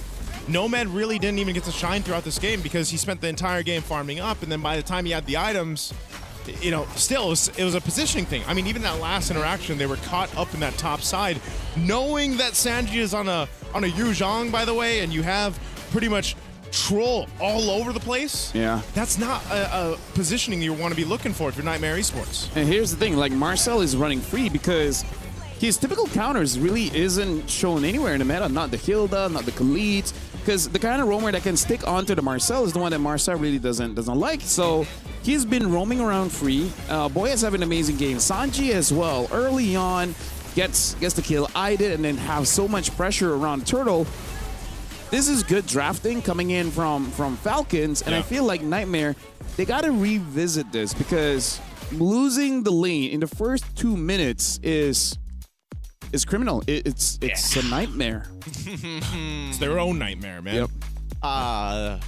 Everybody's battling their own demons, whether it's sleep paralysis or not. But I think that at least for Nightmare, you have the foundation of like, okay, here's where we messed up. First of all, we can't let that Marcel ever get through because it's just too much. And plus, all the characters that we want to play against the Marcel isn't really following with our style right now. Back to the problem of not enough bans. Yeah.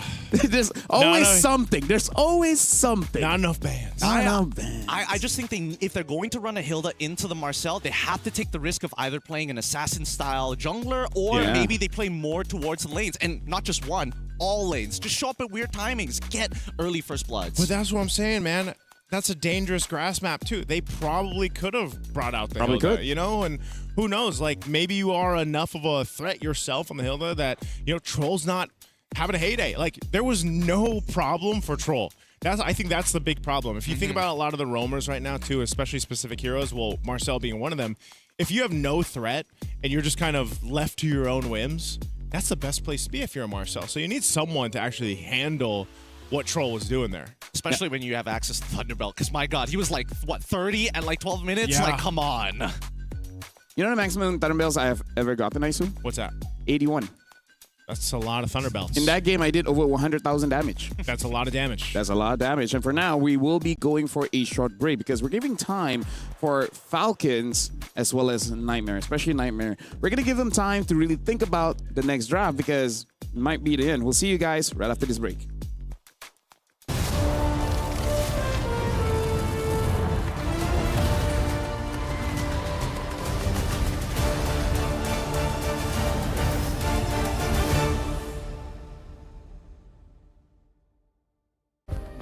Play is in our DNA.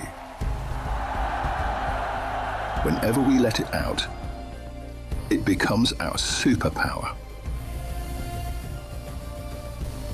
Now imagine an entire city being built to supercharge it. Kadir City, powered by play.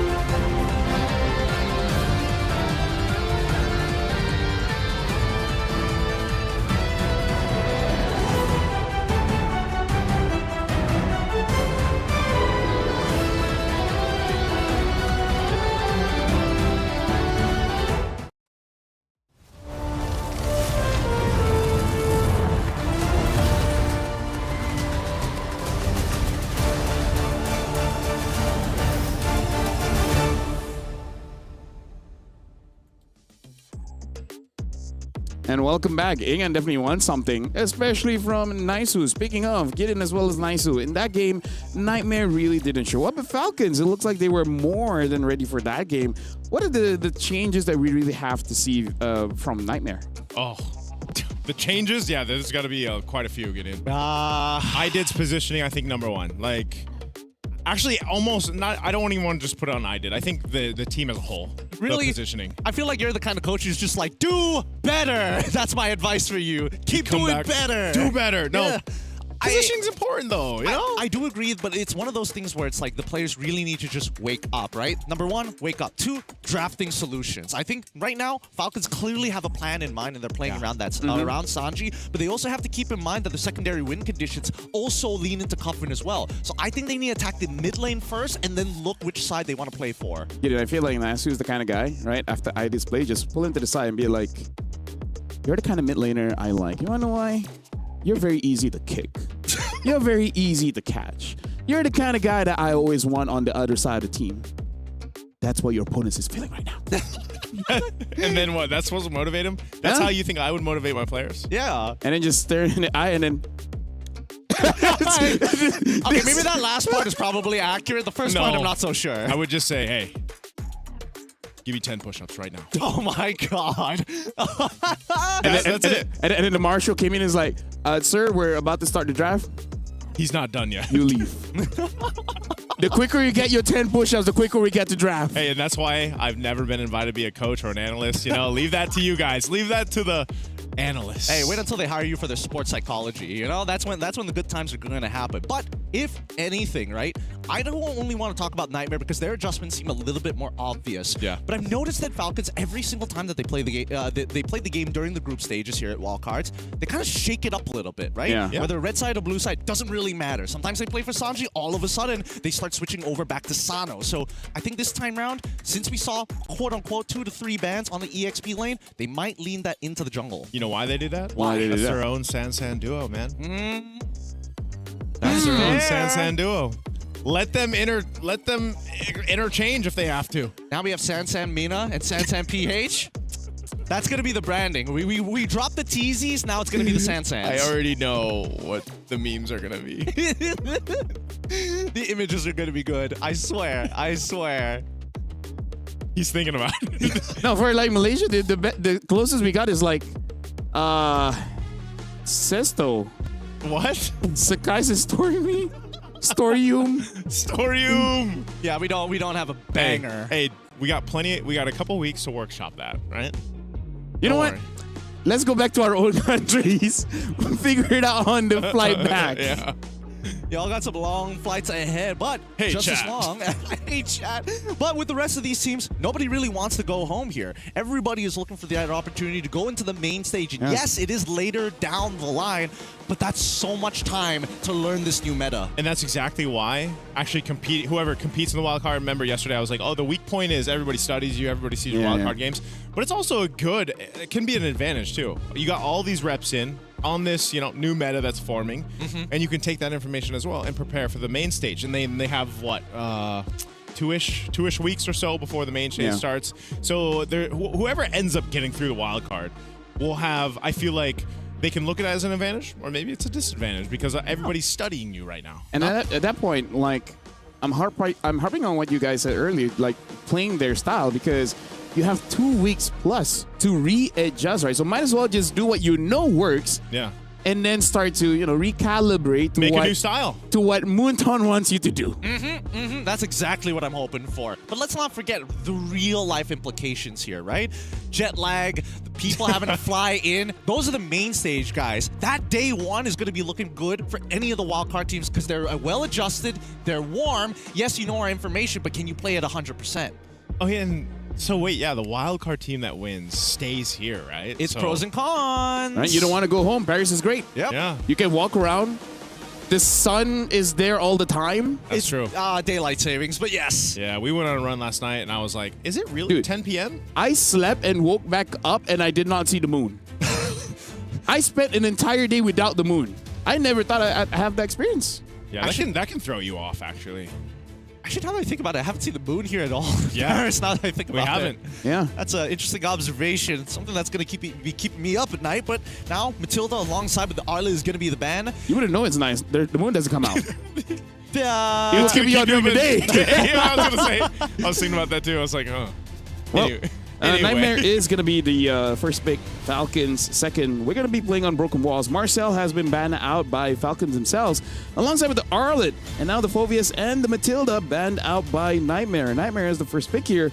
What was going to be the priority, Zushin?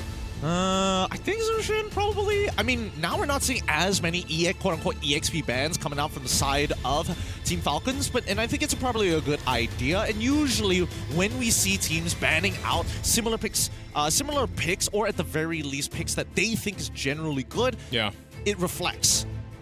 Yeah, and I don't know, first blue pick priority for Nightmare, just with the case of, you know, Juviana's not going to get the R-Lot, the Marcel's not going to be taken. They're still going for those targeted bans, of course, towards Team Falcons Mena. What does this mean for Nightmare on their game plan to get to a Game 3 here? Again, the stakes are high. You got an elimination through this wild card. You've really got to lock in a good pick for... And who is it going to be? I think that's the main question. Is it too easy for Lexi where you want to go ahead and solidify a solid choice in the jungle, or do you go for something else? I think it's got to be more straightforward here. I think they need to actually play for a power pick on IDID so he's comfortable first, build up his momentum to get a better mental for the rest of the series. So I'm thinking this the Zushin. Yeah, Jushin. Even if it's not your comfort, I'm pretty sure it still look good. Yeah. It's kind of hard to mess up on a Jushin. So if you do, well, you know you're really bad. Yeah. I think it's Jushin. With the Boxer band there, that's this... Come on. Or Freya. I can accept Freya as well, but Zushin. 99% that's going to be the Jushin. Keep it simple, and now Freya should go on to the opposite side. The question is whether or not Sanji is going to be the one playing it or Sano. Yeah, Freya gets picked up. Zushin is one of those characters where you're like, oh no, I got nerfed. Anyways, but yeah, Doesn't matter. Atlas as well as Freya. Freya has been having pretty good games. Paquito, not so much. Today, the Paquitos have been knocked out. Maybe it's not new skin, man. It throws you out. It really, maybe it's lore accurate. To the point where we saw the new skin, and then the second time it was used the old skin. It throws you off. It messes with you. It messes with you. It's like I'm heavy left punch with a kick. Knockout punch with a kick. I'm just glad that they don't change the ability names to fit the quote-unquote themed skin. Oh wait, they might. I haven't gotten the skin, but they might. I'll be really upset. Knockout kick. Hado right? knockout. Or Hado knockout strike. So because I have the Badang Seiya skin, and they changed the abilities there. They did. Yeah, they did. I thought they wouldn't There's do a that for few the Street there's a Fighter few one. Cho skins that they changed the abilities. Oh, Yeah. I think even the Kyo skin they changed it. Oh no, not the greatest thing to hear, but hey, you know, that's just part of our jobs. Yee, you're gonna get locked in one more time, at least the way to actually poke against this Jushin. Okay. Both of these sides of the first draft are really good, honestly. I mean, the game plan is there. I think with the Fred, Jushin, you've already got a really solid mid lane rotation that you can go with, depending on what they put in the roam here. But this is already good for Nightmare Esports. I think I know what's going to happen. I think they're going to lean into maybe a Uranus pick here for the side of Nightmare. It feels like a very old traditional style comp from last season, but we'll know for sure once the bans start coming through in the second phase. You think that's just to deal with basically make it a dead lane? Make it a dead lane, yeah. Make it a dead lane and let Freya kind of do whatever she wants, but still being relevant. The Paquito gets bought here. If they really want to kind of match the Freya in terms of like Gideon movement speed, yes. Chose a Seiya skin instead of Wade Dragon. It is Rozan Hakyu Ryuha. Sorry, Ryuha. Good thing we're not required to say that when they choose that skin. Yeah. Not yet. Thank God. Not yet. Hey, stop giving away $1 million ideas. Okay, at least the new skin is still Wade Dragon. Oh, thank God, thank God, thank God. All right, but coming back into the draft, right? Yeah, it does look like a little similar to what was going to happen last season. Yeah. But now, looking at the way that Falcons might actually look to adjust, where do they make that happen? This Freya going into the gold may not necessarily be a bad idea, but at the same time, now that they're branding out Paquito, I'm feeling like this is Sanji's pick. Yeah, it makes sense that it would be. I think at this point, it's still flexible, right? That's one of the advantages you have with it, and they see exactly what ends up being banned out and then picked up, of course. They'll have the red 4 option, so we'll see that in a second here. Now, this last ban, what is going to be from Nightmare? They've honed in on some of the jungle. You have a Fred. The box is already banned out. Is this just going to be an Akai going over to Boyet? Most likely, unless Nightmare has anything to say about it, because the Use problem... shit, oh. The problem right now is that they're unsure. Are you going to go into that tank? Are you going to play some of these other stuff like Harley and Yishin Shin? Maybe they took out the YSS just to cover the base so that it's not a Ruby Freya. Yeah, I think they just want to make sure this is not double fighter. They do not want to deal with that. I like that a lot because Lapu Lapu gets locked in right now, and they've already shown that they want to brawl. Unless... So what, Roger for Falcons? Actually, I think their lineup's still okay with a Akai, but who knows? Is this a... No. That'd be crazy. You probably want the Freya to still go into a lane, right? Yeah. What are you thinking? What, jungle Freya? I think for Nightmare, there's a possibility. A high loss wouldn't be bad here, just for forward momentum for the Fredrin as well as the Sushi, because you really just want a front line. Yeah. But instead, to pick up the Cho, let's see which skin he'll be using, and the Benedetta. Yep, so they want to match. They want to match speed. They want to match rotational speed. They want to make sure that they can kind of help out that mid lane a little bit. Oh, man. I'm hoping that they've fixed the positioning mistakes because when I see the Benedetta now, I think of JM's Benedetta, the positioning, overcommitting. And so hopefully, whatever happened in between Game 1 and Game 2, Nightmare Esports as a team has been able to go ahead and alleviate that problem and fix it going into this one. There's great tools here. There's a great damage profile, too, if they can actually utilize a lot of these heroes' kits together synergistically. The last pick, Hayabusa. Welcome to the wildcards here. Wow, okay, so that's definitely new. What an interesting draft here coming in from both teams. And as I was looking inside my memory hotel, I believe Benedetta has not won a single game just yet.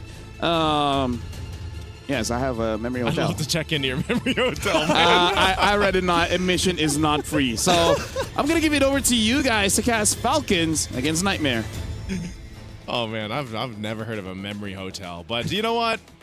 Maybe I'll have to construct one myself. Because it comes and goes, you know? Like, once your stay is done, it's like, all right, thank you. I'll see you next time. It's like the Grand Budapest. Yep. Hey, the elevator's closing right now. Yeah. LFL. Yeah. We'll see you on the other floor. Find me on 6. All right, we'll see ya. Ladies and gentlemen, welcome. This is going to be Game 2 right now of this matchup between Nightmare Esports and Team Falcons MENA. It's match point currently.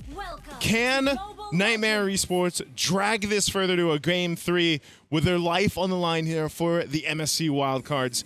We're going to find out in this one. Well, let's find out. Because again, it's all about this level 1. How are they going to exactly prepare themselves? Because we are not getting a leash on either side here. Maybe just a little bit of a leash from Sano, but nothing on the opposite end for Nightmare. As mid lane is already in full control, Juviana is already doing a good job playing this level 1 against Sanji. Yeah, this is that'll be interesting to see, I guess. Fact 2-wise, the fact that Benedetta really hasn't done too well in the wildcards, you know, looking for that win. But like I was saying, when it comes to down to the team fights, the spread of damage that this lineup that Nightmare Esports has is rather good. Also, Jasmine's going to have to rely on the kicks again, you know, to make this work and set up the team. They just don't want to get set up themselves. Every single time we see this Atlas in play, you already know that's going to be a big problem. Dude, Sanji needs help. He needs help right now. He's about to die. He's literally about to die. First blood by Juviana underneath the turret. He was not able to touch his wave for 2 levels straight. And now Jesbin is the next to fall as Cuffin secures the kill. All right, so there's a trade. You know, a bit of a trade. Yeah, I am surprised just as you that he ends up dying level 1 currently. He missed EXP. Every single time he walked up to the wave, Juviana came out. Made sure that he traded well, and Sanji, unfortunately, couldn't micro to get close enough to the wave to get the EXP.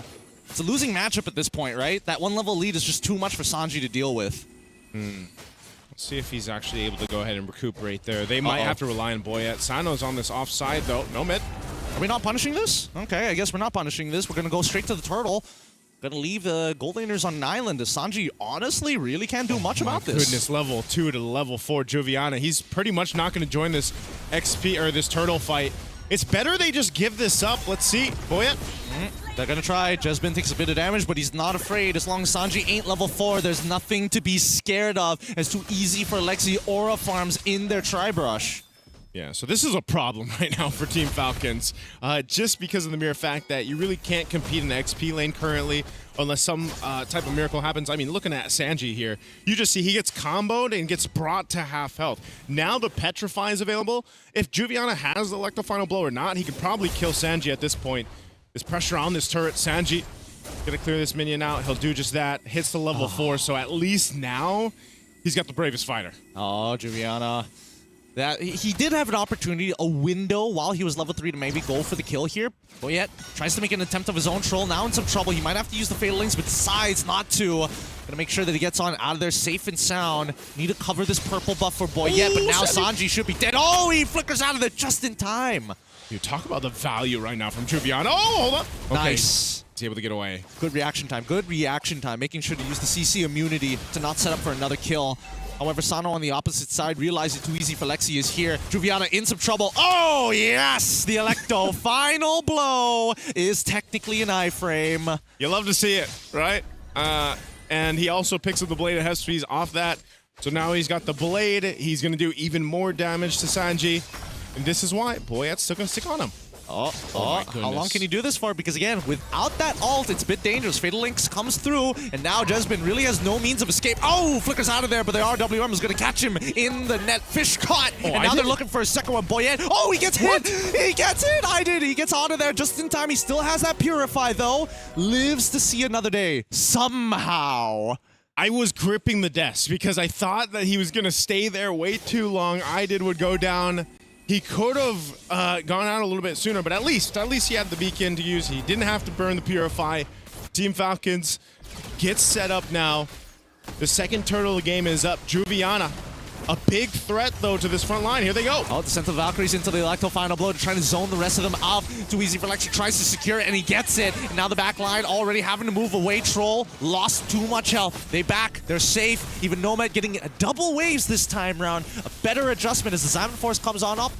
Trying to get Cuff in here, getting pretty close, and now he gets it underneath the turret. Looking for one more. Sano needs the trade to make this worthwhile, but peels him off. I'm really surprised. I don't know if he just expected Cuffin to survive that, but that Sano at least didn't kind of go a little bit more forward to, keep Nomad from looking to capitalize that kill, because I was going to say, Cuffin is the guy right now in this game for Team Falcons. Was sitting at 3-0. Oh my god. Oh, no. Bro. They got him back. Yo, Nomad. Yo, Nomad. He was so confident. He's like, I'm 1 HP. Don't worry, guys. There's no way they'd flicker on me underneath turret. Oh, they get the pick, though. Sano now forced to use his ult pretty early on. It's too easy for Lexi. He's absorbing the damage. Unfortunately, no Fatal Links, but a good way of the Dragon to keep Troll underneath the turret. Oh, and it's good. Boyette finds Jespin with the help of the Yogi Shadow Kill. Gets the double as well, and that is top tier 1 for free. Oh, man, that is a big pickup, too. Off the turret, Team Falcons Mena will go ahead and make a big play up top. This is, again, it's coming down to it. When you have to break down what is happening for Nightmare Esports, where are those weak points in their play? It's, some of the decision-making, the positioning. This was a kick that had also initiated the fight, and then, they get collapsed on under the turret.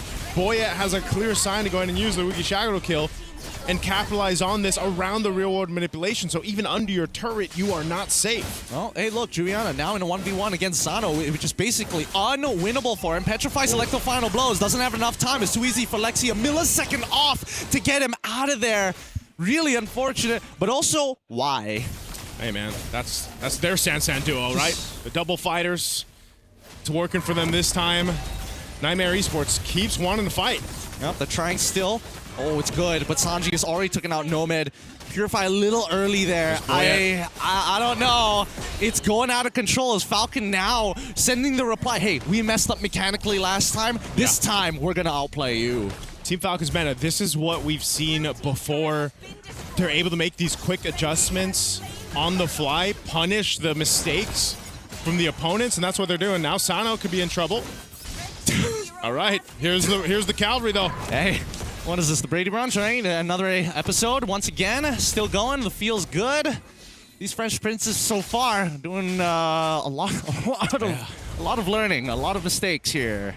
This is one of those cases where if you can't get something on one side of the map, there's probably something else. Oh no, too easy. Like what? What's going on here? Why are you walking through when you have no vision whatsoever? And Aiden is like underneath your turret.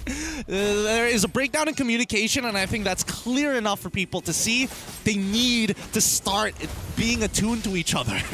Yeah, something is off. Juviana Oh, gets out of there with the Electro final blow. They did get the Oki Shadow kill, but Boyette adjusting very well. Waiting for the last second to take the Phantom back to hopefully find an execution. But Nomad gets a great push down on the bottom side. You know, Team Falcons isn't doing anything crazy across the map. They're just punishing Nightmare Esports' out of positioning plays. This is exactly what happened in Game 1. It's happening here in Game 2. Even when they had essentially a lead because of the way Juviana played the XP lane at the start of the game, that's essentially been lost. And now they're scrambling across the map to try to get things together. You know, you can see the gold lane, the deficit there isn't anything too crazy, but Nomad just isn't where he needs to be. The team as a whole isn't connected. They really need to kind of hone in on this before this Lord takes. I almost expect them to potentially give up the first Lord, but with the way it's going, they might just throw themselves at Team Falcons Mena and hope to overcome them in a team fight. Yeah, looking at the items, Jesbin first time decided to go for Antique. He's specifically looking for Boyette, and that's why Boyette always comes in at the very end, because he knows he's getting targeted. I would have liked to see Jesbin actually just go for half the component and then immediately start leaning into the Dom Ice, because I think that's what they need more right now, as Sano is really starting to pick up speed. Yeah, Lord's up. You can see still got Sano up top. Juviana's going to have to keep him. And that's the thing. Juviana is such a big part of the damage right now for Nightmare Esports that if he's not there for the fight, then Team Falcons has that advantage to work with. So they'll see Juviana up there. You got rotate happening for Sano. They'll give a clear sign to go ahead and start with this Lord. But I think Team Falcons would rather just go ahead and bait Nightmare Esports into a fight. It's at half health. They've got to decide here. Yep, and now they're going to bait them right into the fight that they were looking for. Onto too easy for Lexi. They zone them out as Boyette secures the Lord. As we see that Sano getting hit by the way of the Dragon. Vengeance going to keep him alive, but that's just too much. And unfortunately, Sanji unwilling to flicker forward. However, Boyette almost catching. Oh, man, so close. And like the final boy gets him. Juviana turns it around, and now we see I did. Lantern flaring forward, trying to catch as many people as possible. Can he pick up Troll? No, not enough. RWM gonna come out as a response at the intersection point. Juviana goes down. Sanji holds. He goes down to Nomad, and now they're looking for their backline. Troll the next to fall as Jasmine slays him. Well, Nightmare Esports has been making mistakes all game. Well, that time, that was Team Falcons Mena overstepping after the Lord was secured. As you look from the instant replay, Sano did his job. He kept them busy while they secured the objective, and then Boyette decided to go and initiate the fight that they didn't have to take. And what ends up happening, they get smacked in the face. The wings were clipped in that one. They just weren't paying attention, right, to Juviana getting into that back zone, even though they were the ones who actually took the ground from them in the first place. A simple mistake that honestly costed them a lot more than they probably should have. Now, gold score pretty even on either side, despite the KDAs going 8-11 as the total kill score. At that point, Lord was pretty much nothing. Team Falcons pop and conceal, potentially want to make a play with Troll here, but he doesn't have the flicker, so if they can put some pressure on the tier 2 turrets, that might be all they can do before the next Lord comes up. Mistakes like that are crucial here, especially in the best of 3 format, especially in this elimination match right now through the wildcards, because Team Falcons, who had a relatively good lead, has essentially now left it almost to an even playing field, right? Nightmare Esports is slowly catching up. You saw the amount of damage that Nomad's actually able to go ahead and pump out now. He's still working, I believe, on his next item. He does get the Feather of Heaven. I'm not sure if he's got the Holy Crystal yet, but this is potentially a play they're going to try to make up top here. He does have the Holy Crystal, so Sano on Jasmine. He's trying to sell this. He's trying to sell this as much as he can, but they also know that they don't have enough damage. They see Troll coming in. Jasmine's going to go for the kick. He's going to get hit. Fatal Links as well. They give the free pick over to Falcons. Going to get a little bit more. I did. Oh, thank God he had his ult. The barrier keeps him alive. Yeah, good thing. I know what they had an idea there. It ended up not working out, but at least, granted, Nightmare Esports will get a tier 1 turret. It's something. It's a consolation prize at this point. The tier 2 and mid, they're going to try to hold it down. Oh, the Electro final ball. He doesn't get the eye for an eye in time. Gets out of there. Ends up dying anyways. Boyette secures one. RWM next. As Sanji tries to move forward. Troll needs to peel backwards. Sano now finally back in. Needs to attack that back line. Unfortunately, can't close the distance. Ogi Shadow Kill being thrown, but thank God. Too easy for Lexi. Body blocking the shadows. Good defensive play there from Team Falcons Mena. Playing around that rear world manipulation cuffin to make sure that they had a way out. and to also stop Nightmare Esports from moving forward. So they'll try to blitz this Lord, it looks like, to go ahead and secure it.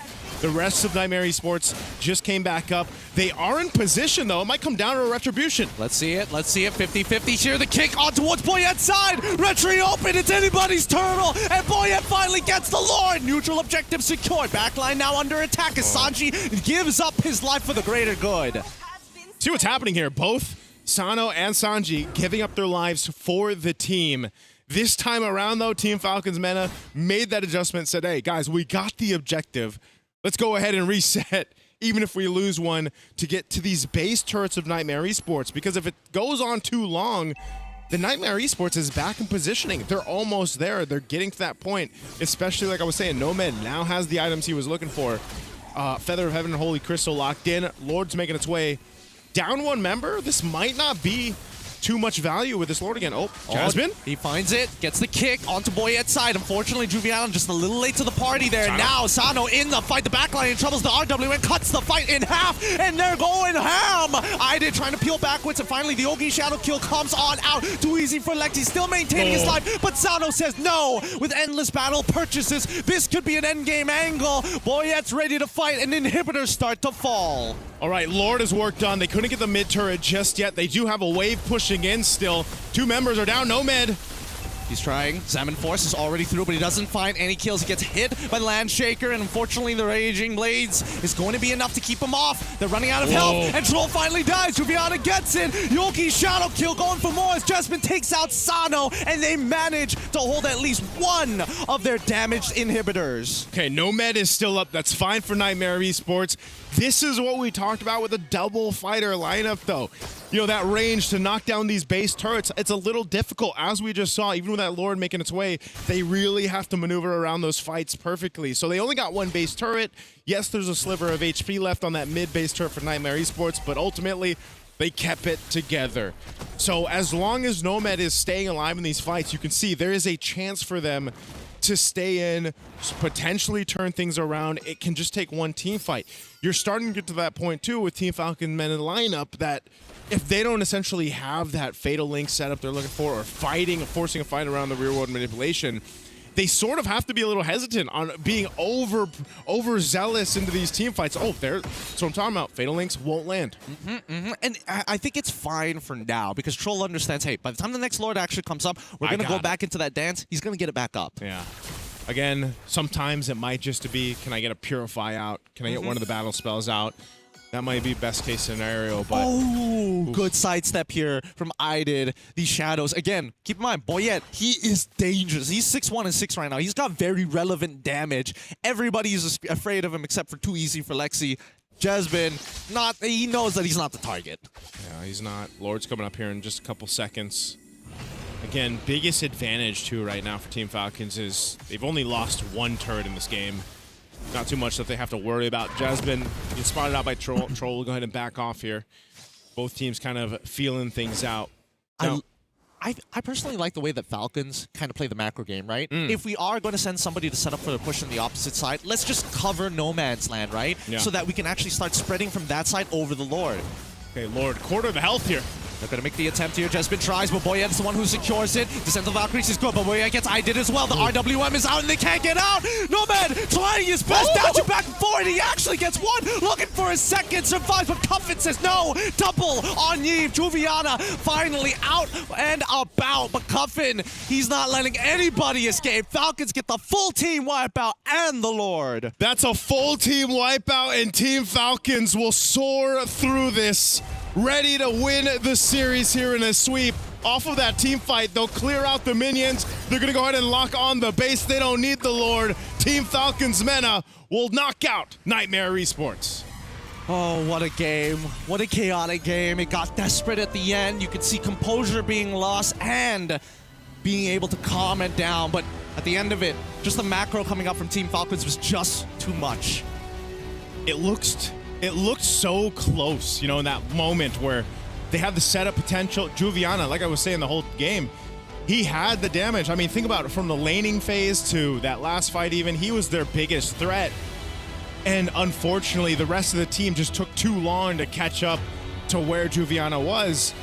And so a lot of those team fights, a lot of those skirmishes, just it couldn't go in their favor. So really tough there from Nightmare Esports. Hopefully they can come back stronger in the future. I'm sure for Falcons, it smiles all around. But I'm pretty sure the happiest guy was Sanji. Yeah. Because he's like, if I lose, man, if we lose, to be like, you were level 1 for almost 2 minutes of the game. Hey, right? man, somebody had to take it, and he was like, me. But at that point, even Giuliana was like, guys, listen. It almost went to 2 minutes, and I kept this guy level 1.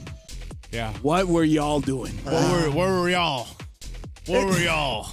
I mean, because again, like Giuliana, he had an amazing game. Like I wanted to bring up how Benedetta still has a 1, but it's not the dude's fault. Yeah. Right. Yeah. Let's look at the replays here, and throughout, we definitely see Giuliana trying his very best. Heck, even Nomad got like the victory plays around those team fights. He did. Like I said, the side laners are good. They're doing great. They're doing especially well. I think it's really tough. It's not like there were definitely moments where obviously it's like you're a half second late, a split second late to block a skill shot or not being in the right position. But it's all of those stacking on top of each other, which allows Falcons to have this large amount of time to not only set up, but most importantly, make the big plays. You always see them fight 4v5, 4v4 if necessary, based around their ultimates. A very simple play style, but it's so effective. I think also Boya just had a great debut here for the Hayabusa. He was really able to go ahead and capitalize the mobility, but also the damage throughput that a Hayabusa brings to the table. Playing around a lot of the times the real-world manipulation or the setups from Troll. This is, again, what people really wanted to see even on their first matches throughout the wildcard. This looks like the Team Falcons meta that a lot of people have been watching in their international performances and even in their own region leading up to this. And yes, there were some mistakes on both sides here and there, but I think, again, Team Falcons meta just adjusted quicker. They knew who to hone in on, who to target. Even this last fight, look at this damage that Giuliana pops out on the Benedetta. Like, that is insane with the Petrify, Elect the Final Blow combo, but unfortunately, the rest of your team got dismantled. Well, Falcons, so far, if I'm not mistaken, they have not survived any wildcards, right? Like, they did well, but not well enough to the point where they get to the main stage. Now they're just getting closer and closer. Speaking of, after this, we do have Alpha 7 coming out, which is looking like the next favorite. With that being said, Falcons have been looking pretty clean to the point where maybe even that Hayabusa was just trying to test the waters to see, like, in this environment, can we use the Hayabusa and can it still win? And it looks like they can. I think this is just to set up for their next match, in case things goes wrong, in case it's not a tankable jungler kind of situation, then they have something else to lean on. I think that's fair. I think it's honestly a really good approach if you're dealing with A7 specifically. They have been, setting up for the double fighter style compositions, BP1 whipping out even marksman junglers in this current metagame, which is the Roger. Yeah, the Roger. Yeah. It's wild. It's such an NA thing. Yeah. After this, KOG and Alpha 7, that's going to be a very interesting matchup for us to see as we're setting up for the interview with Falcons, just to see how they feel about that matchup and, of course, the upcoming matchup. So they're going to be playing for tomorrow. Speaking of, wildcard is almost over. Tomorrow is going to be the final day. Tomorrow we'll see who actually makes it through over to the main stage. It's kind of wild, man, how fast wildcards have gone. I mean, I know we got one more match to go through today here to close out it, but that tomorrow is already the last day, and then tomorrow everybody wants to know, who is that last team that's going to lock in the spot there for the main stage. And I think that's really exciting because... Could I be blocking so that you don't see it turning? At this point, I don't know who it's going to be, man. I think they do know. Well, with that being said, let's actually go on over to the interview with Eterna and Team Falcons. Turn over here, and I am with Troll from Falcons Mena. So congratulations on that victory. Thank you. Okay. How do you feel about that? Was that a big morale boost? I mean, this is such an important match. It's an elimination match as well. How does it feel right now to be able to actually eliminate another team? Yeah, it feels pretty good, especially since our group, you cannot eliminate anyone. So we're pretty good about it. We feel pretty good. That's true. That's true. You're moving forward now. And of course, your next match will be against Foot. So Foot were the top in their group. What do Falcons MENA need to do to improve and maybe be able to carry on maybe a lesson from the group stages to be able to win this one against Foot? I think we need to stop choking some matches because we like oversteps and dives. So we need to stop choking this. Okay. So, I mean, we did see, game number 2 at the 9th minute. I think it was around the Lord. You guys kind of lost that team fight. So what happened there? I think it was just a bit of a miscom. Someone wanted to go in and we wanted to go back. So we didn't have, we weren't on the same page. You were on the same page. Was there one particular shot caller or are there several shot callers for different stages of the game? Like we have 2 main shot callers, me and Boyet. Okay. So in that moment, who was the shot caller in 9th minute? I said back and he said go. Okay. He just went. That happens. He just went and we go back. So we left him. Okay, so that's what happened, guys, in the 9th minute, if you guys were wondering. But, Falcons MENA is a namestay, of course, coming into the wildcards. We've seen you multiple times before, and flashbacks to last year, 2025, unfortunately, you guys fell short. But was there a particular lesson that you learned that you can bring over to this year here in the wildcards? We learned we shouldn't underestimate any team and play every game as its own game. So, was there underestimation last time? Maybe. Oh, okay. I'm not going to ask who. You guys can figure that out for yourselves. But that's really good insider info. Now, I'm also wondering, we don't see Hayabusa too often, right? I think a lot of the people out there, maybe the audiences are wondering, is Hayabusa in the meta right now or is it conditional? It's conditional, I think. Conditional. In what situation? I know you're roamer. This is a weird question to ask you, but we don't have your jungler right now, so maybe you could share something about that? The Hayabusa wasn't our main priority. We have 2 main, but they got banned, so this is our 3rd pick. Okay, so 3rd pick Hayabusa, it worked out in the very end. So before we throw it over back to Lafel, we were wondering if you had maybe a message to your community. Keep cheering for us and we'll do our best. And we're excited. Thank you so much once again, Troll, and we're going to throw it over back to Lafel. Take it over. Can we just say that's like the most realist thing ever? I love it. How's the show go? He say go, I say back. So what happened? First we go, then we go back. That's like the most realist rank experience with friends ever. Hey, I like the honesty Yeah. of his answers, man. Shout out to Troll. Yeah, big shout outs because yeah. No wonder that's his name. to be fair, not a lot of our players on these interviews are, willing to kind of give that information over, and not to mention some genuinely valuable information about their picks as well. So this at least gives us an idea before they start making their way over to face off against Foot. It's funny too because I was thinking the same thing. Like, is Hayabusa, now that he's had his debut, are we going to see more of him? And it's just like, you know what?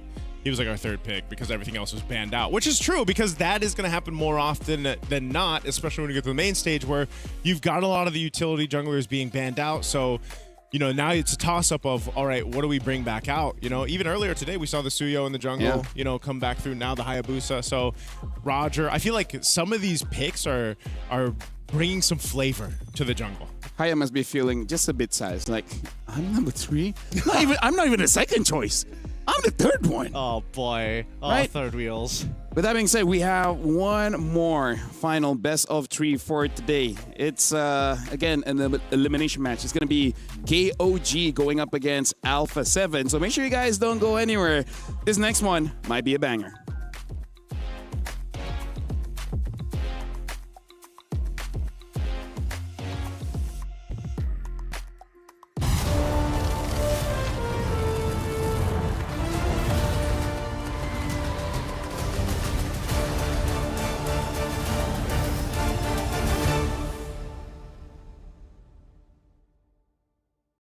Hi, we are Kings of Gamer Club from Thailand. Winning MSL Thailand Season 1 really means a lot to me. I've been playing a really long time ago. This is my first championship. It really means a lot to me. I really dedicated this international tournament in my beloved father who passed away recently. I got a dream, Payen and Nai, climbing on Eiffel Towers. And today, we are being here. I hope the dream comes true.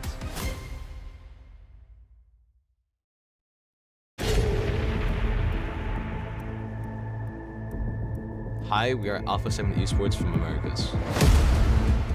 We're still here because we want to prove that we could be one of the best regions in MLBB. And we are here to prove that we can make it back to the main stage. I look at wildcard as redemption because we did lose to South. It was pretty heartbreaking for the team, I guess. I think we will be more disciplined and determined to win. We just have to beat everyone.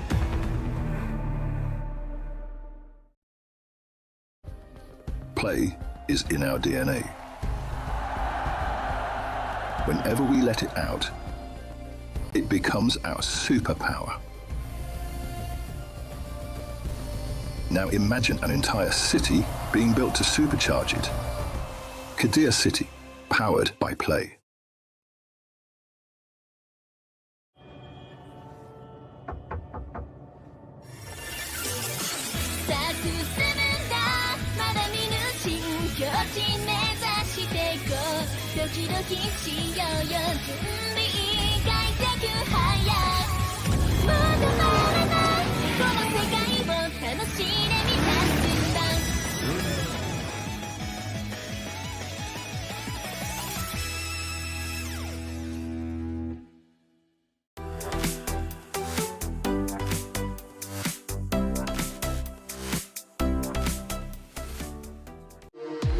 We were there for every click, every clutch, every respawn. We were there for the years of grind, and we're here. Now, the proud founding partner of EWC, powering the biggest event in gaming, shoulder to shoulder with the world's best, making history. Greatness deserves a stage. Lenovo Legion, reach your impossible.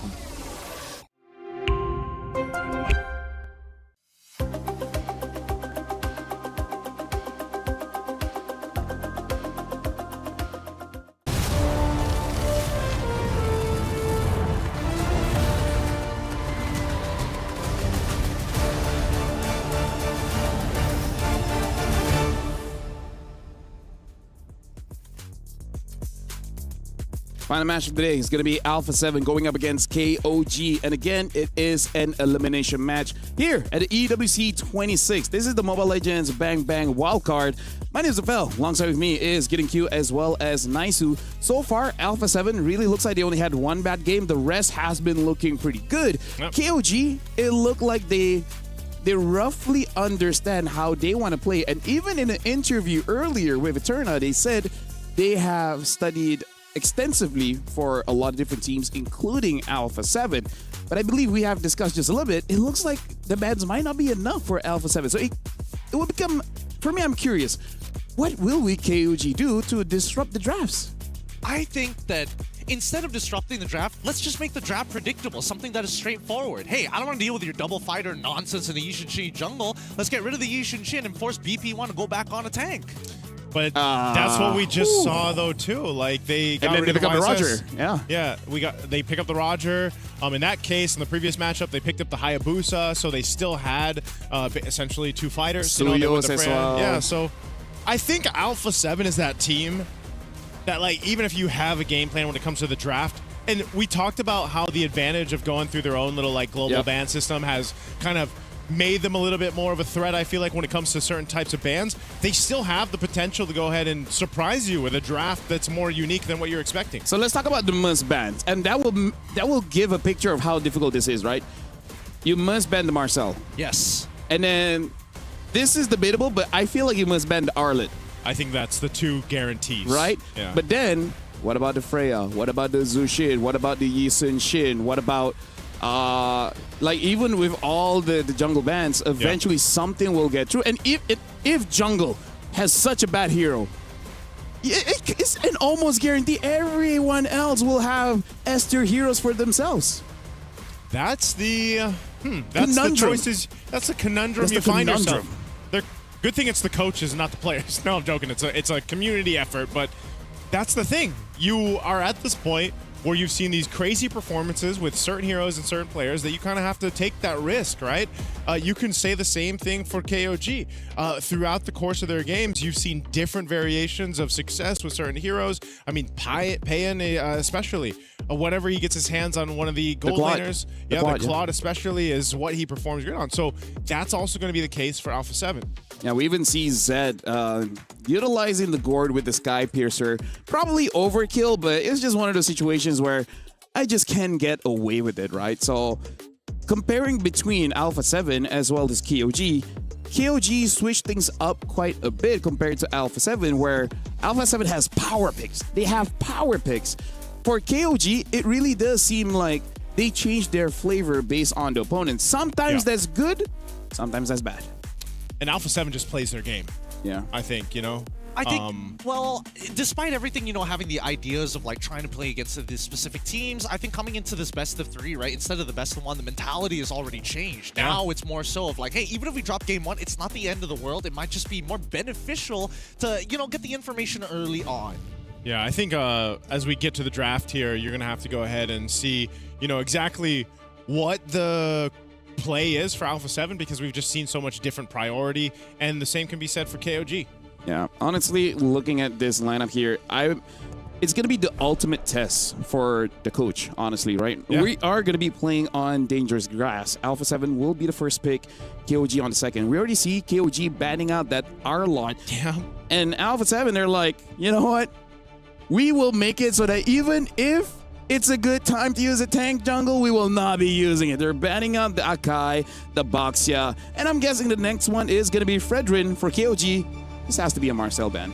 It has to be. I would be surprised if we let it through. End up letting it through. Yeah. Also, the utility jungler. So it just kind of, you hone in on, all right, what potentially can we go ahead and lock into the jungle? The Phoveus would be the last ban from Alpha 7 and towards KOG.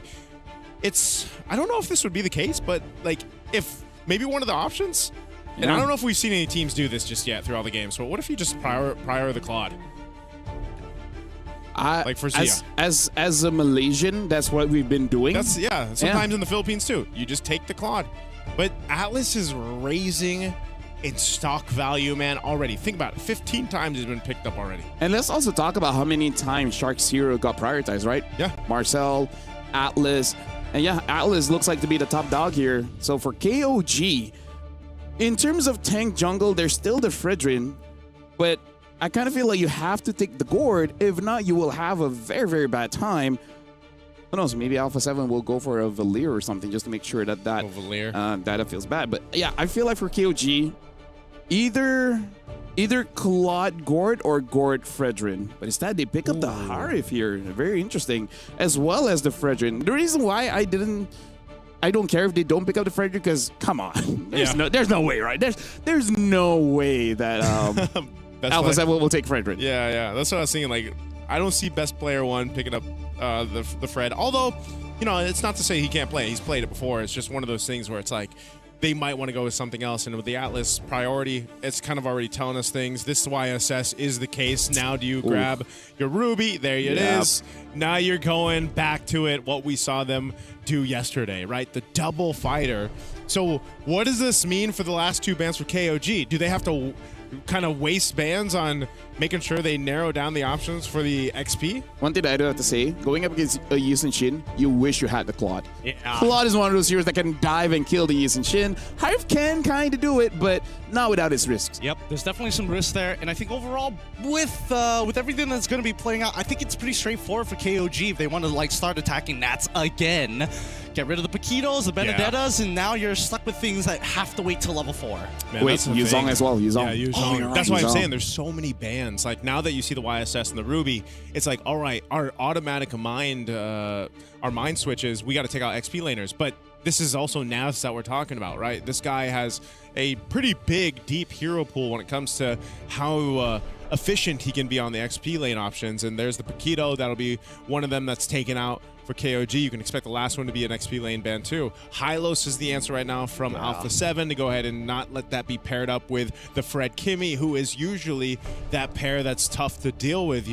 In play, by the way, too, is still a Matilda. Yeah, because for them. Right now, Alpha 7, they kind of don't want to deal with dive. Yeah. Because a dive con will be difficult for them to deal with.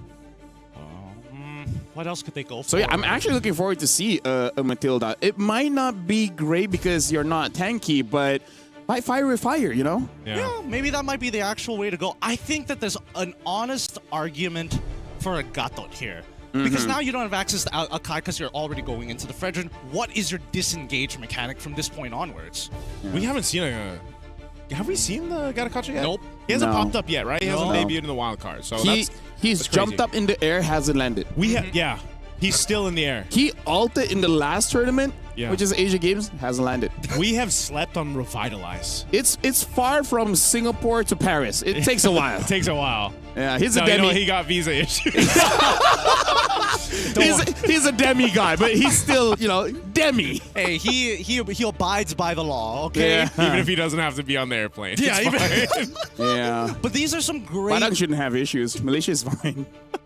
Does he have... Oh, yeah, he probably would have the passport. Yeah. Looking at Alpha 7, I really like the bat. It's really well thought of. Anything that stops the double fighters from actually closing the distance is a great way to deal with that style of composition. So getting rid of the Glorious Pathway on top of the Wrath of the Dryads are amazingly good tools. Yeah. Okay, and Maybe now got at the this Roma point- here. Yeah, they have. Glue. Oh, right, glue. Yeah, I was thinking of the glue as well. The only problem is if somehow Alpha 7 picks up a counter towards it, but it doesn't really look like their style to use something like a Vexana or Faramis. Actually, a Faramis might not be bad, but, maybe they haven't practiced it yet. I wouldn't put it there's the past gourd. them. Yep, the Gourd comes through as expected, right? True damage to kind of cut through all these big tanks up front. What is that? Terizla? I don't know. I think they might just go back into the... Alice? What about the Freya? Wait, it's still open? Oh Yeah. my god. They have Freya Ruby, man. I didn't notice. They can go... I don't know. I'm just going to go I'm based more on history and impressed- say Bene. I'm more impressed if they didn't make a good pick. Alice. Again, still pretty good. Still pretty good. You need a front line and someone with continuous damage. Interesting. So again, it does go to show that they're really... Hey, after yesterday's game, BP1, I'm putting 100% trust in you. I'm going to be initiating for you. I'm going to Yeah. create those angles for you, says Nats. And I think he's showed that. Remember in his interview, the question, best player one, what do you have to say to the doubters out there for Alpha 7? He's like, well, I hope yesterday's performances and the results spoke for themselves, basically, and now let's see if this composition, which is shades of what we saw yesterday, albeit the Alice is a little bit different, but it also works really well to have that paired up with this kind of composition that has a lot of crowd control, a lot of burst magic damage too, gives space to a YSS to work with. You've also got vision, which even helps you even more against this. So Lapu will be the last choice here to round out KOG's lineup. All right, so now looking at the lineup here, Alpha 7 still gets the draft that they want, right? They got 3 of the core members. Something that KOG has to look out for is that Sky Piercer, right? Yeah. Enough Sky Piercer stacks that Fredrin is going to go down faster, maybe even to Kimmy. So just got to be careful for that. So Naisu as well as Gideon. Final elimination match for today, Alpha 7 against KOG. Here we go. Last match of the wild cards for day 3 anyway. We still have tomorrow before we complete the run and find out what team will move forward to the MSC main stage here in a couple weeks. And I think a lot of people, myself included, it was nice to see, refreshing to see Alpha 7 come into play. Took a little bit while to go ahead and find that groove, but they definitely found it going 3-1 yesterday. Now, on the other flip side, KOG struggled here and there, but they've so far gotten things together under their belt. Let's see if they can do it here in this best of 3 against Alpha 7. The question is whether KOG can continue this run and whether Alpha 7 takes the mantle now and tries to qualify for the main event after. So far, going to be pretty traditional starts, mirrored sides of the map as we see the mid lane being highly contested for as always. And to be expected here, Zed is going to have a natural level 1 advantage. Yeah, this is one of the things that you usually see, right? The Kimmy, the Fredrin. Now you also pair it up with a Glue. Glue is a pretty annoying roam to deal with just because in a lot of cases you think you're safe. And then next thing you know, you're being dragged back to the enemy team. And taking a look at the emblems here, you can see things not too crazy. A little bit more tankiness here for Nafs on that Alice. That's so good. They saw the Retribution come out from BP1 on the Lethal Wanderer, and now they're going to go for an immediate invade. If Kazan doesn't have to use his Retri, ends up using it anyways, can't go for more than that. Still very worthwhile. Yeah, right now they're still putting pressure on him. they want to go ahead and keep putting pressure on Best Player One's jungle. The longer it takes for Best Player One to scale back up, the better it is for KOG. And yes, they still have money on the map. The longer they delay this, the less likely it is for the rest of the A7 members to contest for first turtle. This is going to be such a fun matchup to see, too. 33 versus Navs. The way they move around the map, the way they played throughout their games. You know, obviously Navs has been making a lot of highlights, but that's also with the R-Lot usually that has been able to go ahead and pick up. Now he's going to be on this Alice. It works a little bit different, but essentially, you know, they're still looking for those big setup potentials, the Throne of Ruins, which can all complement a Fatal Links. You can interchange those if you want to. And so for KOG, they've really got to be aware of where that setup potential from the Gleam entrance point or even a Flicker from Shark will set them up. First turtle, the game's up. Mount Shark are going to be used. They have vision. Can they take it? It's very early on, but he's got to make something happen. But no, Colwell ends up taking down with Mystic Gush. Kaizen does secure the turtle, but it is now time to disengage. Nat says no. Now in trouble. Glue can't seem to run away from this, but Zed and Kaizen hold tight to their lives. Turtle secured for KOG, but they lose 2 to A7, and right now, trading for objectives is the case, but that's exactly what we were talking about. The setup potential right now with this composition early on and even into the late game is going to be worrisome if you're KOG. How do you play around that? How do you make sure that you're not going to get engaged on? And that's one of the things why the Fredrin, being as durable as he can, helps out. Obviously, Zed might sometimes have to utilize his traction pulls, the ultimate of Kimmy, to go ahead and either peel or just kind of keep things from getting too chaotic there.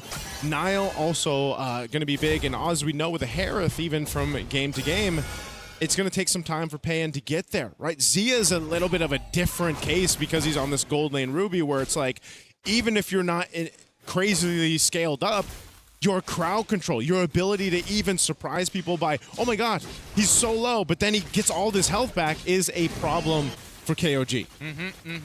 It's going to be tough to deal with this raw sustainability, especially in the earlier stages. Once they get anti-heal, then it becomes a little bit easier, and the next point of contest will come down to BP1 and Cold World. So at this point, KOG, they just got to have a nice and steady grab. Their composition scales really nicely into this game. Keep in mind that they still have Harith on their side alongside with Kimmy. Zia makes an attempt, unfortunately does not find the hook. Yep, doesn't find that pull in. Oracle was the first item for Navs too, so he built that in. Little durability there to help with this Alice. Mount Shocker, best player. Okay, engagement looking good here, especially if you are Lapu, but best player able to trace this out of there just in time, despite the flicker. Nats, he's holding his best, but now the Fatal Links come through from Shark to allow him to survive a little bit longer. Nats almost out, still holding on, so strong. Takes one back with the help of Glue, but that is still an inevitable defeat. Hey, they took out best player one. They're looking for Zed. They're so good at extending their leads. They had already won the fight, and Shark said, no, I can fish for one more. Okay, best player one's to pick up the Sky Piercer. The team's going to go ahead and hold out that turtle for him to make his way here. Let's take a look at the instant replay. This is actually surprising. All right, we get a bit of a look at this, but what happened here was essentially best player one gets caught out. Nats does a great job at following through, and mind you, he was really, really low. Ends up still staying in it, and just in time for Cold World and Shark to make it there for that fight. So all that leads them to also securing the turtle. Yep, they're trying to do their best here, but KOG, they're only following just by 2,000 gold behind. At this point, 1.8. Nats, he's making sure that he's covering as many sides as he possibly can, because from this point onwards, Alpha 7 is expected to start snowballing out of control. They're expected to win all the neutral objectives from this point onwards. Okay, Shark up on this bottom side. Takes out KOG from this side of the brush. They want to start going ahead and knocking down some of these tier 1 turrets. They've garnered themselves a couple thousand gold ahead. Nothing too crazy that KOG can't work against. Taking a look at the gold difference here across the lanes, you can see that, you know, at least for Payan, he's been farming up. He's going to have to just deal with Naz here. Naz tanky enough to go ahead and push him back, but Payan is what they want to go ahead and lean towards once we get to that later game potential. So we might even see this be a full breakout fight for the last turtle. If not, then KOG decides we'll just wait for that Lord. We're ready. We have the firepower that we need. But so far, A7 has had the control. I really think that as long as KOG is able to not even like secure the turtle at this point of the time, just kill BP1, right? as long as they slow him down, it should be a pretty straightforward line to get into the later stages of this game. But I love the fact that Alpha 7, they're not wasting any time, right? We're looking for turrets. Ideally, we'll want to break open mid-tier 1, but since they're going to defend it, we'll take everything else.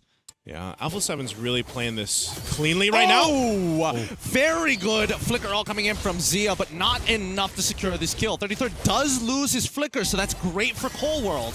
Okay, lost his flicker. He had to brave his fighter earlier when they set up on that tier 1 top side. Turtle's coming up though now. This is what I was expecting them to go ahead and rotate for this. It might still be that full-on team fight. 33's got his brave fighter now. He just doesn't have the flicker. Oh! In trouble, and now, unfortunately, Cold World gets caught out here. Nicely played by Nile, but it's not over yet, as Nats is thinking about going for this, but they call it off. It's too late. We've lost our main win condition. We need to start backing up here. Take our turrets, take what you want. Look on the opposite side. BP1, he doesn't care. He is going on an upward trajectory.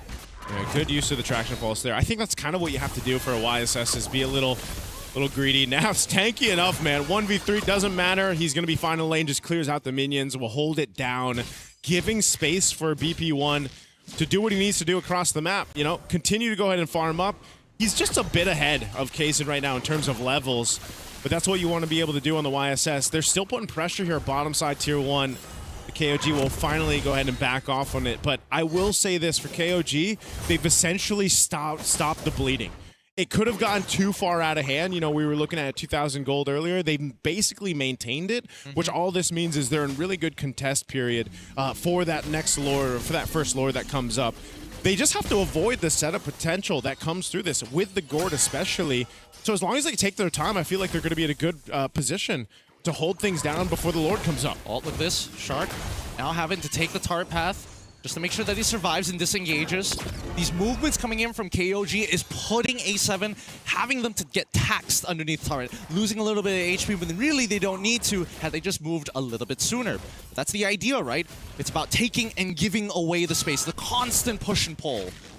Holy Crystal almost locked in here for Pay, and he's already got that Starlium Scythe, so we'll see. He once he has that, his damage third put's already going to be pretty good, and that's why I think they're in a really good position to fight for that first Lord. Zia gets the wings. He's got the War Axe there too. Shark working on his second item, already got the Dom Ice. And, you know, there just hasn't been too much for stacks, at least for best player 1, after he locked in that Sky Piercer. But, you know, it's more so of this, it's one of those games where it's not going to be crazy team fight burst damage type thing. They really have to choose and pick their fights, and that's why we see them kind of take it slow on both sides. They need the right opportunities. Most importantly, they need the right conditions. Zia's got some very relevant damage in this in this game. But Kaysen just purchasing Chastised Pauldron to keep him alive. Now, once again, they're going for a catch onto BP1. The split is good, and he is out in the open. That's the kill that they were looking for. And now Shark unable to do much about it. This should be a Lord take for free for KOG. Hey, Gideon, you said it. You know, just find a best player 1, take him out. KOG does just that, but it looks like A7 wants to stop them. They're not done just yet. Right into the Mystic Gush, flickering backwards into the Fatal Links, but Coldwell cancels it out too early. 33 spooked him up, and now Harris gets to go for free in the Zaman Force with the help of Zed as they gun down each of the members one by one. Oh, that was tough to see. The Mystic Gush, he flickered backward to gain some space, but then it was ended too early after, and then the Fatal Links came, so just not the connection for A7 on that team fight. That is a mistake, and that'll lead a Lord secure to KOG. So they have essentially not just stopped the bleeding, they're healed, right? They brought it back. They're in a good position to start marching towards the base turrets. They haven't got any turrets yet, so they need to go ahead and play around this Lord, take down some of the tier 1s, at least put some pressure. That might be all they get off this first Lord, but they've essentially gotten themselves back into this game. Yep, we're now hitting the 30K mark at 10 minutes, which honestly is kind of slow for 10 minutes overall. It just goes to show that both sides are not hyper-focusing on just farming. They're so worried about these bigger movements that they have to focus their attention to defending their borders. Yeah, this is what I was saying, you know, very different kind of nature that we're seeing here unfold in game 1 of this best of 3 as the tier 2 turret does fall. Divine Glaive now locked into for Payan, so you already saw a preview of the damage in that fight up in the mid lane. He's gonna hurt a lot more, so Turrets will fall across the board. Tier 1 up top, Tier 1 in mid, Tier 2 in the bottom. KOG looking to take another turret up top. This is huge value off the Lord that they were able to go ahead and secure. Now at this point too, you've essentially made it difficult for best player 1, right? He's had his own free time to go ahead and roam the map, take what camps he want, take what he want around the jungle. Well, now I think you shook him up a little bit, right? You found him out now in that moment, so he can't just be roaming around by himself up to this point of the game. I think right now, A7, the next adjustment, they got to kill that glue. Glue's the only one who can really mess with BP1, right? Everybody else, he can maybe traceless away, get enough distance to stay off, but glue sticks on you. And once he's stuck on you, you can get dispositioned. Yeah, the glue was such a good pick. You know, I was thinking maybe that Matilda, but this glue's working perfectly right now It's for smart. KOG.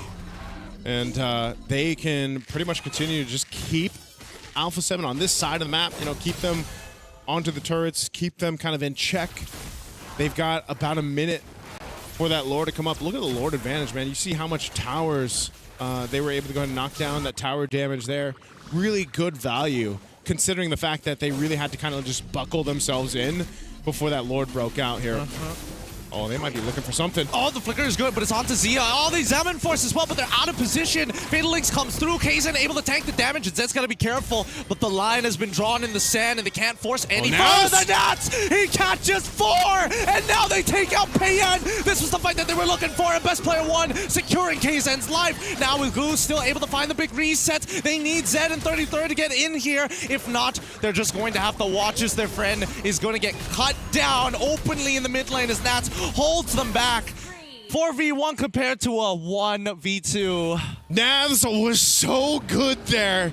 Not only did he engage with that initiation to get 4, but then he kept the 2 members back, cut off from actually following through, and still lived to it. And now that's going to get them in the Lord here. Alpha 7 finds a moment to turn the game back in their favor off a really decisive choice from KOG that ended up biting them in the behind. Yep, that definitely was like the closest we'll ever see to a Muay Thai match, man. Both sides got into a quick scramble, got into the clinches, pulled away, and all of a sudden a huge roundhouse kick coming in from Nats to catch 4. Hey, man, and this is a game without a Cho or a Paquito, right? And we're seeing martial arts basically unfold in the mid lane. So at this point, if you're KOG, after having that in your favor, now you're the ones thinking, oh, maybe we should take a breather here. Because of Nav's re-engagement on the Alice is stopping them in their tracks, because it's making it difficult for Zed or even Payan to an extent to try to actually follow through in that fight. So they're on the defense. Lord charges in, takes out the tier 2 turret. Let's see what they decide to do. They still try to maintain the distance here, but Alpha 7 knocking on the base turret doors. Well, let's find out how this is going to play out, because once again, Cold World real good on this Goshen at artillery, just throwing down the projectiles, looking for any potential for maybe Shark to actually re-engage upon them. He does have the Fatal Links and the Flicker, and KOG is just as aware. They're doing so good every single T2, methodically taking them out one by one. They wanted to go ahead and get some equilibrium across the map. Alpha 7 will do just that as the last tier 2 is knocked down. KOG on the defense. Shark? Okay. Fatal Links? Purify already out into the Mystic Gutch on towards now side. Third, he flickers forward with the Bravest Fighter into the Raging Slash on top of Cold World. Don't see the Landshaker out, but it goes out to best player, but it doesn't matter. He gets back out of there with no problem thanks to his Traceless. Back lines, however, start to run as KOG finally take a fight back. The pendulum swings back and forth in this game 1. Past the 15-minute mark, Alpha 7 chose to stay in that brush up there towards that turret, right? Again, this is dangerous grass.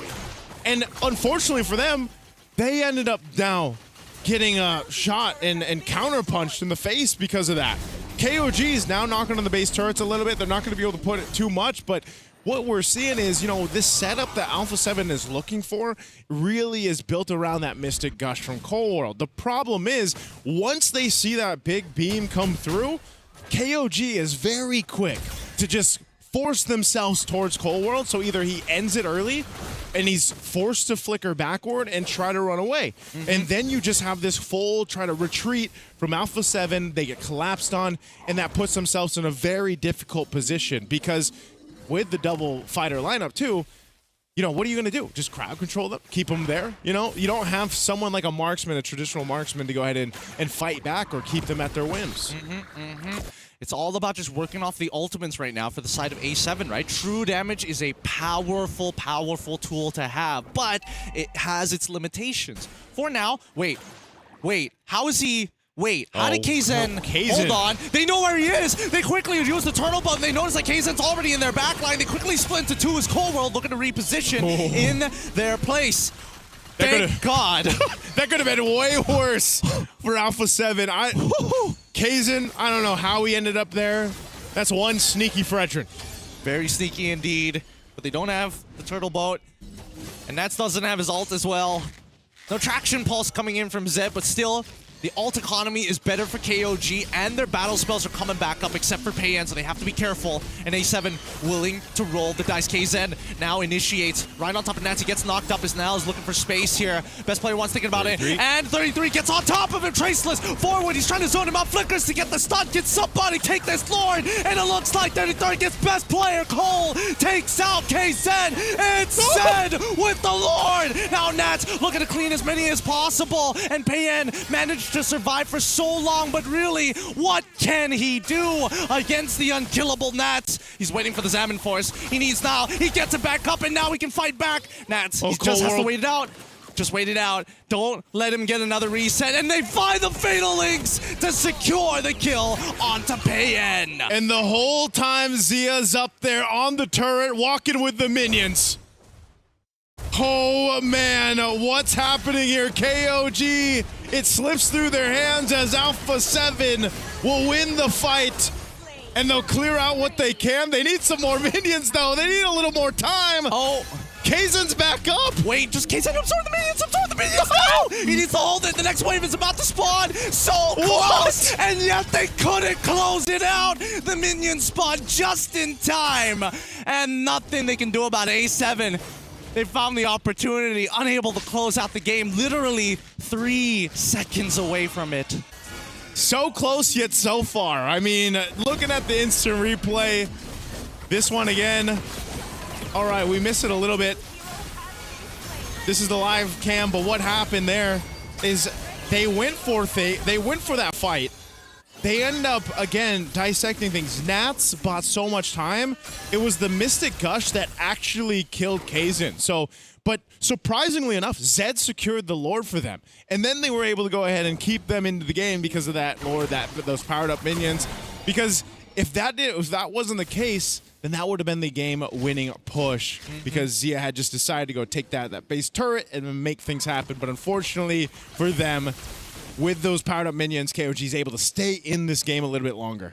I think right now people need to recognize who are the ones who play around the burst and who has consistent DPS. For the side of A7, it's best player one. He has the most consistent amount of DPS they can pump out if he has the space. Same goes for Nats. He can fight on a dime. That's totally fine. But on the opposite side, it's actually Zed alongside with KZen who can take... Well, actually, let's also include Nal into the conversation as well. They can fight forever for as long as you want.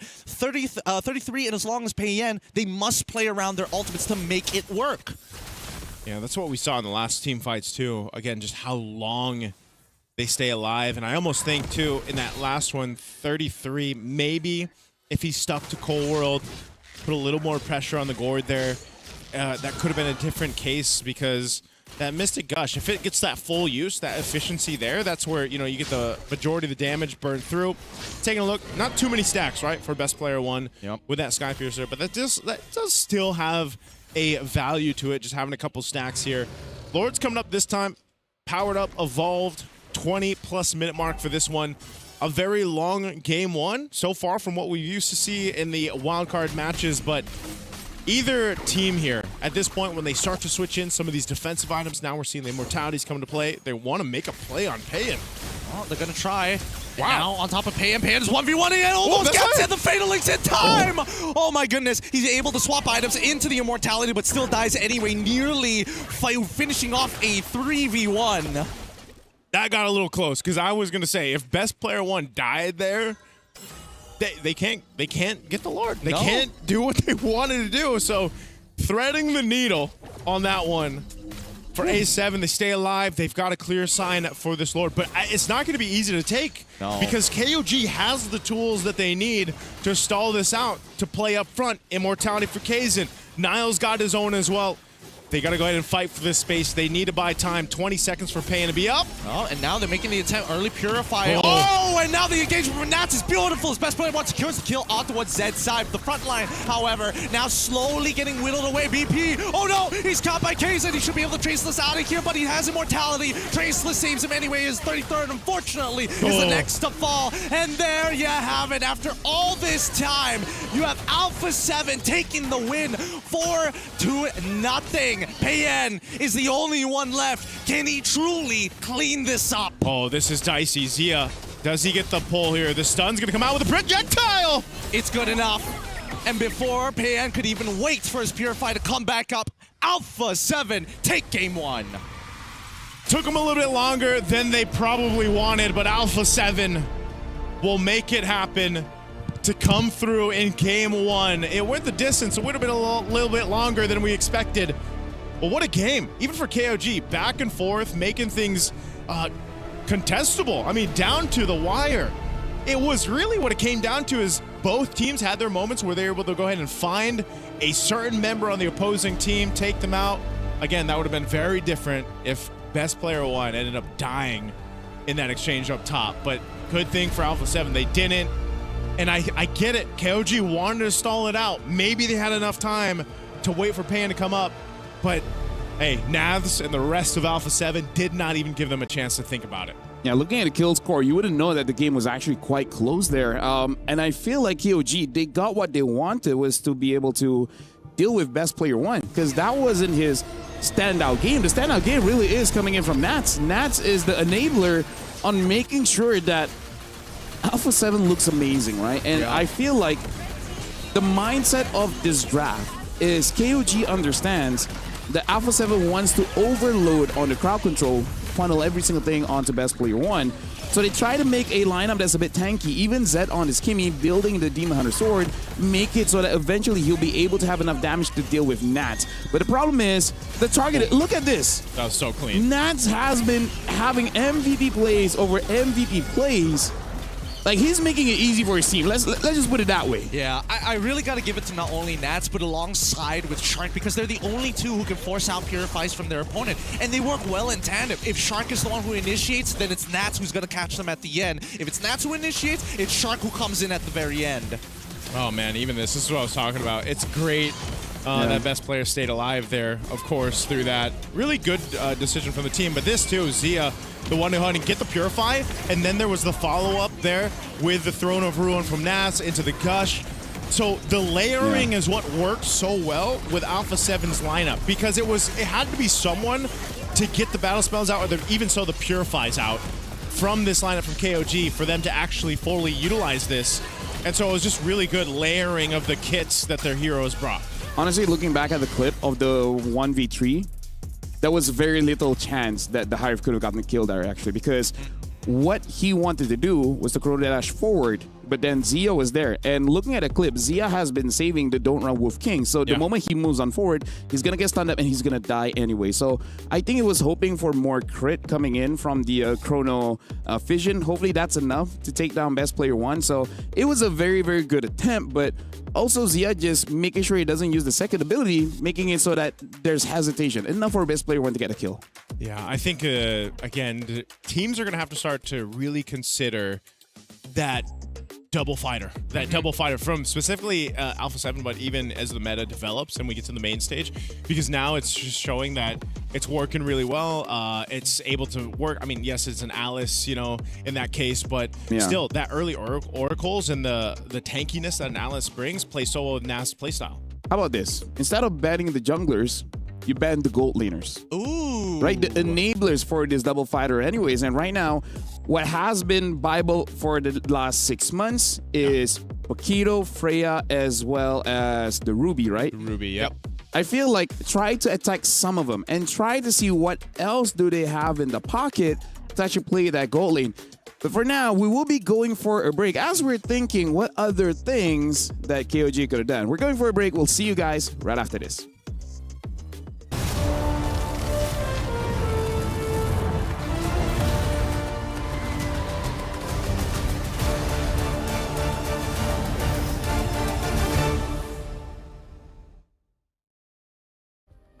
Play is in our DNA.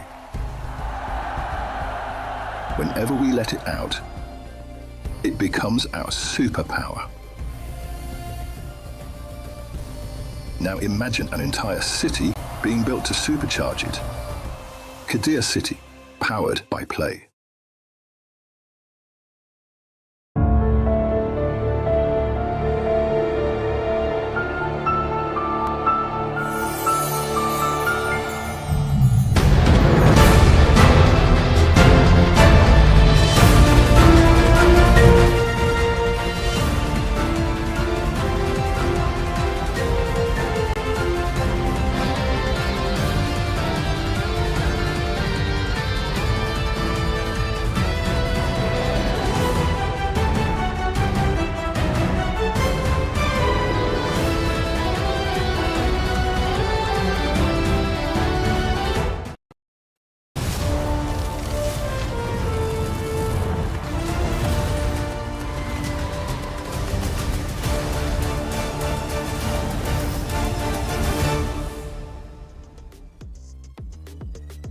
Wasn't that a short break? Welcome back. And we just saw Alpha 7.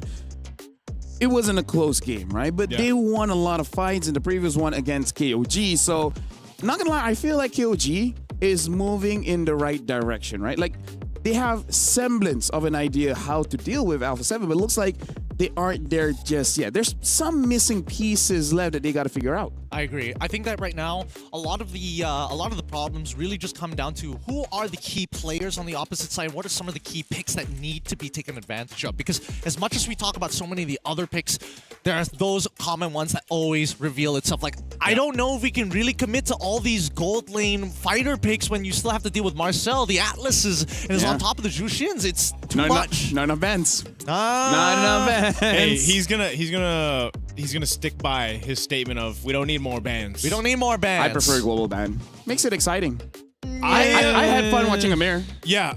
So after watching MCT Emmer North, I really enjoyed it. And I was like, maybe someday there's room on the international stage for some global ban. I don't know. Maybe we'll have stipulations to it or not. But I think it's also one of those things where it's like, it widens obviously the hero pool for the players. It makes things a little bit, I feel like, more difficult too, obviously for the coaches out there to really decide on what to bring to the table. But why do we want to make it easy for them? We don't. Why do we want to make it easy? We want to make it hard, right? That's why we have more maps. It doesn't have to be global ban. It's just something to spice things up. Because my pet peeve. What's that?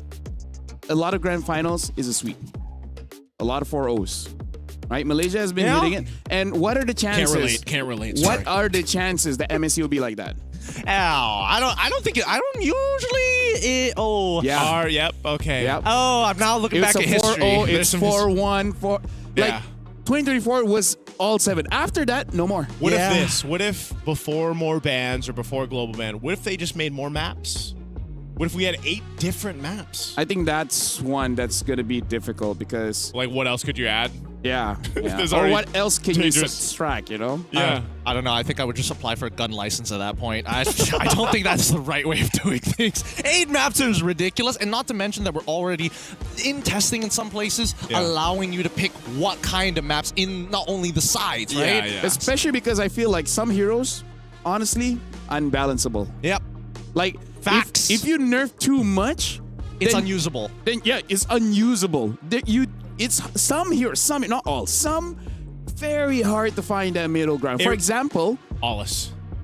For example, Ling. I feel like they want to make Ling usable, but they cannot make it to the point that overpowered. Like Ling, he flies around the map. You make it strong enough that he would just get banned instead of getting picked anyways. What about Fanny? Same thing. Same problem. Yeah. Literally the exact same problem. Like there are some heroes that's just unbalanceable, man. You want to hear another one? Jushin is another one that's also in that category right now. Unbalanceable. Like, how do you do it? The only way that they can technically fix her is if they reduce the range of that lantern flare. Yeah. Harith is kind of in that. Harith is kind of there too. There. Lunox is also like sort of, but right now she's under the line rather than above it. Yeah. Fredrin is also kind of in that. His kit is good enough where people find ways to make him work. But there's never going to be a world where like all the heroes are viable. You know what I mean? Like, unless you force them that you can't pick it up again for game number 2 and game number 3. That's what I'm saying, you know? Hey. You can try your best to balance, but, you know, some are just unbalanceable. You might get it next year. Who knows? I think that personally, like, going for the global ban system really is just putting a band-aid on the inevitable problem of, hey, maybe some of these heroes actually do need a bit of a rework. You know what, Gideon? I think this has been shared. This thought has been shared in my chat, too, before. I think people, after, what has it been, 9 years of competitive MLBB, they're fine with a Band-Aid. Like, let there be a little Band-Aid for, let's test things out with a Band-Aid. Final thoughts. Huh? This is my final one before we get into draft. Okay. Make MLBB FPS. So you just create another platform for a different problem. So people forget about this one. That's what happened when they did MCGG. Hey. All Fanny players are like, hell nah, I don't want to do this anymore. Hey, I'm sure people out there can think of a MOBA or two that is first person. Yeah. You know, so. Yeah, the Unreal Tournament players are like, finally, a game we can play. Well, now into the pick and bans here. Alpha 7 again is the first pick, KOG second. Banning out the Baxia, Akai, as well as the Phovius. KOG ban out the Arlid, Zushin, as well as the Marcel. Again, I'm just waiting for that invitation for dinner with diamonds, $1 million. we got ideas, you know? We do. We do. There should, you know what? If that never happens, we should just create our own. Like, you know what? Video of it. Invite us to your podcast. We'll just talk about it there. All right, well, no, this is nothing new, by the way. Yeah, Alan's nothing first new. pick. They always do this. They really, again, I have to admit that out of all the players that we've seen coming out from NA consistently, like Shark has just been really outstanding to me. And most people are looking at all the other big names, but Shark has been so consistent. I haven't seen him had a terrible, terrible game except that one time on Lolita. It's great to see him back on the competitive scene, you know, of MLBB. I know we missed them for a year or so, but yeah, Shark has always been a pretty consistent player, and I feel like now more than ever that we've seen him in the past, he has been that consistency for Alpha 7, and hopefully he can carry that through. The answer right now from KOG, they'll pick up the Harith again, and then pair it up with a Kimmy again. Really nice stuff, but again, it's going to be I think it's going to be the exact same thing. Use a Shinrubi. I mean, like, why change? Don't need to change it. If they change it, be like, guys, this is not global bans. You know, he can just pick up the same thing. Why you even think about it? What if they just run the same draft back? It basically is going to be that, right? Don't you want, like, feel how the rest of the world feels? They're just like, oh yeah, we can do this. Yeah. Chat's asking, is this game one? Yeah. They're asking the coach, like, wait, what do we pick? It's like, the same thing. I mean, like, we did win. Guys, it's inevitable. I mean, if we're seeing the global bans in other regions, you know, and it's some people are saying it's a test or not, eventually we're going to see it on the competitive international stage. Oh, I mean, eventually. I'll just put eventually. See how crazy this is. Okay. We're willing to create multiple maps. Yeah. Instead of just going for global bans. Like, just put that into perspective. They are willing to create 4 different maps with different mechanics, adding more files to the game. You're like, oh, global ban. Having that clear solution, just being like, no. Nah. By the way, Matilda picked up, so a bit of change here. So instead of going for the Fredrin, but that means Fredrin will get banned. So interesting to see what will be the follow-up here. Will they inevitably be forced to use a Battleman or some kind of damager? Because I'm thinking for Alpha 7, ban out the Fredrin, because even though Gwyn is like a viable utility jungler, I don't think it pairs up that incredibly well with the Matilda. Could be wrong. Yeah. I mean, it depends, right? Because at this point, Matilda already with the base damage is actually at level 4. Once she hits level 4, and I would assume that Yi Shin would be roughly around level 5, level 6 at that point of time, you can chunk him for half of his HP. Yeah. And that's not cool, especially if you're a Yi Shin. Yeah, I think pretty cool if you're the Matilda. Yeah, it is pretty cool if you're the Matilda. Good band though. Good band coming out from Alpha 7, right? Go ahead and take out that Guinevere. Like we mentioned, Freya's going to be the option here.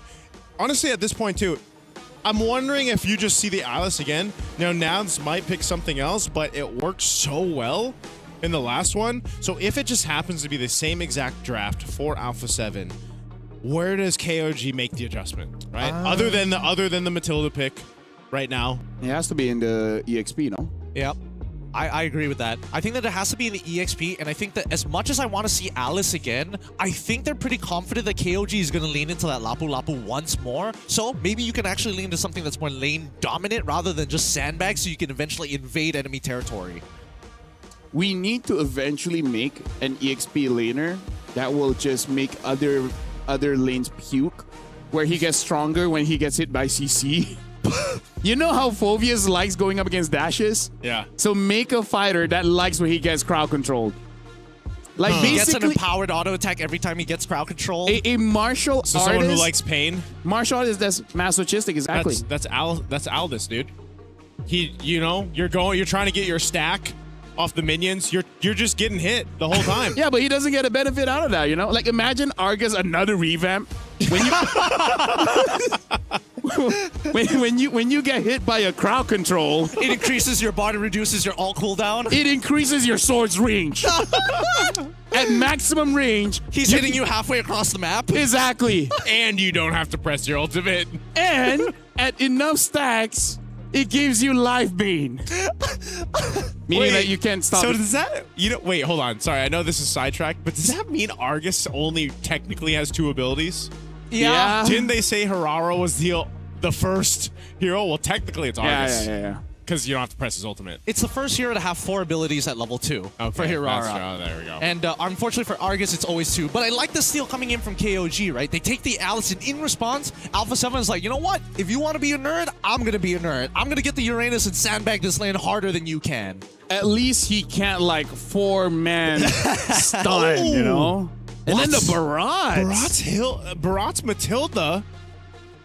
Actually, this is Shades. Yeah, because I think I've heard in scrims, people have been trying out, and they're not saying it's S tier, but having the Barats, Matilda, but more importantly, the Kimi, maybe. I've seen this somewhere before. You've seen this? Yeah. I don't get it. I don't get it personally. I get that it's a tank, but what he brings to the table doesn't make sense. He can eat someone. Okay, sure, but then there's still a stronger counter engage from A7, right? Then I mean, eat yes, them there's again. Alice. Right? Imagine this. All right. You get a kill reset on your ult. Bleeding time. I'm not going to imagine this, Lavelle. Throw it to us. All right, well, you know what? I'm going to give it over to Gideon and Naisu. It's been a long day for me, all right? Hey, keep that one in your memory hotel. Yes, it's me, Naisu Gideon.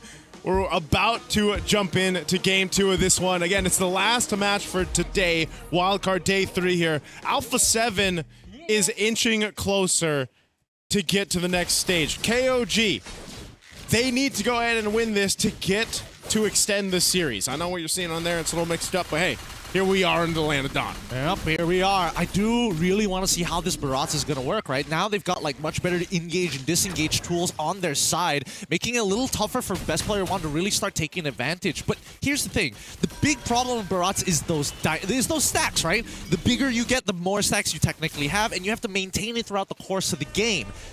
Once you lose those stacks, I don't know, man. It feels like it's a downward trajectory for the most part. Yeah. Again, taking a look at the emblems here. While there's a bit of action in the mid, they're just going to clear that out. Nothing crazy. Obviously, you still have some tankiness there, that tenacity for now. So I think this game is going to be very different for him instead of having that Alice, right? There's still value that obviously the Uranus can bring, whether he's just kind of cutting the waves, pushing things off, but also he's just a bulwark for the team right now. So that alleviates some of the pressure for Shark. And then, of course, you can supplement it with Zia there and just allowing to best player to have that space to work with. Cold World, same thing like we saw him on the Gordon in the last game. Yep, he's got to be, Cold World especially, he's going to be the key to this. He's the main anchor for the team. In the previous, there were moments where he's forcefully, ejected from the formation. I want to see how KOG is going to try and disrupt that, because they got close, but A7 just had the better counter response each and every time, just mechanically forcing their way through, and also punishing the overextensions. Yep. Again, just for a side note, if you guys are just joining us here, it's Alpha 7 that has the win for the last one. I know you see the little triangle there, but first turtle. Oh, and turtle falls into Best Player 1's hands. Best Player trying to get on out of there, but unfortunately, 33 is making his life difficult. Flickers on top of him, but the Traceless is good. Best Player is doing his best, but the Gleam is allowing 33 to stick on top of him. While this is all happening in the backline, Decay Zed alongside would now end up dying. Zed can still clean this up. He's got the damage, and 33 will try his best, but unfortunately, Zed does get hit by the projectile. Loses just a bit of DPS. Yeah, it was a good attempt there, but, you know, KOG ends up losing 3 bodies plus the turtle over. You could see just how this composition could work, though, right? There's a lot of tankiness, there's a lot of durability to it, and mobility. That's one thing that they can take advantage of, and eventually, once Payan's online on the Harith, this is a reason why they go ahead and prioritize this for him. He's able to pump out a lot of damage. The problem is right now, they just don't have that just yet. Looking at this turtle is very quick. BP1 gets in there, secures that. Nath zones out the members once again. Zed doesn't really have a choice to join towards this fight because you have a Mystic Gush, you have Nath zoning you out, and the rest of the team just collapses down. Yeah, I think unless they have a way to disrupt Cold World's position or get some early ult out of Shark, it's pretty unwinnable, right? Or is this just my assumption? Because I feel like KZ walking into there tries to go for the Daytona's welcome. Unless you're hitting BP1 or Cold World, everybody else just doesn't feel worth it. Might be one of those cases where it's just like, you know, eventually he's going to land that Daytona's welcome right on the right target. You know, that could change the course of a team fight, essentially. Little pull in here with the I'm Offended. Pay it. Oh, okay. Zia now 1v3 here. Really, he knows he's dead. He's not even going to try. No point trying at this point, but the rest of his team is there to look for maybe a turnaround. Shark tries. Fatal Links through. Gush is close, but not close enough. Best Player 1 able to secure it at the very end, and of course, that one kill gets him the Sky Piercer. Yeah. He's able to get it just on the edge of the Mystic Gush, man. Turtle's up. After that exchange, Nas will go ahead and bully Nile out here. Payan's going to go for this reset. We'll see Alpha 7 get in position. That's how you play EXP. Yeah, that's how you play EXP. Ruining people's days. You can't go back. No, you're not allowed. I'm the one who shuts the door. Yep. Oh, this one's dangerous, but Nats, he doesn't care. He knows that as long as Nile is there, oh man, KZen ain't even gonna bother. But now he is attracting a lot of attention. Shark could potentially get him out of here. They know they don't have the Daytona's welcome for the time being, but here comes Turtlebolt thinking about it. 33 trying to slow down, gets underneath this turret. What a disengage. Yeah, this whole time too, Naf's just playing his own game, you know? Just annoying KOG, blocking him off from the rest of the team, from the rest of the objectives. And that's a problem. This is what we usually see and why the Uranus was such a cornerstone pick in the XP lane before. He might have fallen off a little bit, but he still essentially does the same thing. You know, and so even if you have 33 jumping into these fights with the Gleam, trying to get the Throne of Ruin off, if no one can join you, because Nath's just zoning them out, that's going to be a big problem. Yep, quite a big problem. I am curious about the itemization, though. Are we expecting our tanks to straight away go for the traditional armors into Radiant armors, or are they going to go for the anti-heal? Looks like anti-heal first for Shark, which is probably a good choice. Not to mention that Nats is just eating it. Yeah. He doesn't really need to do too much. I mean, he already locked in that Oracle. Uh-oh, this might be more than he can chew. Without the broken walls, able to find a different angle, but Daytona's welcome going through Guiding Wind as well. He still flickers out of the air, almost survives, but 33 now trying to extend this lead even further as they pull themselves back here. Shark able to slow them down for just a little bit. Okay, so he's not that tanky just yet, right? And it was also a good use that time in the Daytona's welcome. I almost thought that might backfire, though, because it might have bought them enough time for that rotation for Alpha 7 to join, but luckily for KOG it didn't. They're able to go ahead and capitalize a kill off that. They're keeping things even. You know, across the board, even though they've lost 2 objectives, those turtles have gone to Alpha 7, they're still allowing the proper members to go ahead and get farmed up, get what they need to do, and then hopefully they can contest in this next one. You can see they're going to go ahead and secure that orange buff. They've already got vision around there. They're going to go ahead and try to contest this again on broken walls. They can pull it towards that backside if they want to. But we'll see. BP1 is still on that bottom side with Naz. Shark is up here. He's going to go ahead and spot this out, give that information. But here's the rotation. We'll see if KOG is able to secure an objective here. They're going to take their time. In terms of the wave, it's pretty neutral on top and bottom side. It's an honest 50-50 here, but the control is for A7 on that mid side. And it's best player one who steals it away. He's trying to get on out of here, but the guiding wins. Unfortunately, not going to get Niall out of there. And now, Shark in the back ends up dying to 33s. He's trying to cut the front line and back line in half. He's able to catch them, and finally, this might be their moment. Gush comes through. He's gotten one. 33's out of there. Payan looking to clean anybody up, but there's just too much mobility. And now Nats, he's thinking about going further. The projectile hits, but he just doesn't have enough life. He just wants to keep his eyes open, and they want to take mid tier 1, and they get it. Oh, very clean team fight from Alpha 7. Great take with the retribution from best player 1 on there, and Palo, I think that was a kill. Let's take a look. Okay, no, Payan's still alive. He survived that. He'll get back to base, but that's that instant replay here. Niall goes down on this, and then they try to disengage here. It was a good attempt, but Cold World held onto this Mystic Gush, which came in clutch here, bringing them low enough for them to capitalize on this. But Payan, you can see this. He's got damage already. Yep. Give him some more time. KOG might be able to go ahead and win out those fights if they're able to get the right targets down. I think if we pull up the item list, I'm pretty sure that Payan might have... wait, hold on. Let's have a quick look here. Almost there. Oh, he's already moving towards getting on to that Holy Crystal early on. We've seen a couple of teams actually do this of getting half the component here for the Feather of Heaven, and then making sure you get the entire damage from the Holy Crystal before completing your last item. Yeah, which is kind of crazy that he's already able to go ahead and pump out that much damage with basically a Starlium Scythe, right? And as you kind of get to this point in the game, KOG... No, he did it outside of the bush. They all saw him. They saw him, man. You're a huge dinosaur. You can't hide like that. I've never seen a dinosaur exhibitionist ever, but this might just be a first for everybody. Hey, don't worry about it. We now finally get the tank shredding items. Wishing Lantern already purchased by Cold World. A very valuable item here, especially since the Guardian Helmet purchase from KZen. Okay, Lord is up.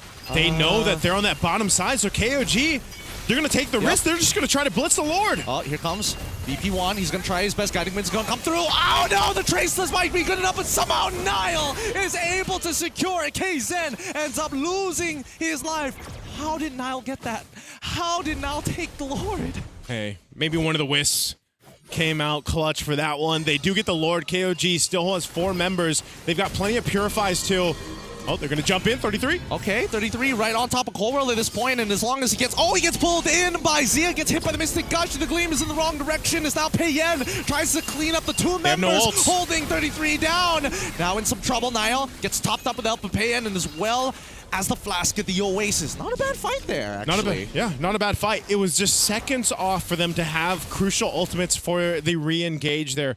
Cold World, once he landed that stun, he just got the Mystic Gush. Same thing, best player popped the Mountain Shocker, but still, KOG comes out with a pick. They got the Lord. They'll take out some turrets. This is great for them to start getting some momentum in their favor. Alpha 7 has pretty much controlled a lot of these little moments around the objectives. Well, now KOG can turn it around. They've got potential to go ahead and let Payan now pump out this damage, get to where he needs to be. He's going to slowly crawl up this damage dealt ranking you see here because he's enabled now. So Lord will eventually go down as they did a little bit of damage to this top turret. They do take out the tier 2. So Alpha 7, that 2-ish thousand gold lead that they had has been pretty much taken care of. But KOG in a really good position now. Yep. 10 minutes into this game, and now in a much better position in terms of their raw gold. Compared to game number 1, which was a lot slower, we were like at 29, 28. Here, we're already at 32, 31. Already showing how much more action it is and how much more gold efficient both junglers have decided to be this game. It's really interesting that the Barretts is working the way it is, you know? I mean, part of it is not even so much these crazy Daytona welcome setups. It's just also how tanky he is and the threat of the missiles and everything else. Looking at the gold distribution here between the 2 junglers, you know, it's nothing too crazy. You expect the YSS to be a little bit higher just in terms of the speed and the farming he's able to go ahead and do. And that's definitely something that has worked for Alpha 7. But nonetheless, KOG has done a phenomenal job at keeping things in tow. And now they've got control. This is where we start to see the strength, I feel like, too, of having a Matilda help you rotate in different areas around the map that you essentially wouldn't have if you didn't have the Matilda. Yeah, and I think it gives a lot of security for Kazan to be like, I don't mind dying, because there's always the possibility I could be able to get on out of here at any moment. And if I still do die, that's fine. 33 is doing a great job. Payan, he's 0-4, so he's not dead yet. Zed's in a good position too. Like, things are falling into place. For KOG at this point, when this Lord comes up, because that's essentially where we're going to see this all clash through, is number one, relying on your Purifies for that setup that Shark, you know, again, we talked about how consistent Shark has been throughout the wild card so far. He can still do the same thing on this Atlas. It was priority pick on the blue side for them now twice in a row. And there's just, it's more for KOG being mindful of all the crowd control that can come through, and then dealing with Navs and not getting tunnel visioned on Navs, zoning them out. Because that's what he did in the early part of the game. But now they have enough defensibility that they can deal with this. So they're all just crowding up around here to go ahead and start this Lord dance up. Yeah, I like this a lot. You can see that A7, they instantly adjust. I love this, I love this. They're making sure they have mid prio, forcing KOG, who are currently just trying to make sure that this Harith can pick up the farm, top side, mid, wherever he needs to. The rest of the team is looking to position themselves at intersection points so they can't get into the back line. Okay, let's see this. Again, Wings picked up here by Niles. Got a little bit more movement speed to work with. Pan gets a Divine Glaive. Noah's picked up by Cold World too. This is a very important Lord for both sides. Mount Shocker use half health on this Lord. Oh, they get right on top of BP1. And more importantly, the Daytona's welcome connects! Payton now goes in hard! Zavenfort's already through. Shock the next to fall. Here's the Fatal Links comes down. Doesn't matter when you've got that Purify. This fight is done for. They turn back and they need to secure this right now. Oh, great move. Great play from KOG. We talked about how much of a threat the Matilda and the Barretts will be at this point in the game, and we saw it just happen there. Best player one had nowhere to go. And when you can make a move that quick and literally a snap of the finger, that's the strength of KOG's lineup. Oh, super dangerous. Just super dangerous. Any little mistakes could cost you so much here. I wasn't expecting the draft to turn up in this particular way, but considering everything that has happened, I take my words back. Maybe Barats could be the way to make this work, and you said it yourself. Inevitably, he's going to get the jungler on the enemy side. It's not about how many Daytona welcomes you take. It's about how many that hit. It's about how many that hit, right? And at this point, Kazan happy to go ahead and take up a ton of this damage. You know, even because he got the Guardian Helm earlier, he's got enough magic resistance, physical defense as well. He can take those shots, just heal it back up and get out of dodge if he has to with the Guiding Wind.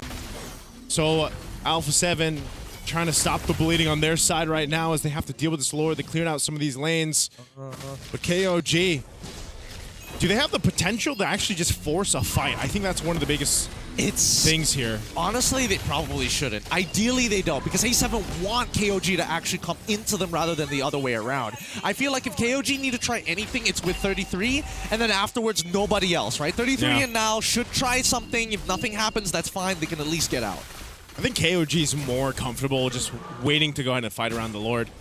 I think throwing 33 maybe forward like we've seen might be a little bit too risky. They don't want to lose 33 on this Alice, because just like previously, it was so good in the hands of Navs for Alpha 7, and right now it's 33 shining through this, doing the same thing, just kind of sticking to that front line or just pushing off Shark from even getting some of the vision that he wants to. So KOG with the upper hand, and you know, the sleeper of this, the whole concept of having a Harith again, slowly build up. Earlier he was 0-4, now he's got a kill. But it's more so of the amount of damage that Pan is dealing out that is, I think, keeping Alpha 7 in their tracks. Yeah. Also, Kazan is starting to lose his stacks. There's kind of nothing to hit. He's getting a little smaller. Getting smaller. He's getting real small here unless he gets into combat. And finally, he's maintaining it. He's get back out. That's the scary thing right now, especially in the late game where you're like, you do so much damage to the jungle creeps that you can't just hold it in place to maintain the stacks anymore. So you got to go up into the waves. Yeah, you can see this, you know, I think in their case, KOG happy to play. Even if Kazan doesn't have max stacks, like, he's still essentially got to get out of jail free card. Oh, good Shark. Daytona's welcome. As a response to the Fatal Links from Shark, anti-CC, can't do much about it. They back away, and now they know Fatal Links is out of the question. turtle boat is also out of the question as well. This should just be a lord for them. Yeah, I mean, they see Zia at the bottom. I don't see them really contesting this. I think Alpha 7 might just choose to wait to defend, but they are crowding around this. Oh no, BP1, he shows himself, and unfortunately Colwell makes an attempt onto 33 Sly. Payen now takes the Lord. They've got no resources left. A7 need to start running here, and now the flicker forward catches 3. Too easy for 33 as Payen fights BP1. They get the initial pull coming in from Zia's side, but he pulled it in. 33, the one person he didn't want to stop, and now Nats, he tried his best, but now recurring. Walking back, they lose one member in that full fight. That could have been way worse for Alpha 7. They only lost best player 1, but I was thinking at least 3 were going down in that exchange. KOG able to make it happen. Again, there's just so many shields, so much utility and speed to work with. Oh my Alpha goodness. 7. Wait, the fat flank here. Does he have the Fatal Links? Yes, he does. Shark, there's an opportunity here. Payen does not have his Purify. At any moment, they could unleash. They're waiting for BP1 to come back up. They're willing to sacrifice this inhibitor. And you can see the engagement coming off the 33. The attempt is made. Shark is coming. Payen in trouble. Flicker forward. Fatal Links onto 3 once again. BP a little short on the turtle boat, but it's good enough. The damage from Payen is just too much. KZen finally falls, but it's still a 3-for-1 trade. And KOG bring it to game number 3. The ideal was there from Shark and the rest of Alpha 7, but just not enough to get through the shields, the mobility, and everything else that this lineup from KOG came together with. A tough loss there for Alpha 7. I mean, I feel like they controlled portions of the game. KOG took some time to come back, but they did exactly that. And now, who wouldn't want this? A game 3 for our last match of day 3. We started with 3 games, and we're gonna end it with 3 games for today. And personally, yes, the Barats was there, the highlight, but I kind of feel like the missing puzzle to the piece is actually Alice, right? Like in game number 1, Atlas plus Alice, the combination of the AoE crowd control is just too much, alongside the Ruby as well. So I feel like, again, take some core ideas from game number 1, which is be tanky enough that you don't mind getting crowd control that long. But also number 2, have some AoE CC yourself. So this time, it's a good deny coming in from KOG, taking the Alice away. And I gotta say, it worked out beautifully for them. Oh yeah. I mean, there was a bit of an adjustment period for 33, right? Again, he's over-expending his resources to get the singular job he needs to do done, but then he starts to get more efficient over as time passes. Yeah. And not to mention, even like Nile, I think this is one of the better Matilda games we've seen from Matildas out there already, because BP, holy, what could he do? He shows himself for half a second, and guess who's on him? Nile. Yeah, Nile was that guy that just made it very difficult for best player to 1 moving around the map, or even the objectives. Half the time they were just trying to even get him to provide vision, and then here comes Nile and the rest of the team, you know, and this is one of the combinations that we see work really well. Yes, Alpha 7 fought back here, you know, they had the Mystic Gush to work with and everything else, but this is one of the things, eventually that damage isn't going to be as deadly towards the late game. Once those defensive items are built in, like we saw from 33, for example, Nile even so, he's able to provide enough shielding.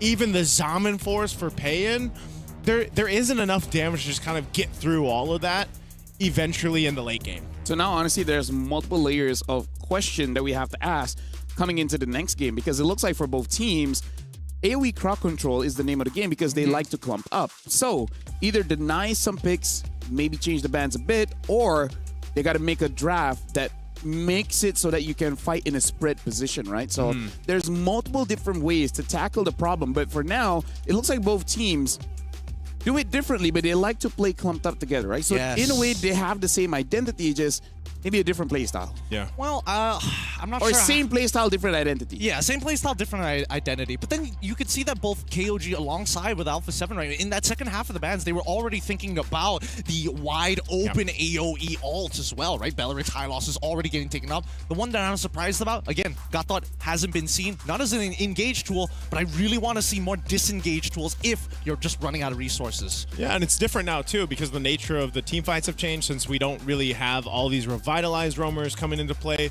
Now you favored more towards these. Obviously, Atlas is the setup roamer currently. We've seen the Cho, now the Matilda's popped up a couple times. So roam, you have like these options of what playstyle do we want to go with.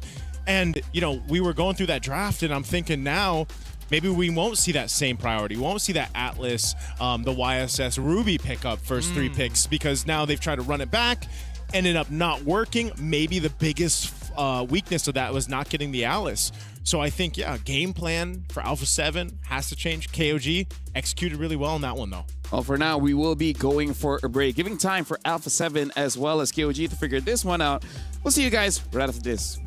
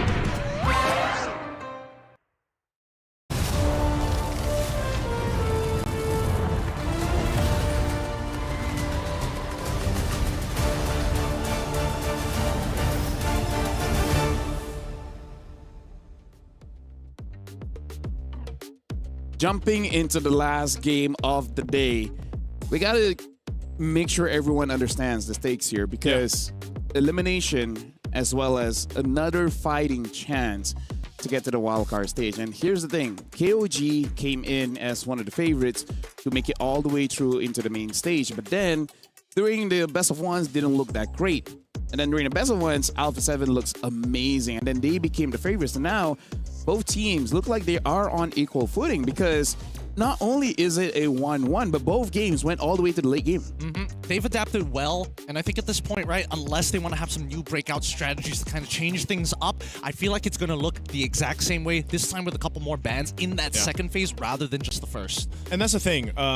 I think when we first saw it yesterday with the whole YSS double fighter thing, we realized, like, okay, Alpha 7 really likes that. They showed it us twice now, back to back. And so I think this is where they go and do something a little bit different, right? Because they should be on the red side, right? They get to choose. They get to choose. I believe Alpha 7 gets to choose. Okay. Well, in that case, that's the thing. Do they go still with the blue side priority? Are they still trying to get the Atlas locked in for Shark? Are they going to change it up there? Because so far, I think through all the games that we've seen aside from today, we've seen different variations of Alpha 7. KOG is a team too where I feel like they stick to a pretty good game plan. Harith seems to be the way to go right now, at least for Payan, and then they just kind of complement him by playing around that. So yeah, honestly, for game 3, I don't know, man. This is like a 50-50 for me. I feel like Matilda is also going to be something that you have to look out for. Not sure if it's going to get banned or contested, but yeah, I feel like that's something that Best Play 1 is kind of annoyed now, because 2 games in a row, even though it's different heroes, he keeps getting targeted. Yep. I mean, it's almost like he's the only real damage dealer of the team. I mean, that's kind of the point here with the double fighter comp, right? But that Matilda is really frustrating. The 2 times that we've seen that all kind of circle around, he loses half of his health. That one time he also brings Barat alongside with him, that's when the game ends. You're not escaping, you know? You're not getting away. That is a guiding wind I don't want to be a part of, right? That's the closest Bara has been to a Velociraptor. He's evolving. He's evolving. He's like, I got wings. I got wings, baby. Oh, it's good. I've seen that documentary. Yeah. It was a baby boy Barat stomping on some jungles, and then all of a sudden, mommy, my wings are like what, 60 feet long or something? I have no idea. I can't remember. It's like, it's bigger than a plane. Yeah. It's bigger than a plane. That's airtime, baby. You know? Who would have thought, too? I mean, I always like to see these unique picks come up. I just didn't think I would see the Barrett's pick picked up. Here's the thing. It's a wild card thing, man. It's wild. Main stage is going to get boring again. But hey, for now. Please, no. Please, no. I think the main stage will be more interesting than that, of course. This is just like an appetizer. I like that wild cards, NWI. People have identity and they stick with it. In main stage, just copy and paste, man. It's not this year, LaFell. Not this year? I know. It won't be this way this year. Not in 2026? No. All right. You know how we fix copy and paste? You know what it reminds me of? What? That one meme that's like, 2026 is my year. Cross out. 2027 is mine. Add one every time it's just it's December. It's going to be a tough one here, and the stakes are extremely high. As much as we joke around, I can't imagine the tension that these players are feeling, especially when we're talking about Alpha 7. They've been in these positions before, and KOG, this is the first time they've gone to any international for their region. So no matter what happens here, both are looking to move on. Let's talk about KOG for a speak, Alpha 7 a second here. The bans are the same, so not a priority. Will KOG take that Atlas away, or is there something more pressures here? Because I feel like Atlas might be something that we might see in the first three. Oh, first three, yeah. Yeah. I think Atlas is still the move to go. If not, what else have we seen priority other than the Marcel, which is banned out, and the Jushin? I don't know. Unless they want to say, you know what, we're not going to do these big team fights anymore. We're going to play for pickoffs. Because now that Atlas is gone, and I'm surprised because Alpha 7 has been going for Atlas first pick every single time on blue side. Is this going to be a Harith? Like, or do we see blue side Harith just for paying? Or, you know, is he comfortable giving that up this time after going a back-to-back? Not 100% sure, but I think it would make the most sense if you want something that is not only just safe. Oh, they also they take the Kimmy this time round. Okay. Is this safe? I wouldn't say Kimmy is the safest, considering what's out there. I was considering that they might want Kimmy first pick, just because they have used both games, and I think their main idea is they need a draft that can fight at any time, right? Not being super skill dependent. And now with the hard pickup, I want to see whether KOG will instantly pick up the Claude or the carry. Yeah, I do want to see what that matchup's going to start looking like here. But at the same time, this is finally, for the first time, we're not seeing, you know, a support picked early on in that first half. Finally, we see Fredrin get locked in. Are we swapping the logos here? What's going on? Fredrin? You don't like Fredrin for best player one? Fredrin has a punchable face. You don't see the value in him?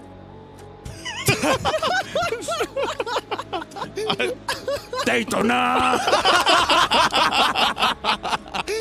Oh god. Oh god, we gotta work on the voice lines here. So far the dubs for the Japanese voice lines have been my go-to. Now we see at least the Barats alongside the Matilda get picked up again. If it works, don't fix it. If you don't like my Barats, there's an easy one from Matilda. I'm on the way. Yeah. Hey. Either way, they're running. She might be Malaysia because she says that all the time. I'm already on the way. Why do you have to tell me that as I'm about to take a swig of water? Why do you got to bring up Malaysian culture? Malaysians get it. And I was like, one of the most said, well, Benedetta. Oh, Benedetta right away, man. Benedetta? I don't know. This might be one of the situations where both sides feel pressured, and Alpha 7's like, let's play comforts. You know, that's what we got to lean into. And here's the thing. I think they're going for option C of what I said earlier. Instead of playing clumped up, just play a draft that can spread. I guess because you have the nice Barretts banana. and Matilda crossing your. Thank you. That's like twice the size of a normal banana. No, that's about average. I don't know what you're talking about. Everybody knows. Everybody knows that's a normal size banana.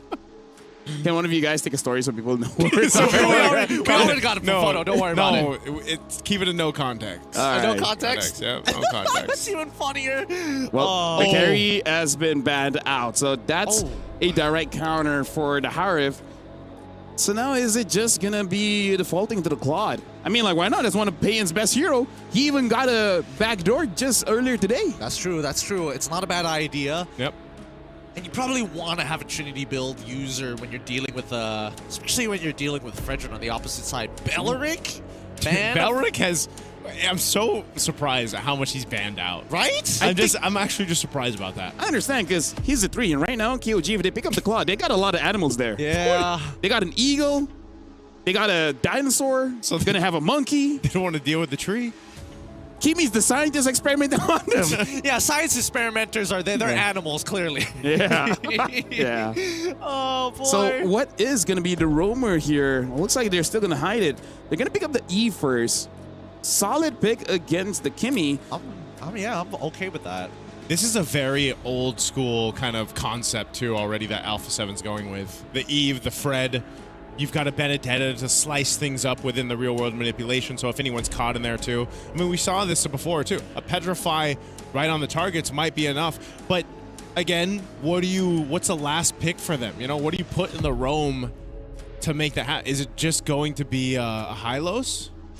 It's not banned out. Maybe even a Cho. Cho is there too. I think it's either Kalir or Cho. Wait, no, maybe not. Maybe not. They need some kind of AOE as well, right? I mean, they can all. I mean, no matter what, Yeve's position is kind of compromised, right? Yeah.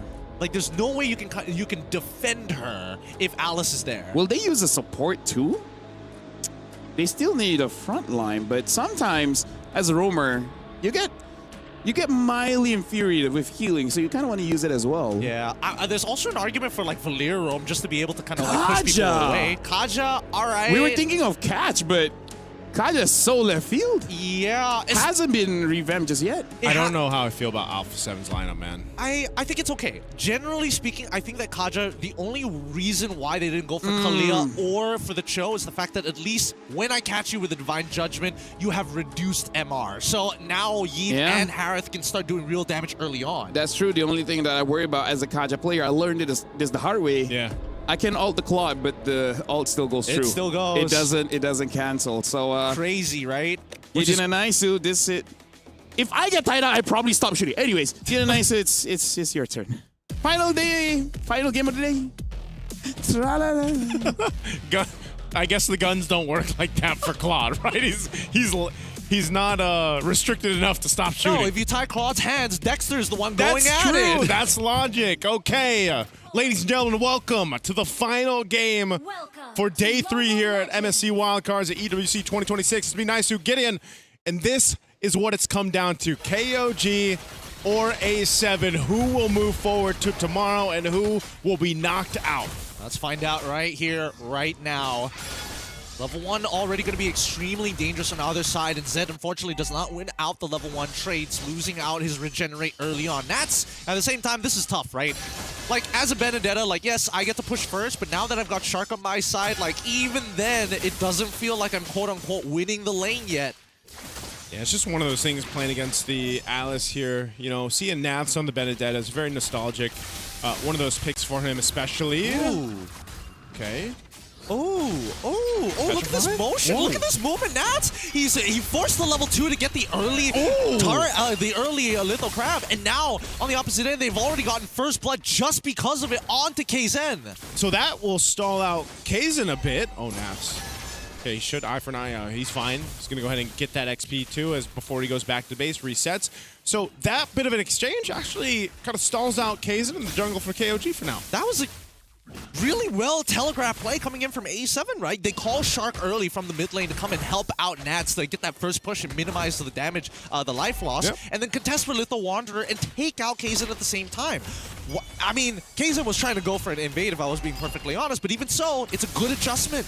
Yeah, good adjustment. Buys him a bit of an advantage. Nothing too crazy, you know, at this point, but that still is something. And you also know, just because of the case of like we saw from the previous game, that eventually that Matilda Barrett's combo is going to be something to deal with. So if you can go ahead and get a snowball, even if it's small, built up, that's great for Alpha 7. Off of all of this, look at this. They're going to go and get the turtle. And now they're going to fight even more. Daytona's welcome already connecting onto Nats and unfortunately connects with best player. Oh, dodges! Thrown away just in case. Benedetta comes in hot with the Electro final blow. Everybody's low. He wasn't able to take him out. Everybody flickered away from it. Kaizen, help somebody, anybody. Can anybody save this man? No! So close. Nile, he tried to shield him, but BP takes the kill. Did the missiles bring him closer so that he could get the hit? I think it did. And now 33 in trouble too. Can he gleam away in time? No. Shark will pick up another.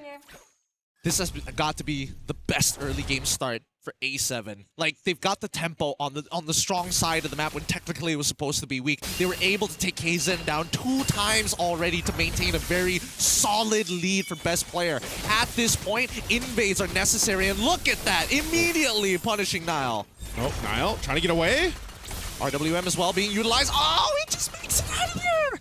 Surprised that he didn't die. Unfortunate. Yeah, that was smooth by Nile. Staying alive there, good for him. They can't lose any more bodies at this point. They kind of have to reestablish themselves in the jungle. I mean, even looking at their emblem breakdown, you know, there's nothing too crazy. They're tanky enough, just like we saw from the previous game. Eventually, though, too, there's so many good interactions that KOG's lineup can allow them to have, and I think that's why the scaling of this composition is quite scary for Alpha 7. You know, I know they want to go ahead and just play that pick-off style of game with the Kaja, just getting the numbers advantage, but KOG's lineup can actually get them to a point where they're just, who are you going to pick off, right? Who is going to be that target to go ahead and get? It's most likely just either Zed or Claude throughout the majority of this game. Yeah, but I think at the very least, when we look at the opposite side at A7, it's kind of Cold World and as well as Zia who are the main damage dealers, right? Nats, yes, as much as he's kind of independent, he can kind of supplement anybody on his side, but Shark, unfortunately, the ones who can really take advantage of it is Cold World alongside with Zia when they have items. For now, Nats has got to carry them through the early stages of the game with best player 1, and hopefully that's enough. They find another Divine Judgment, and it's perfect! They managed to take out Payan early on into this fight, and now KOG just have to back away. What can you really do? BP1 immediately thrown to Ruin, able to catch on to 2 members, but it's just too late. Look at the damage as they're starting to melt one by one. Even Zia can't and is laughing at the amount of puny damage KOG can throw in their faces. People were probably asking, best player 1? Utility? Question mark? Fredruin? Question mark? Well, right now it is working. 3-0-3 on the Fred. Looking to take out 33. He can't even escape either. Man, Alpha 7 is on fire right now in Game 3. Let's take a look at the instant replay. They obliterated Payan before this. He gets the turtle. They collapse down around the real world manipulation. Look at his energy eruption, stopping Nile from escaping too. Great plays from Alpha 7 right now. Yep, Alpha 7 right now, they've got some great mechanical advantages against KOG. KOG, unfortunately, just doesn't really understand what the power spike is here, unfortunately, right? They need to wait for their power spikes. Without the item power spikes, there's no point even going for these big contests. They can wait for Turtle 2, Turtle 3 even. And usually most teams would wait for that 3rd turtle before they, you know, limit test themselves. Yeah, at this point, KOG might have to wait a little bit longer because I think all across the board since the start of the game, they've dealt with trying to catch up, right? It feels like they're trying to catch their breath. They're in this marathon they didn't train for, you know, at this point. So now, what do you do in that case? Well, they got to slow down maybe a little bit, not give these bodies up. Shark is the problem because the Kaja, even if you want to slow down, even if you want to avoid it, if the Kaja wants you, he's going to get you, man. He's going to get you. And it doesn't help that best player 1 is literally able to walk into your territory and say, this ground is mine now, right? Yeah.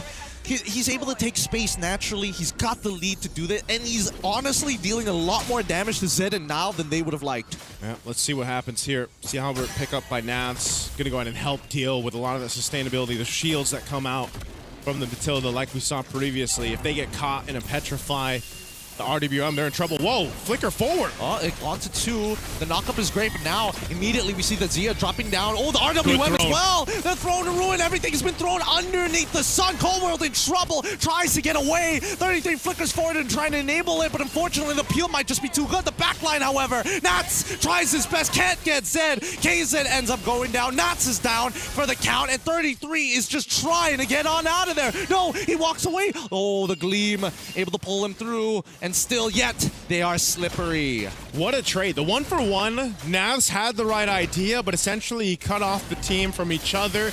But ultimately, Alpha 7 will get themselves the last turtle of the game. They secure it now, 3-3 on the turtles.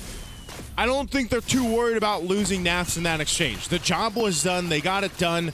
And that's the thing. They have to continue to build up on the snowball they're building because eventually KOG will be in fighting form with this composition.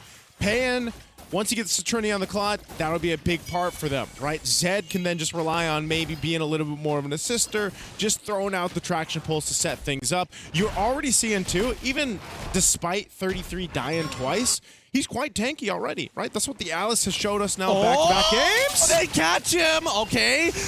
Now, already, Daytona's Arrow's already been thrown out as they knock up forward with Guiding Wind, blazing onto towards Shark's side. Zed, he's getting some good damage, but nobody is going down just yet. KZen, the first to fall. Just too many stats. Appraiser's Wrath onto 33. Gets it to the back line, but Shark able to dodge out of the way just in time. Ring of Punishment to slow the rest down, and 8-7 have covered themselves from every angle. Man, really good team fighting presence from Alpha 7. They dissipated from the fight. They spread out enough for them not to get collapsed on. Look at this. Daytona's welcome. They said go. KOG wanted to make a play. They end up fighting into this crutch here around the real world manipulation. Payan went in. Good damage with the Blazing Duet, but by the time he goes back, again, Shark survived.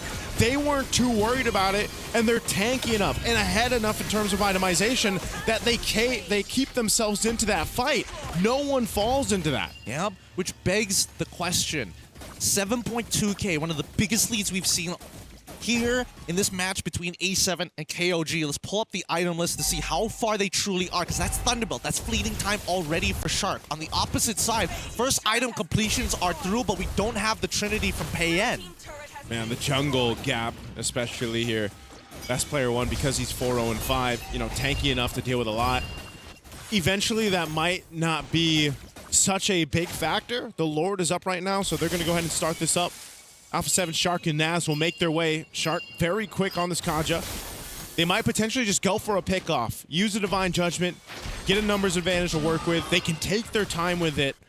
We'll see if Naz goes and plays the long lane, puts some pressure there. See who from KOG decides to go and deal with it. Yep. They'll take their time. They should set it up. They honestly should play to set it up because best player, his itemization is great. Chastise Pauldron into the Radiant Armor. They're trying to rush in, and now the Conceal comes through. RWM is the first to come out. They're trying to get the line. Cold World! How? He steals the Lord and Zia takes out KZen. Now with his Avid Force, they continue to press on forward as Nats finds one into Zed. Guiding Wind is able to find a trade backwards, but this is not what they were looking for KOG. And best player, Energy Eruption doesn't connect, but it's okay because Zia puts him in his back pocket. Cold World. It's a cold world right now for KOG. 33 will be able to gleam away, but can he actually get away with his life? He's caught under the turret. He's getting cleaned up. Lord charges into the mid. Oh no, KOG, after that one fight and a Lord of Steel, they might just be seeing shadows in their rooms, and they'll have the name A7 as they're looking to crack down on every single inhibitor. First with the mid, and now with the top side. They don't have the Xamarin Force. They might have to back away here. Nile, he's looking for an opportunity. Pulls in KZ to the back. Daytona's welcome combination connects. And he spits Cold World into nothingness. And Shark, he's already slowed it out. Praises Wrath. This is now a bad fight. The RWM catches them in the net and it's over. That's it. Alpha 7 come back for the fight. KOG with 3 members trying to defend, but it won't be enough as Alpha 7 looks to clean things up. Oh, the wave, it gets cleared out just in time, but at what cost? And the next wave is here. Alpha 7, 19 kills to close out this game. GG, well played. A valiant effort from KOG, but Alpha 7 came into Game 3 with a game plan, and they did not let up. Best player on Fredrin. I don't think any more doubt for that one. But as a team, man, they made everything work there. Everything that could have possibly gone wrong went wrong for KOG, man. And it's all because of a simple goal lead, a simple early game movement from Shark and Nats to turn it all into one beautiful package. I gotta say a lot of mistakes as well that we will be discussing later on. But yeah, let's just address this best player one on that Frederick. Looks absolutely amazing. But here's the thing, I gotta say, as a roamer, I'm more excited about Kaja because I'm like, wait, It's viable? I mean, like... The Kaja works like that? I mean, like, you know... Let's go. Eventually, you'll be like, okay, I'm tired of using Atlas. Okay. You know, and then I'm not feeling like Cho right now, so, you know... Maybe a Kaja. That's fair. That's fair. And I got to give it to Cold World here because that was a crazy steal. They responded to that so last minute as well. That was more on what was going on with Case because he already ate. Yeah. Right? He already ate best player. And then he still has retreat. I think he got stunned, but we got to look back at what actually stunned him because that was a long time. It wasn't an instant steal. Yep. It was like a good 1.5 seconds, and then all of a sudden, Cold World got it. I have no explanation for that as well, but really... He has to be stunned. We just have to see what stunned him. Yeah. I don't know. It could have been one of those moments, too, where Cold World just, like, you know, doing the tap, tap, tap, tap, tap with the Eve. Yeah. It could be the Petrify as well after he spits him out, but then you're not supposed to get CC'd anyway when you're in like the Daytona's Welcome, you're CC immune. But then when you spit it out, that's when you're, you know, viable to be hit. Should see it here in a second for that Lord. Yeah, So the 8-minute mark here. It's not that he missed retreat, he just didn't use it. Not at all. And yeah, in this game, we can definitely see that KOG, they tried it. They tried their best, but again, I feel like the early rotation from Shark helping EXP. Okay, hold on. I think This is the one. Okay. This is the one. All right. He eats CC him. immune, CC immune. He was suppressed. He was got hit by suppressed. the Divine Judgment. Yeah, he was suppressed by Shark, bro. I thought Zed or 33 were the one who's got hit by the Divine Judgment. It actually was straight on to KZ. Well done, Shark. MVP, man. Shark. Consistent, man. Consistent Shark. Woo! I mean, like, that's one of those situations you don't think about using the Divine Judgment on the Barats. Because, again, CC immune, and he is rarely picked. Yep. Even in ranked games. So you probably don't even remember that interaction. And all of a sudden, you know what? Global ban, man. Global because bans. Because of global ban, they face against many different heroes and they use many different heroes. So they just got all of that inside their memory hotel. Yep. That's what I'm saying, man. Teams. Global ban, man. They're global ban. It's call it whatever you want. Call it what you want, but it's clearly if that's a copyright thing, you know, international ban, I don't care. Either way. Mythic ban.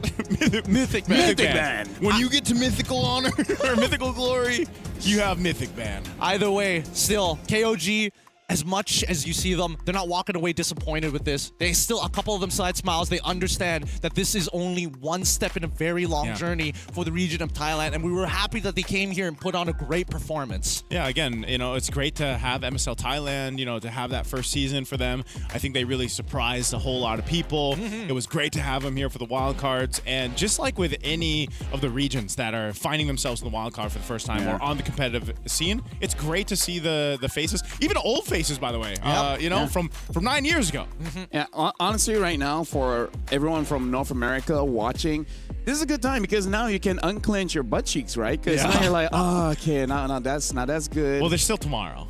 There's still tomorrow, but hey, one problem at a time, am I right? Yeah. One problem at a time. And this is just one of the advantages that I guess the region of Amir really experienced, Amir experienced, because they should not have a hero pool problem, which, let's face it, for today, quite a few teams fell victim to that. One of them is Mongols, and that was the first match of the day, where it's like, you don't get Hirara, you don't get Yusin Shin, and then it's like, you got nothing left.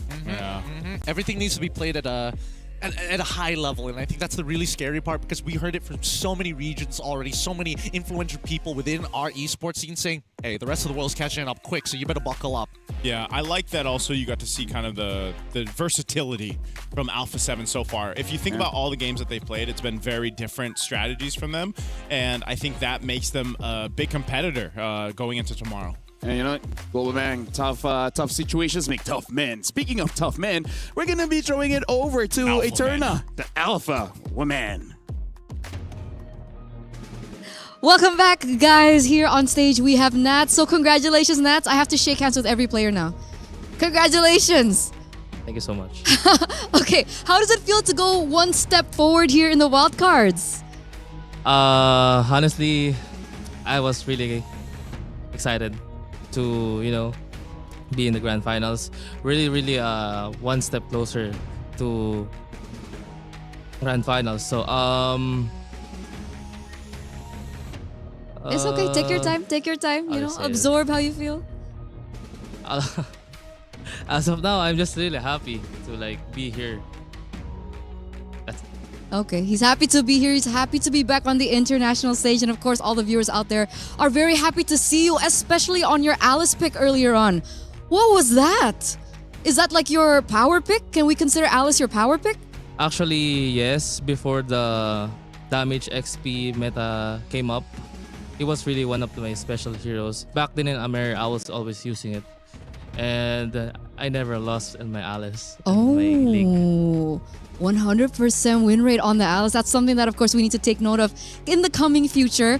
And, you know, of course, talking about these picks, there are some signature picks that we're seeing from Alpha 7, right? We saw the Ruby back-to-back Game 1, Game 2. We saw it in the group stages as well. Is this in the meta, Ruby Gold, or is this just a signature comfort pick for Alpha 7? I think it was only signature pick for Zia because Zia is like fighter, gold laner at the same time, carry, marksman. So he was really capable of playing such of heroes. Okay, so we can expect more versatile heroes, I think, coming in from Zia, yeah? Yes, of course. We saw him suddenly move on to the Harith. Was that planned? Like, did you see like, okay, maybe Ruby Gold doesn't work anymore. Let's try something new for Zia. No, actually, if we win in second game, we're not gonna pick Harith, obviously. But when we feel like we don't have damage in second game, we just pick Harith. And the same time, Harith is one of the powerful gold laner as of now, and we can like flex other heroes too. Like if we pick Harith, I'll play Bene because Bene is such a good for marksman heroes. Yeah, we play utility, such a good comp for us. Okay, so we definitely know that Alpha 7 has a lot of strategies under their sleeves. Let's not spill too much. Okay, we still have 2 more matches before you get to the main stage. And as we're talking about coming closer to the main stage, tomorrow you are going to be facing Huns Esports.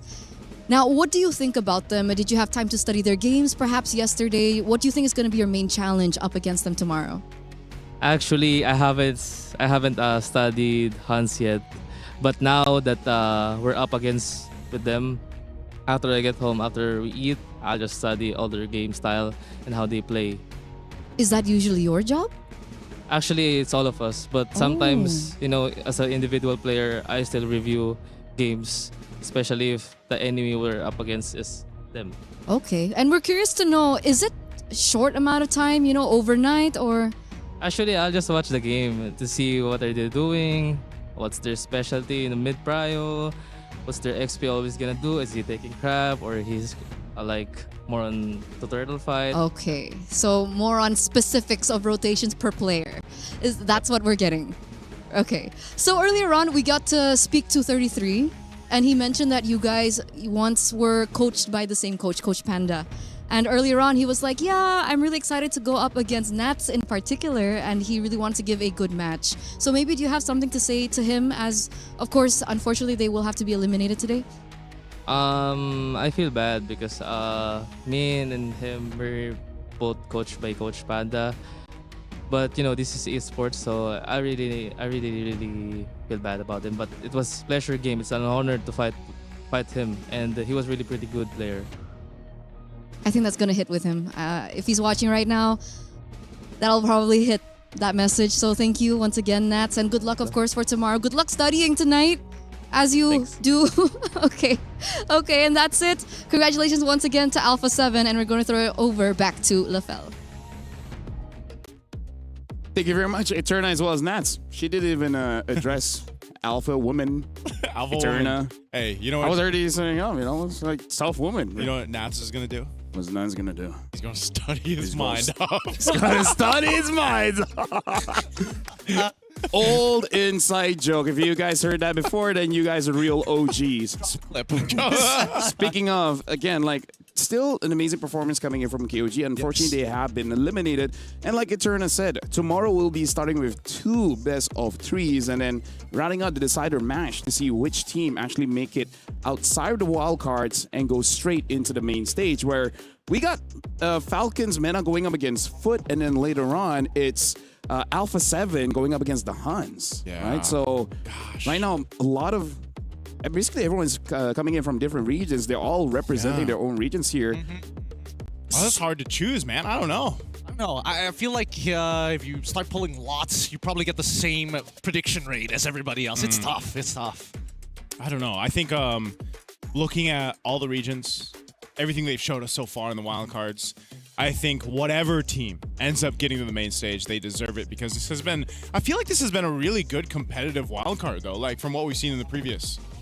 Yeah, by the way, just to let everyone know, tomorrow not only will we see which team actually makes it all the way through to the main stage, but make sure you guys watch at the end of the day because we will have a group draw for both MWI as well as MSC. So that's something that you guys have to be looking out for. But now we're looking at a wildcard gauntlet bracket to wrap up what happened today. Again, we start off with Nightmare having a good game against Mongols, but then gets eliminated by Team Falcons Mena. KOG as well had a pretty good start, but then eventually found against Alpha 7 and they got eliminated there. For tomorrow, it's going to be Falcons Mena going up against Foot and then Alpha 7. Oh, wait. Or are they going up against each other first? So I was wondering, is this a... Wait, but if that's the case, then they should be Oh, because we four. were talking about cross group. I forgot it was cross group. Cross group. That was on me. That was my bad. That was bad information on my part here. Yeah. The acronym. Wait, hold on. Cross No, group. there we go. Okay. Yeah, it is this. Yeah. There Okay. we go. I was like... Because that was just the phase 2. Now coming into the phase 3, this is by far the most important part here. Because remember, only one team makes it to the next group. Yeah, basically you got to win the first one and then win the second one. For Foot as well as Hans, they have not played a game today.